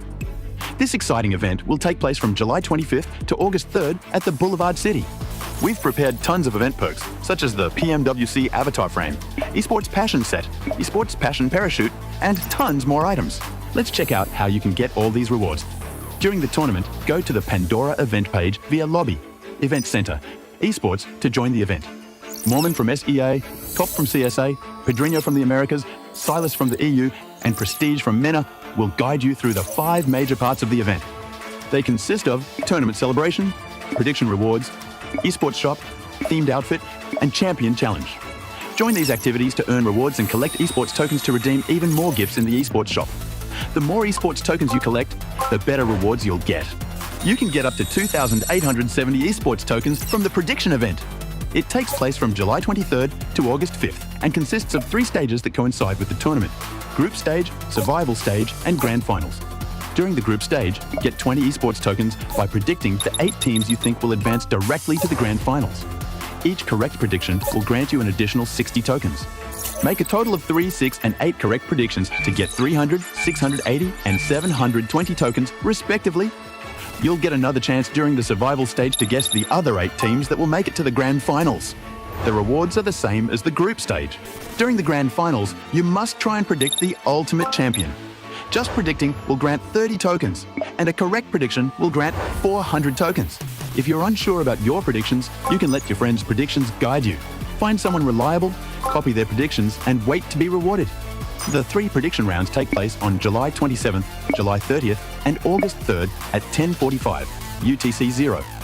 Rewards are issued the second day after each stage ends at 4 a.m. UTC 0. You'll receive esports tokens based on your prediction results. Note, esports tokens don't expire and can be used in future esports events. Who do you think will be the ultimate champion? Join the 2025 PMWC event and share your predictions. Invite your friends to join the predictions and watch the tournament unfold.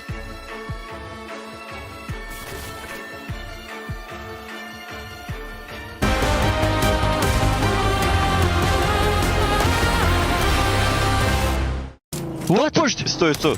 I'm nading him. Different team. Oh, on, yeah. Sorry. He's on the left. Nades. Just nades. I don't have heals. Nading above. I'm nading more left. Down left, watch out. Down Someone left. behind us. They're pulling up behind us. You have to clear. No. Nice!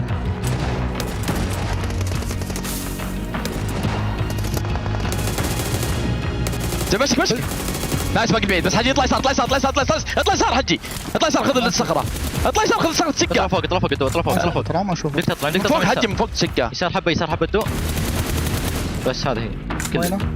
شوفه سكه بس خلاص حجي بيطلع نايس هيال لا وحش يا حجي وحش نايس يزي يدك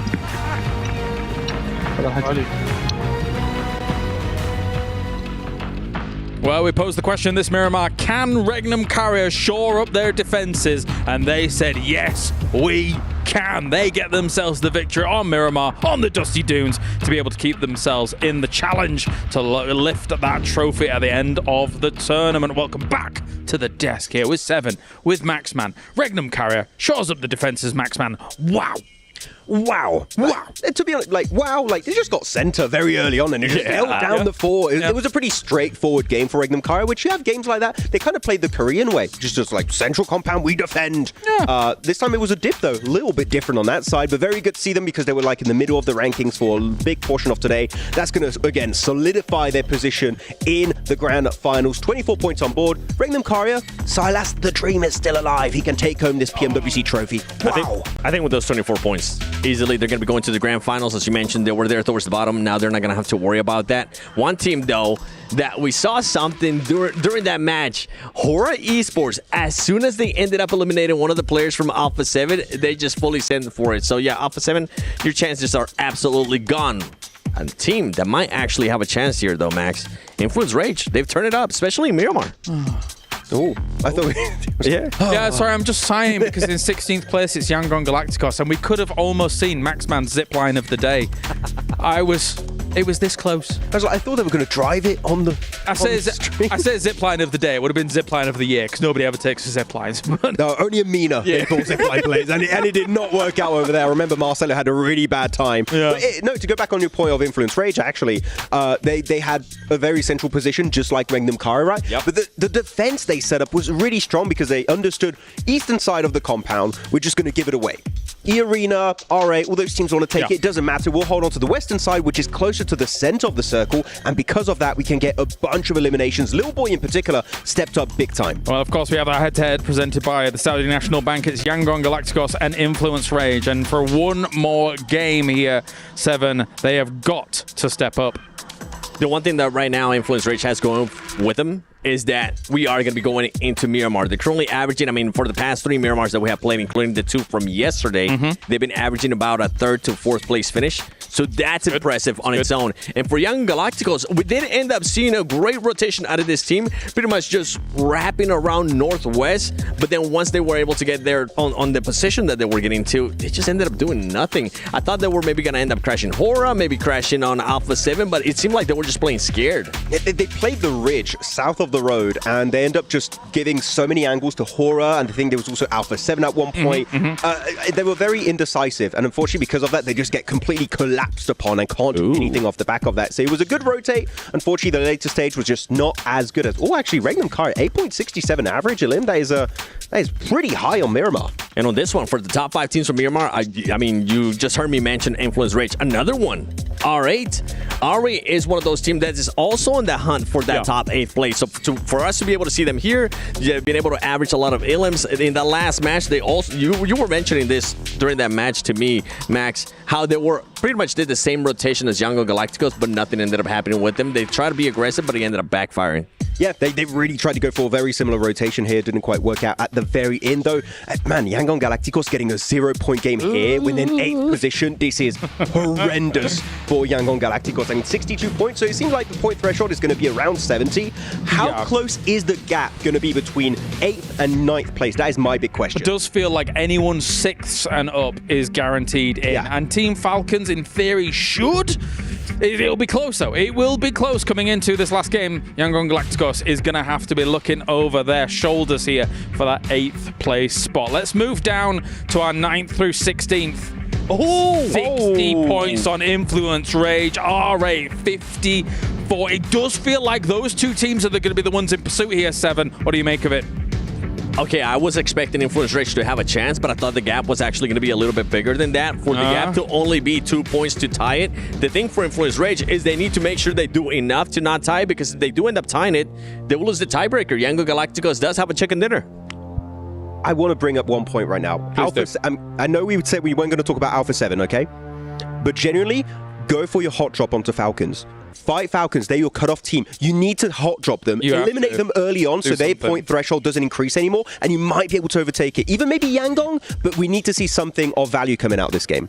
You got a fever? He's asking for a hot drop? He's also asking for about a 30-point game. No, you need to do something big. You need to do something huge because they are not only in the danger zone, they're pretty much gone. They've got to do something. But before we get to that final game, let's check in with the most explosive moment of the day. Maxman's grenade of the day.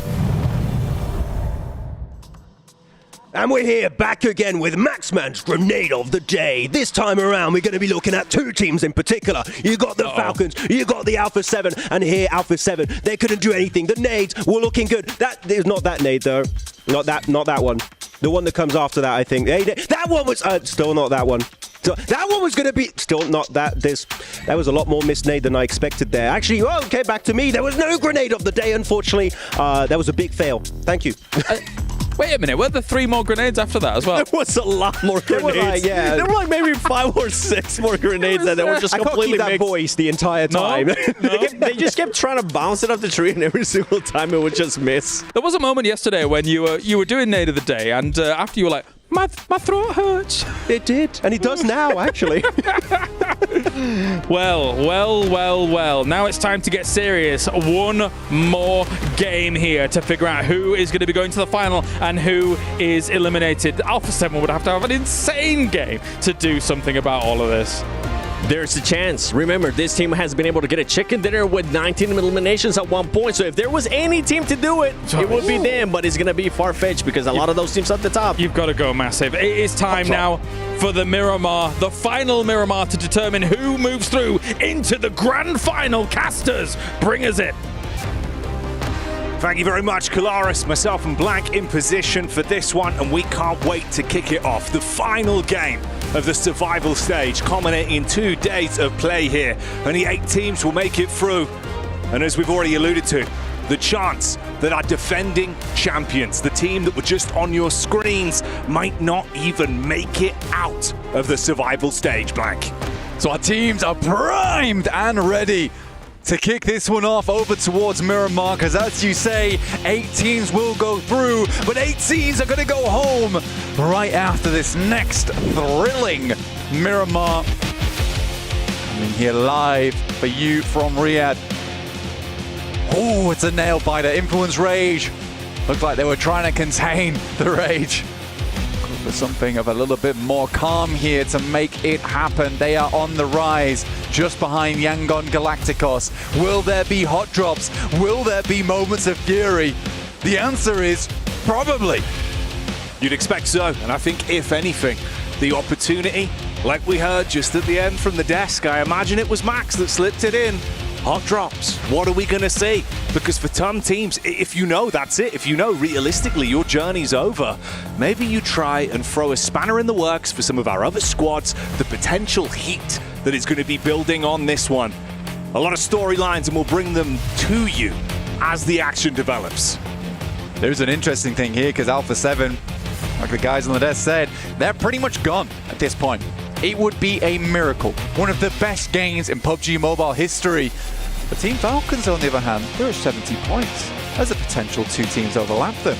And who else drops in El Pozo other than Alpha 7, as well as Team Falcons? Will they go for something spicy? We'll have to wait and see as teams start to get out of the plane.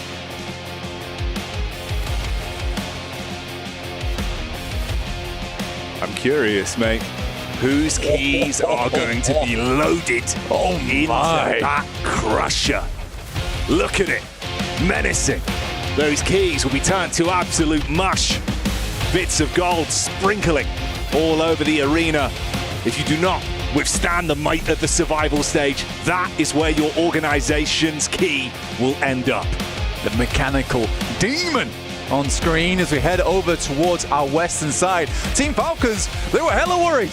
They went right down towards the south side of the map. Alpha 7 thought, no way. But no one dropped an El Pozo. And if Falcons went for that one, they would have a prime position for this game. On the other hand, here we've got Kinotrope versus Gamax early on. Somewhat of a, let's say, inconsequential team fight. Yeah, bottom of the standings for both teams, but scrapping it out against one another early. The only difference is there, obviously, taking away some of those potential points for the other top-heavy teams that really do need it at this point. Like you said, that chance to shift at 7th to 9th place, realistically being where we're looking at to see if there'll be any momentum at the end of this one. Okay, a lovely initial start here from Doshvik over towards Joker, looking to finish off the deal.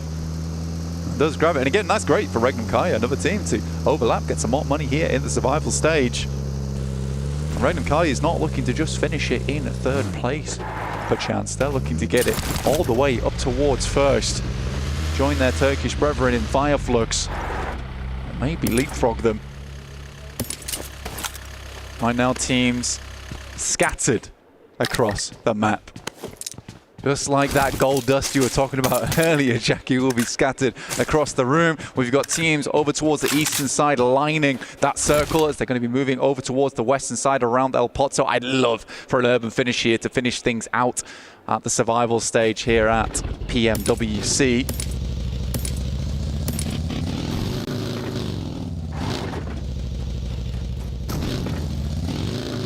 Influence Rage as well. You think, based on what we saw in that head for the chicken dinner between them and Regnum Karia, the difference it would have meant if they were able to steal away those extra points, push themselves further up, guaranteed themselves a pathway into the top 8. Now it's all coming down to this one last game to do just that. Intense game being the name to focus on here, though, as they pick themselves up one elimination point early. We do get to see the rotation from Influence Rage. Non-ship Red Force relatively close by as well. Horror Esports just off in the distance. Looking to avoid, that's their rank B void here in 9th. Not able to make it in towards that top 8. Non-ship Red Force is a dangerous team. They've displayed themselves as an aggressive team as well. Scrapping, furious. Influence Rage, as angry as they are as a team, not comfortable taking them to task. There's the Falcons, not in their natural habitat within the cave.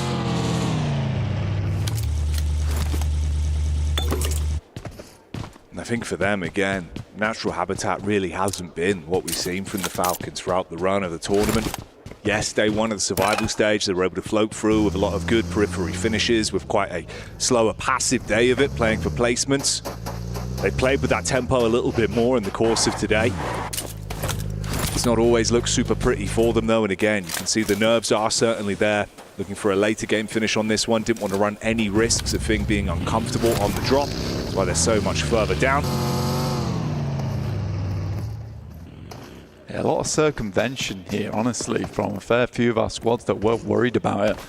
Remember, there's 8 teams with almost reckless abandon going into this final match, realizing that their chances are dashed in this final game of Miramar. There's only a few that can make that gargantuan leap to get towards that top 8. And we're looking 11th downwards, not really having that chance for Team Vision. There's potential, but losing Volt, who has been the spark on the team, to charge them, allow them to play at their best. Him going down as early as he did, it does not bode well for them, and the circuitry within that team might just be fried.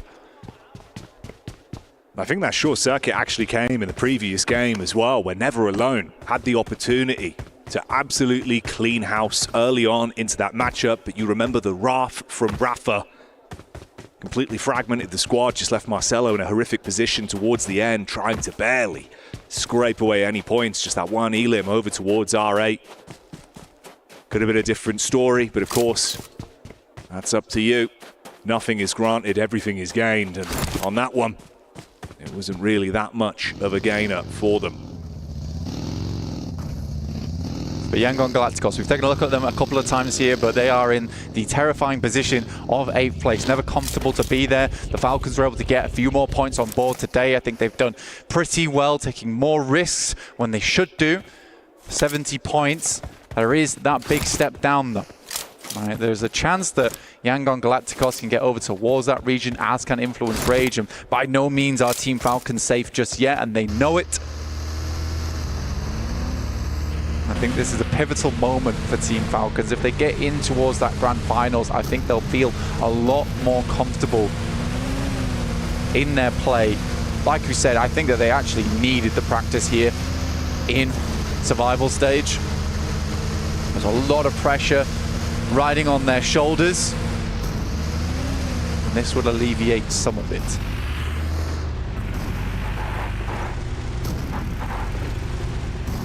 It's not the cleanest opening path, though, on the rotation.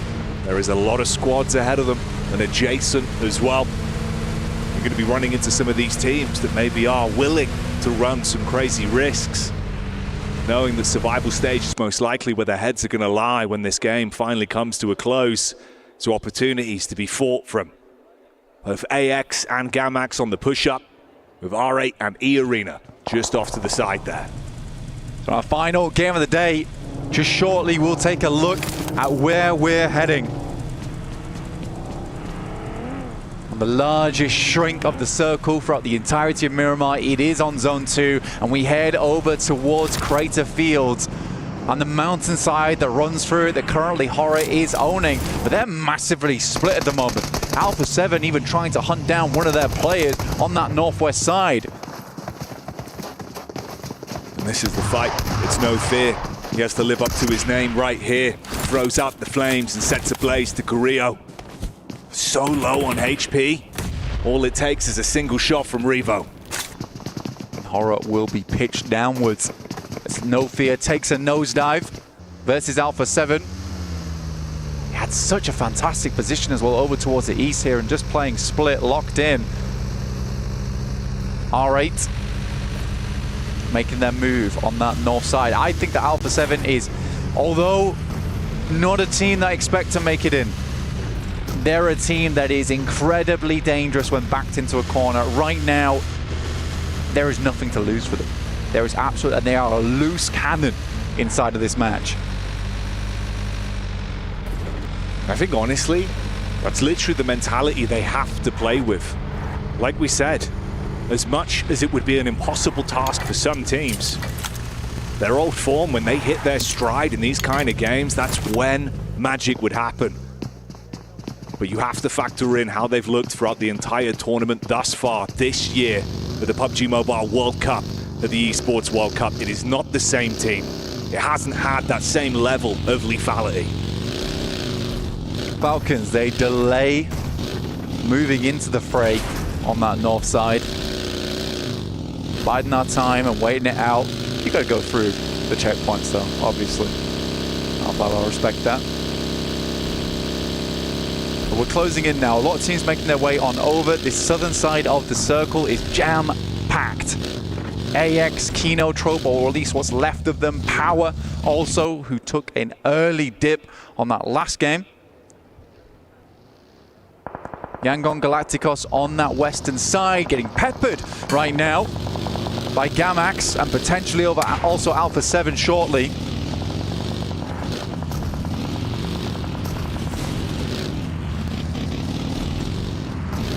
Gamax, they could afford to take some risks on this one. Alpha 7 not wanting to dilly-dally there, instead committing to their rotation and looking to get themselves into a better position rather than being caught up with a fight where they could be stabbed in the back by Gamax. The Arena taking hefty hits as well. And who else but Fireflux, of course, currently in the top spot, position #1 for them, and that's already another point found, 99 being their total off the back of that. Looking to cross the century in this match here. E-Arena pushed down to 2, and it's unlikely they'll push any further inside of this match here. 92 points. Hard to make work. 11 minutes into the game and only 2 players on board right now. But an opportunity for Regnum Karya to pick themselves up a podium finish. And in come the Falcons. Finally making their way down. We get another circle shift and we're heading over towards the high ground on that eastern side. Nongshim Red Force already set up. Falcons have to go for something a little bit safer here as they pass through over towards the eastern side of the fields.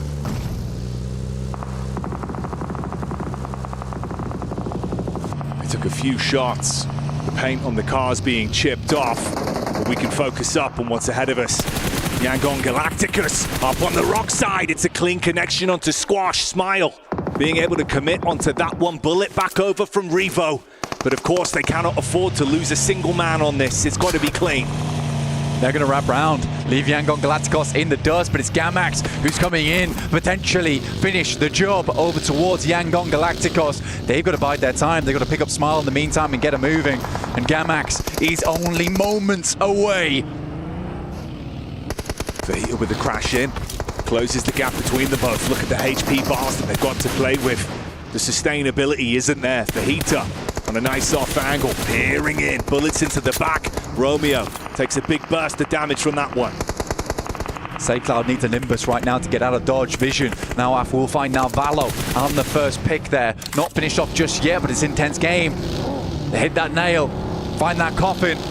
Yangon Galacticos, they want nothing to do with Gamax. They wrap round a similar angle to Alpha 7 watching off in the distance. They lost Squash, the new man on the block that's been consistent for the team, but right now, he's gone. It's just down to the core three from Alpha 7.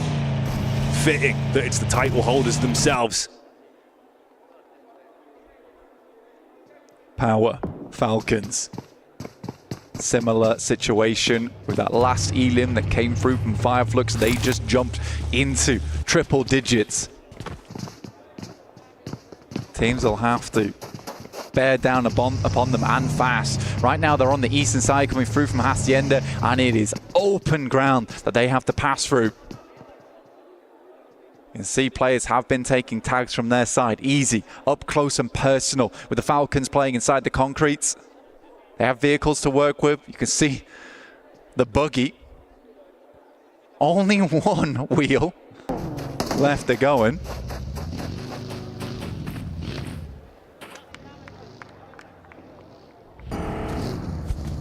Center circle again as well from Regnikaria. Influence Rage close by. Two teams that went head-to-head for the chicken dinner into the previous matchup. A lot riding on this one. You can see the move up as well. Gamax swerve round Yangon Galacticus as they make their move.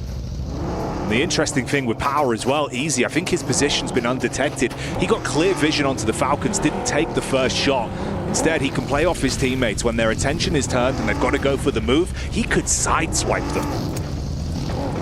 Let's try and move ahead. You're right. They're going to have a backstab potential on their hands, which is never easy to deal with. Yangon Galacticos currently struggling, though. Constantly hounded by teams here from Gamax, who have taken a bit of a split. Fajita waiting down low. And do they even know his position? As they head over towards Horror right now. Ragnar finding shots over towards AX. Scarface is taken low there from R8. And they'll have to move, Jackie. In the meantime as well, we saw a shot over onto Alpha 7 from Aura. Ooh, quick peek up. Thought he could grab that one, but the response is good from Yangon. Crosshairs instantly flick up, their eyes light up as they grab onto the knock. They're hanging on, the speed at which they're flicking around as well. They are hyped, filled with adrenaline going into this match, knowing that their life's on the line here in terms of the tournament. Judo finding more players over towards Vision, but they clap back over towards APK. Say Cloud on the high ground. These shots are just not hitting, Jackie. Sleepy, looking shaky. Didn't instantly bite on the bait that was shown from Say Cloud. And when he did go for the spam, a few bullets going awry. Quite a distance firefight on it, can't commit onto the knock, and he's being flanked from the back line. Turns his attention. Meanwhile, Gamax as well being hit heavy by Vision, still being able to at least respond. They lost 2 players off the engagement, but go 2 for 2 in the fight so far. Yangon Galacticos shopping around right now, but no, apartments are open and they are struggling to find a home inside the circle. Influence Rage, Diego will find a shot over towards Revo. Inside the shack and more damage done. Sleepy finds Mafioso. 1 player left remaining for Alpha 7. With that, Vision received the final curtain call in the survival stage, going down to Gamax. Intense game. Just inches away from Fajita as well, trying to keep himself out of dodge for now with the smokes to protect himself. Like you said, Alpha 7, it's been uncomfortable. Twice Revo has gone down. Twice they have had to get him back on his feet. Supplies have got to start to run low. Easy continues to be a terrifying prospect there on the south side for the Falcons. Hasn't whispered a word, laying in wait. Yangon Galacticos have come through some pretty tumultuous situations. The caltrops were laid down for them and they swerved, they've avoided, and they've made it in with some tumbles, some rolls, some dashes to get towards his position. The circle continues to move out of their reach. So how will they play out these next couple of minutes to make it in? Intense game, Alpha 7, Gamax all weakened, all injured. It's a full 4-man squad from Yangon. I take that back. One player gets knocked and will get shut down. That's by Sleepy. Sleepy's been doing a great job from the angle up top. But look at this. R8 moving on in to join the party to split down the middle. Meanwhile, Easy, he's been biding his time for so long on this, but the rest of the squad has come over to assist. They look to fight up close versus the Falcons. Good chip damage onto Ragnar. Redox confirms onto that one. Tries to finish him off and will do so valiantly. Still pushing over, but the nades come in. The Falcons get finished. Vahedon's the one to send them out as they fall. And Power live to fight another day. At 71 points there, Yangon Galacticos is furious going into this game. They have a real stalwart game so far. It's looking worrying. Fireflux move on top of AX, only losing Scarface, and it's an immediate removal from them. But what's terrifying for the Falcons is Yangon Galacticos are still going. Influence Rage with 4 players are in a prime position on that eastern side. They are not through yet. It comes down to the bitter end, and this is the issue. You have left the fate of the Falcons in the hands of the other teams in the lobby. 8th and 9th position with a huge opportunity here. Last game, leave no stone unturned. How will Yangon Galacticos play this next maneuver? Much like that zipline above them, they would love for a straight rotation directly into the circle. And they're going to move over towards Kinotrope. Say Cloud making the first move here.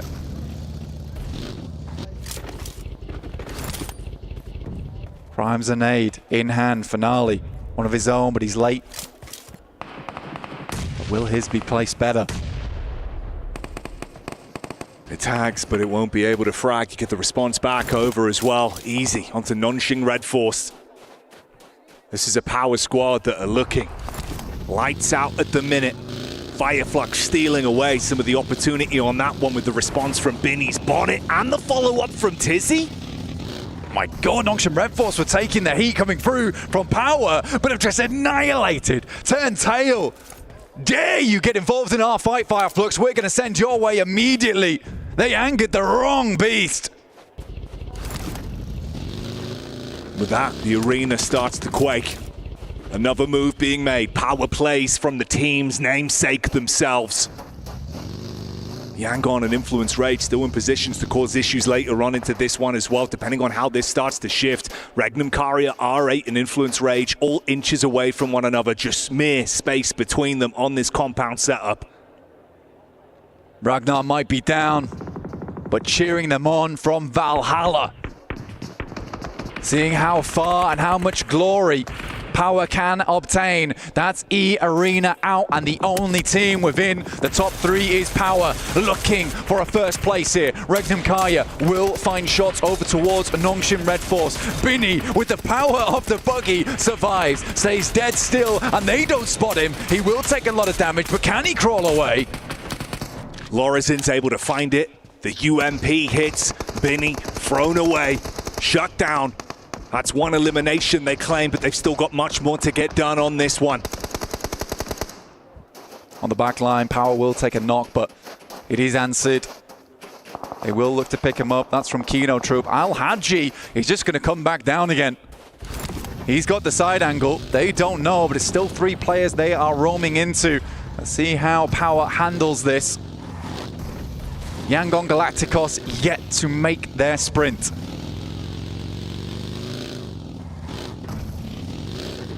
When push comes to shove for Heater's position, can it cause issues in the backline? Have they forgotten about him? The solo man from Gamax that tucked himself away quite some time ago. Influence Rage watching on. A fantastic position for them that they can work, but they will have to move. Yangon Galacticos up against Gamax. The first is found. It's from Kino Trope to steal that one away. So Yangon still only up to 2. Looking for the res, but they're trapped in the tunnel. Jiggle will find Carrillo as well as Mafioso. Alpha 7 being collapsed upon as Hora outdo them. On the push down, Alpha 7 are removed from the battleground. And those reigning champions not having an opportunity to show us the might they were made of last year, falling to the wayside.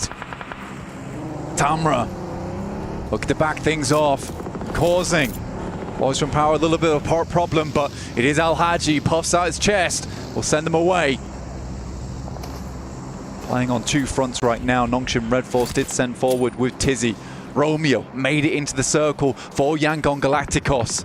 With a lasso, he needs to grab the rest of his team and pull them close. Oh, sideline shot, it's quick from Pedrino. Up close against Kenotrope. Tamar trying to deal some damage back, but you could not stop this man. Intense game, showing us what they're made of here. Yangon as well pushing up with the opportunity that's created. They know that Kenotrope were laser focused on that angle. Now they've got room to move. This was the fight in the backline from Hora as well. Pedrino with a 1v3 makes it happen. We were watching Alpha 7, but what a display of fortification coming through from Pedrino. He was clean with it last game, makes it happen again. And for Intense Game, despite them in 12th place, what a highlight reel for Pedrino in the last 2 games. Haji causing issues as well. Power Esports, pinpoint perfection. From the hillside, bullets down, Smile, knocked over instantly. That's Yangdong in a really rough spot now. Yangon Galacticos. Say Cloud looks to move out for Influence Rage. This is massive news for them. They could overtake, and that 0-point game last match could just be the thing that tips Yangon over the edge. Tucked into position. Got to slow down the pace on it. No opportunity to get the third man back up. Just play as the duo from this. That Smile now fully confirmed, of course, from the knock that we saw earlier from Al-Haji. You still get the establishing shots of Influence Rage, Regnan Karia, and RA. Influence Rage need to make a move slightly sooner than RA as well, unfortunately. Little boy sends down towards that south side. Fahidan moves up over towards Nongshim Red Force. Do they know that Tizzy's playing in this position? Diego spotting over towards Hora for a nice little angle. Nades start to get sent off over towards R8, who are initiating a smoke train. Going early right now. Nade's been sent in. Regnum Karya will have to withstand, but it's a big nade that splashes large. It's instantly hit them, damage done. They start to advance from it. Nade over the top to give them room to move up, but the vehicle throws in some additional carnage. A misplay from Toshbek. That lands on Shilas. The flames burning down the potential control inside of the compound, so R8 can actually close the gap onto them. Regnum Karya struggling now, and Nade goes in. It hits hard, but not quite hard enough. But the boys are holding safe. This will be a big turnaround, and Toshbek making it happen. Huge shot onto Prestige. R8 with the momentum that was provided to them. Thought they could crash onto that one. Yes, they really do throw them into an uncomfortable position, but they could still reset from this. They've got an opportunity to try and save themselves the turmoil. Nades are right on target. It's Influence Rage that are looking to set this one up as well, and they need these points. This is a fantastic maneuver for Influence Rage. They saw R8 push ahead. They've moved round. They find Tizzy. They clear him out. Power Esports down to just the 1, but they are so close. They need more placement points to overtake over towards Fireflux. Jiggle will find Toshbek. Despite the early Molotov and almost cooking his team, he was able to get the turnaround. The great hold overall. Law behind the dead tree. Little boy goes for the peek up. Meanwhile, Diego dealing damage back over onto Fahidan as well. So Power being really thrown into the wind. Finished off entirely. Regnum Kari is still trapped in position. And unfortunately, the boys from Power will not overtake. A second place comes home and looks like it's more and more likely to be Fireflux. Unless Horror can have a massive turn up here. Influence Rage been taken down. Yangon still in the game. Silas goes in for the heads-up call to try and do it himself. Oh, shots This is crazy. over. Wild, literally going This is crazy. animalistic. The Lanimal brings the claws out, rips his way through Influence Rage. And the sideline shots continue. Horror battling back onto it as well. And Yangon might just have survived long enough.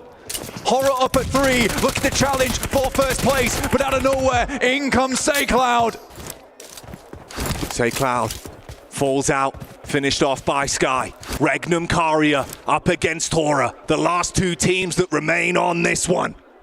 Silas, the only obstacle between Horror and taking the first place home here at the PMWC survival stage. It would have to be an unfathomable clutch. The 1v3 from Silas. Show us the style that he's made of. Jiggle looks for the move up. Sky with the first play. First connection's clean, but he can't do more. Regnum Karia fall, and with that, Horror Esports do exactly what they needed to. An incredible performance from Horror. We're going to have to tally up the total slightly later on with those placement points. But with that, Jackie, for Alpha 7, we will not be seeing them over towards the main stage. Regnum Karia has a massive step up towards the end of this one. But Fireflux, Power, Horror, all towards that podium. What an amazing finish. And even Yangon slightly surviving towards those end moments despite Influence Rage chasing, but shut down by the man himself, Silas. And you hit the nail on the head, the trophy that is behind that winning team, the pinnacle of PUBG Mobile. Everything these squads give everything for, game after game, will be crowned to a new team, a new squad. 4 players will take the title this year with Alpha 7 being unable to survive. They did not make it through the survival stage. A new champion will be crowned this year. 2025 is going to be a whole different story. Tears have been shed. Emotions have been let loose here.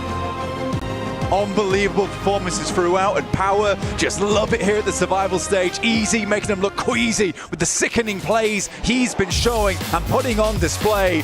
Horror just making it in consistent time and time again. But it's the Falcons who do make it through.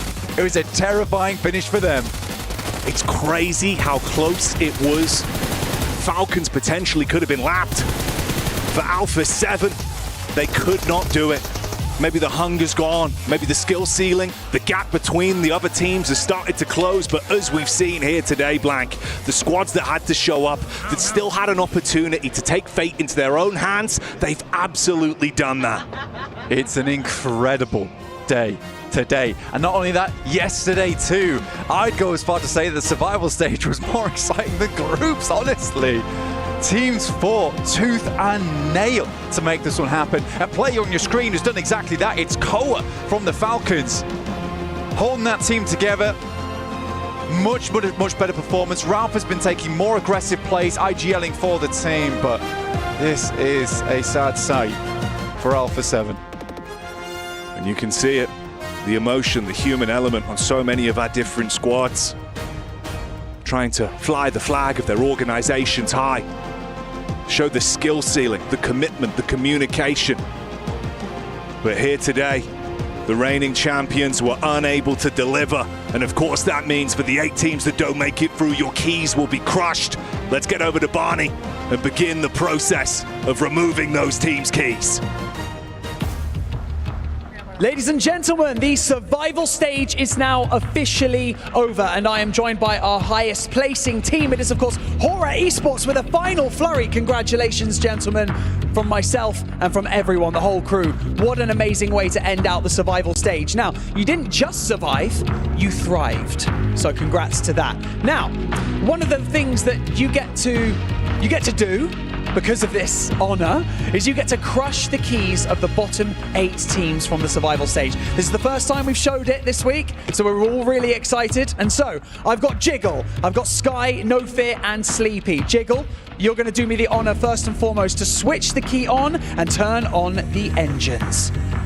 Okay, the key has been switched. The engines will be turned on. Can you feel it? Can you feel it in your feet? They can feel it. Okay, Sky, I'm going to get you to lift and flick the switch. That is going to open up the iris in the center. We can see all of those menacing teeth ready to chomp up those keys. And now finally, No Fear. I'm going to get you to press the button and send them home. And Sleepy, you can wave at them as they do it. There they go. See you later. And just like that, our 16 teams are locked in for the grand finals. 8 teams have now been sent packing. Well, 7.5, of course. But the job, now there you go. There's the 8th team. But the job is not done. We have a gauntlet of competitors waiting in the grand finals that's going to be happening this weekend. And they've all got their eyes on the prize. $3 million prize pool, and of course the beautiful PMWC trophy. The Horror Esports guys having a great time next to me. But I tell you what, they're not going to be laughing this weekend when they come up against all those other teams. But for now, make sure you're all ready for that weekend slot for the grand finals. And we're going to send you back to the studio to talk about what just happened in the survival stage. Emotions riding high here for the survival stage for PMWC. Unbelievable moments here for some of these teams who are hoping desperately that they were going to be able to claw their way up to that top 8, but it is not good for them. They are done here for the PUBG Mobile World Cup. What a way to end things as well, joined by Seven Neptura as well as Maxman. I can understand why emotions were riding high for a lot of these teams. Unfortunately for them, they now have their keys crushed here at the ESPORTS World Cup. Maxman, what a survival stage. Yeah, I mean, okay, you know what? A lot of unexpected things did happen. Of course, Alpha 7 just absolutely destroyed in this tournament, right? Of course, they got themselves some wins in the group stage, but in the survival stage, we didn't see anything out of this team. And I think that this is going to be a good time for them to go back to the trial grounds and try and get things out, because right now, nothing has been really done for them this tournament. It's for sure the headline of the day, Seven. The fact that we lose the champions here for PMWC, and we will guaranteed be crowning a new champion. It definitely is. Every single time here we come to Riyadh, I feel like we always end up getting a shocker. Last year was Team Falcons getting eliminated at survival stage. Now it's completely the opposite. Now it's going to be the defending champions with Alpha 7. But yeah, I mean, to be fair, even from day one, when they did end up getting those wins, that team just wasn't really doing anything outside the wins. I mean, that's a good point here, Neptura. Are you shocked that we see here as emotions still very much on show here on the stage floor? Are you shocked after seeing how they were playing things that they will not be making finals? I don't think I'm shocked with how that this is the result based on how they've played. Yeah. I think it's a shock that this is how they played.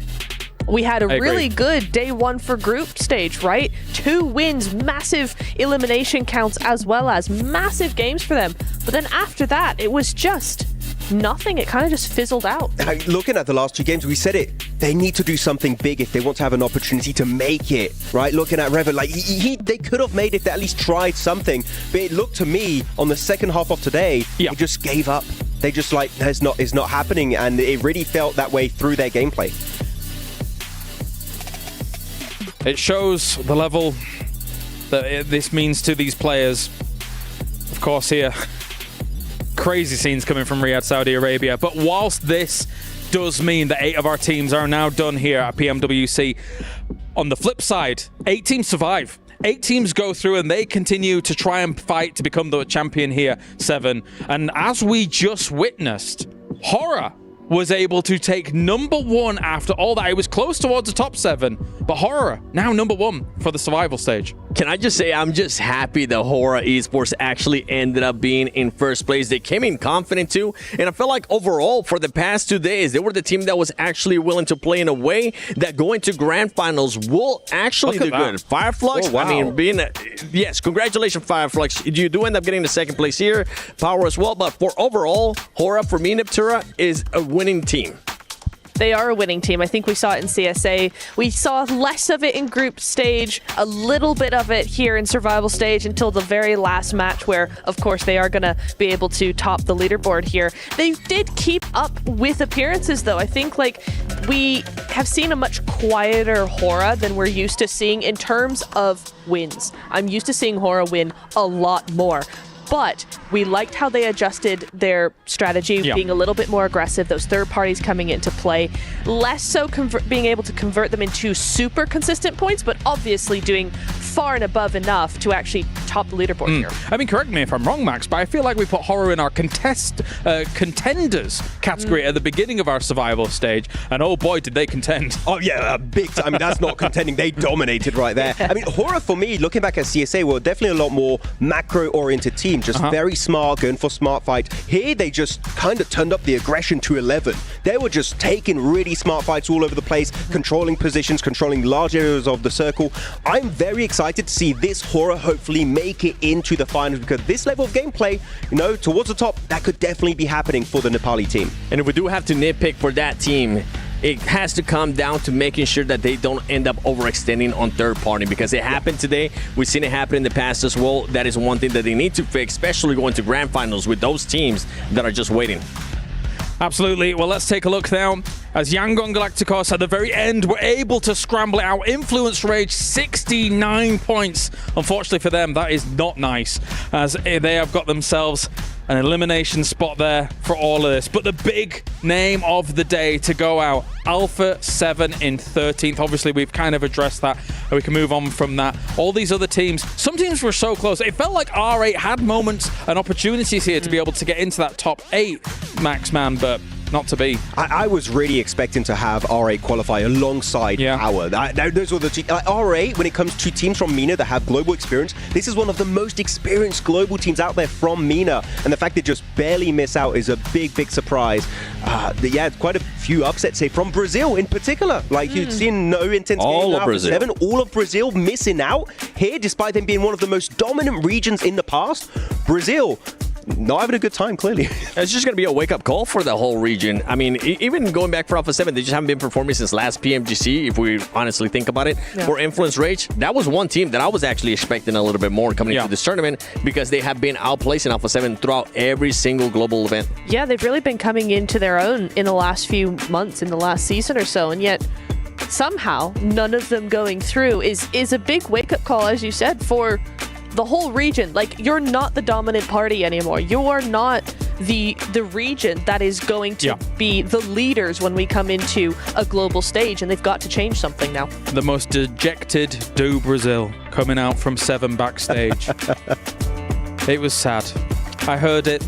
But anyway, here are our teams advancing into those grand finals. We have ourselves Hora Esports, Fireflux, Power, Regnum Carrier makes it, E-Arena with the back-to-back today, Nongshim Red Force, Team Falcons, and we have, of course, Yangon making it in the end. Our grand finals is set. The question now does stand here, 7. Can these teams coming out from survival stage, they'll come in warm, but can they go up against the likes of teams like Alter Ego, Thrives, DRX looking fantastic at the top of those group stages? It's just going to be full aggression, aggression. That's what this lobby has been. That's why we have seen some teams being able to adjust and play a little bit more passive, but I don't think that's going to be working out out of all these teams. I can't wait to see what's going to happen in the grand finals, Max. I'm just realizing we have 4 dominant regions here. All the PL teams qualified, all the Korean teams qualified, all of the EU teams qualified, all of the CSA and SEA teams qualified.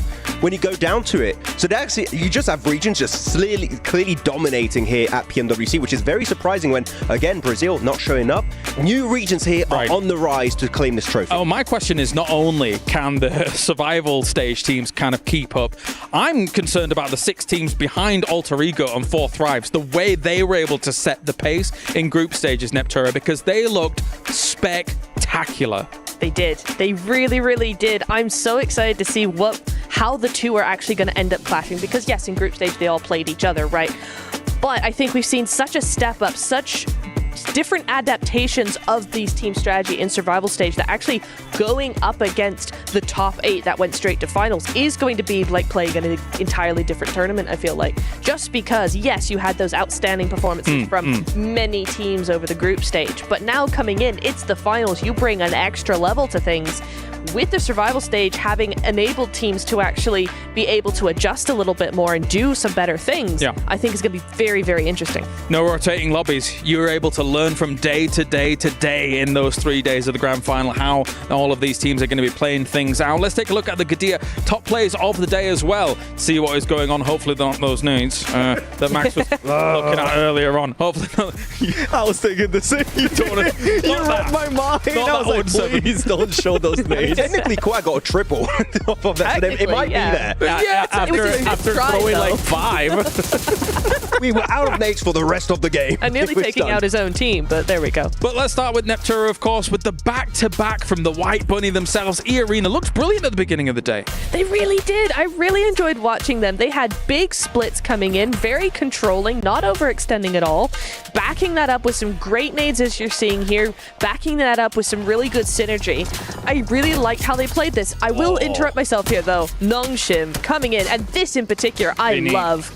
Binny, dude. Jeez. What a play coming in. I will say, Nongshim played that kind of badly, and then for Binny to be the solo was the best thing that happened to them in that game because he was able to just take them a little extra further. Yeah, Binny just had that one locked down in that shed with the pump, okay? Was ready to go. Very happy with E-Arena. Norman in particular, I think he had a really, really good time. Looking back at some of the plays on Miramar, Influence Rage, have really good control in this game, kind of securing their position in the top 8. Their Miramars have been significantly outclassing their Erangel matches. You talked about it already, 7. Miramars, when they're going to qualify, and it seems like that was the case for these last 2 matches. That's right. Perfect. Yeah. All right, well, we are ready for the Sony hero of the day. We'll get some predictions. I'm going to go with the S12K, the weapon. Interesting. Come on, you know it's good. You know it's good. Grenade. Even though it's an absolute troll answer. 7, who do you think? I'm going to be thinking Sleepy from Horror Esports. Okay. Neptura. You know what? Let's go with Binny. Good old Binny with the shotgun. Why not? Still Maxman's choice, maybe. No, I'm going Mormon. Oh, Mormon on this good, one. Actually. Nice. Back-to-back win, and he had a really good play versus Scarface or Fireflux, so I think Mormon's the man that's going to get it. All right, well, out of our 4 options, will the S12K be the... No, probably not. They're going to add it there. The Sony... Oh, it's Sky! Okay, I mean, hey, he was an MVP contender back in PMSL CSA. Sleepy, he's good long range, but don't forget that because of the new formula, it's all about the elims, all about the knocks, and Sky's the one bringing them home. 14 elims. He's on fire. He is. With that Mini 14, he's absolutely just a dangerous man, so... You got so many MVP contenders actually from CSA, right? You're looking at Pop, you're looking at Doc, you're looking at Phallic, you're looking at T24P, you're looking at Sky, Sleepy. All of the guys could take it home, so it's going to be rough to predict. I'm going to throw a random one in there. Seoul.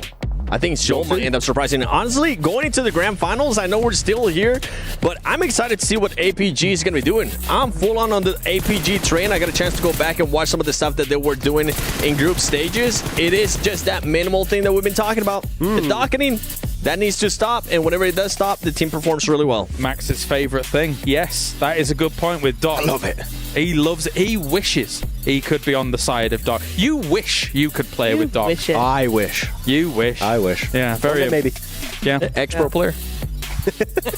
Max, an ex-pro player. What's going on? Yeah, he played once. I did like one PMCO game because someone did not show up like years ago. I also remember you playing a show match with some of the teams, and that was interesting. Yeah, let's forget about that. Anyway, all right, well, let's take a look at the Honor domination for the day as well and see what we've got as a flavor to tantalize and tease you here for PMWC. The triple elims coming in. Actually, you know, your sleepy call, 7, was pretty on point because he was blasting as well. He was just so close. I mean, he was able to perform too. I had Catch as well, the way that he's been able to scout for his team, the way that he's been able to position for his team. I'm really intrigued to see Fireflux is going to be able to do that too in the grand finals. You know what I'm even more impressed by? Of course, Intense Game will not be advancing here, but at least you're one member in the Doing all right. This is the closest Alpha 7 got to winning a game was thanks to Pedrino, that was on the roster a while ago. It was a while ago. Yes, but still the closest they ever got. You're mean. You're going to incur the wrath of the Alpha 7 fans. Don't go to Brazil. Don't go to Brazil anytime soon. He's gone rogue. He's gone rogue. But it has been a great survival stage, Neptura. Of course, watching all of these teams really scramble for these final moments, these final opportunities. And we have a great lobby for our grand final. We really do. I'm so excited. I mean, we came into PMWC, right, going, this is the best lobby we've ever had. Going now into grand finals, this is the best lobby we've ever had. It's looking so good. You've got so many different strategies all coming together to try and battle it out and go, which one's the best? I mean, Hora now starting to do those third parties, but they're more of a passive team over on the outside. Then you've got, who else? You've got Nongshim, and many teams like the Chinese teams as well, they all go center. They like to get those 4v4 fights going. You know, 4 Thrives also love their third parties. So it's going to be just very different strategies all coming together on the same map. And it's going to be so interesting because I think at the moment, the meta is starting to split off. It's not just center. This is the only way to do it. You're starting to see different strategies and different metas starting to come into play, and that's going to make for such an interesting finals. A clash of regions, a clash of countries here. It wouldn't be any less. We're here for the PMWC. And of course, you guys at home can be involved in everything that's going on, not only watching, as well as the map stream. I'm going to keep reminding you of that. But also we have the PUBG Mobile Airdrop Carnival, and it is now live this weekend from August the 1st to the 3rd. Log in for the summer surprise airdrops and collect 2025 airdrop vouchers to enter prize draws from official merchandise. You can get yourself smartphones, BD partner rewards, permanent in-game items, and more. Every participant is guaranteed to win. Additionally, you can jump in game now and vote for your favorite airdrop partner. You might even score yourself some awesome surprise gifts from them. So don't miss on out here for this year's Airdrop Carnival because you could unlock yourself some surprises. Max, I know you unlocked some lovely stuff yesterday, and I'm very happy for you. I still have my James Yang winner chicken dinner t-shirt. He loves that. I love it. I have an X suit and I'm putting the James Yang t-shirt instead. It's beautiful. That's amazing. Thank you. All right, well, final thoughts before we wrap things up here for the survival stage. Stop laughing. Go on. Alongside with one Nepturo saying now we actually have one of the best lobbies that we have ever seen at a global stage. I'm excited to see how these teams are going to be adjusting. I'm excited to see which team is going to be surprising us as well in grand finals. Nepturo? I need Falcons to do so much better, because they broke the top 3 curse, the third place curse. They got second in PMGO. Now they barely qualified to finals. As much as I love them, please do something else, something better. Oh, we'll have to pull the stick out again. Yeah. Do something. Do something, please. Yeah. Max, man?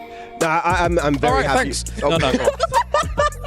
I was very happy with the entire tournament so far, but we've seen some of the top teams still like 4 Thrives, still a few things that need to be fixed, like for example their decisiveness. Don't rest on your laurels because this lobby in the finals is going to be cracked. It's going to be crazy, so you better get ready for the next stage. Yeah, this is how you know I've known you for too long when I'm doing things like this live on broadcast. Yeah, you're kind of rude actually. A little bit. You know. He's still waiting for his coffee. What? Good point. Where is my coffee? Anyway, whatever. We are done here for day number 2 of the survival stage. Let's head over to the stage and finish things up for day number 2 here for PMWC Survival. He might be called sleepy, but one thing is for certain, the performance you boys put up was very far from a sleepy one. Now, heading into this entire tournament, it was rumored that Alpha 7 were your top competitors, your rivals, the team you wanted to knock out of the running, and you did exactly that. I have to ask you, why Alpha 7?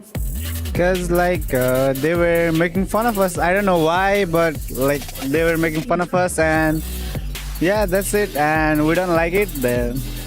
Well, you certainly showed them who was boss. Now, heading into the grand finals, obviously you boys have had an extra 2 days to kind of warm into this tournament with the survival stage. Do you feel like that's going to give you an added benefit, an advantage going up against those other 8 teams? Yeah, of course it will. And we have more time to practice. And that's why we're going to get more confident also. That's why it's going to help a lot. And who do you think your biggest rival is going to be in the grand finals? You've already taken out Alpha 7 from the competition, so who's next on your list for grand finals? Our main competitor will be Alpha Gaming, because they are our regional champions also. That's why they are the main contenders. Okay, you're taking out all of the alphas over here at PMWC. I'm loving this from you. Do you have a message for the fans that have been cheering you on throughout your entire journey so far? Yeah, I want to thank all of our fans who have been supporting us from the very beginning. Like, I'm so thankful for you guys, and keep supporting, keep loving. That's it. There you go, you heard it here, very from Sleepy and Horror Esports. Remember folks, the grand finals will be taking place on Friday for championship weekend. We have an abundance of talent and $3 million on the line. We'll see you there.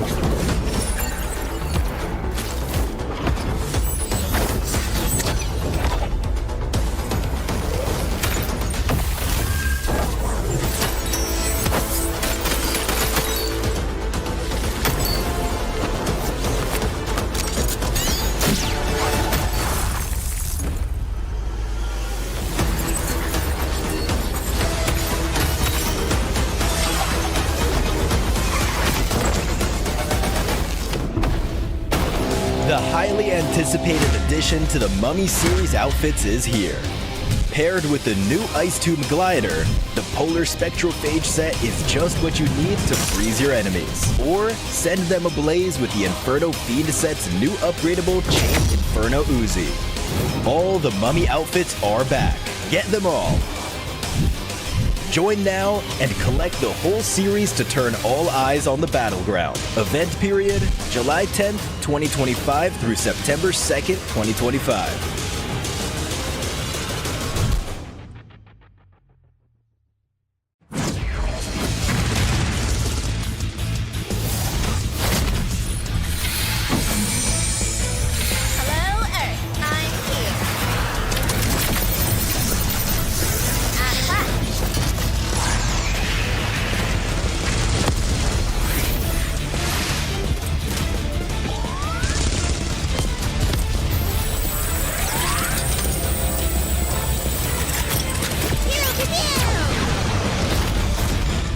Pulsar Legionnaire available now. First outfit with special head animations and voice lines. The Pulsar Legionnaire set comes with its own super cute voice lines that can be toggled on or off.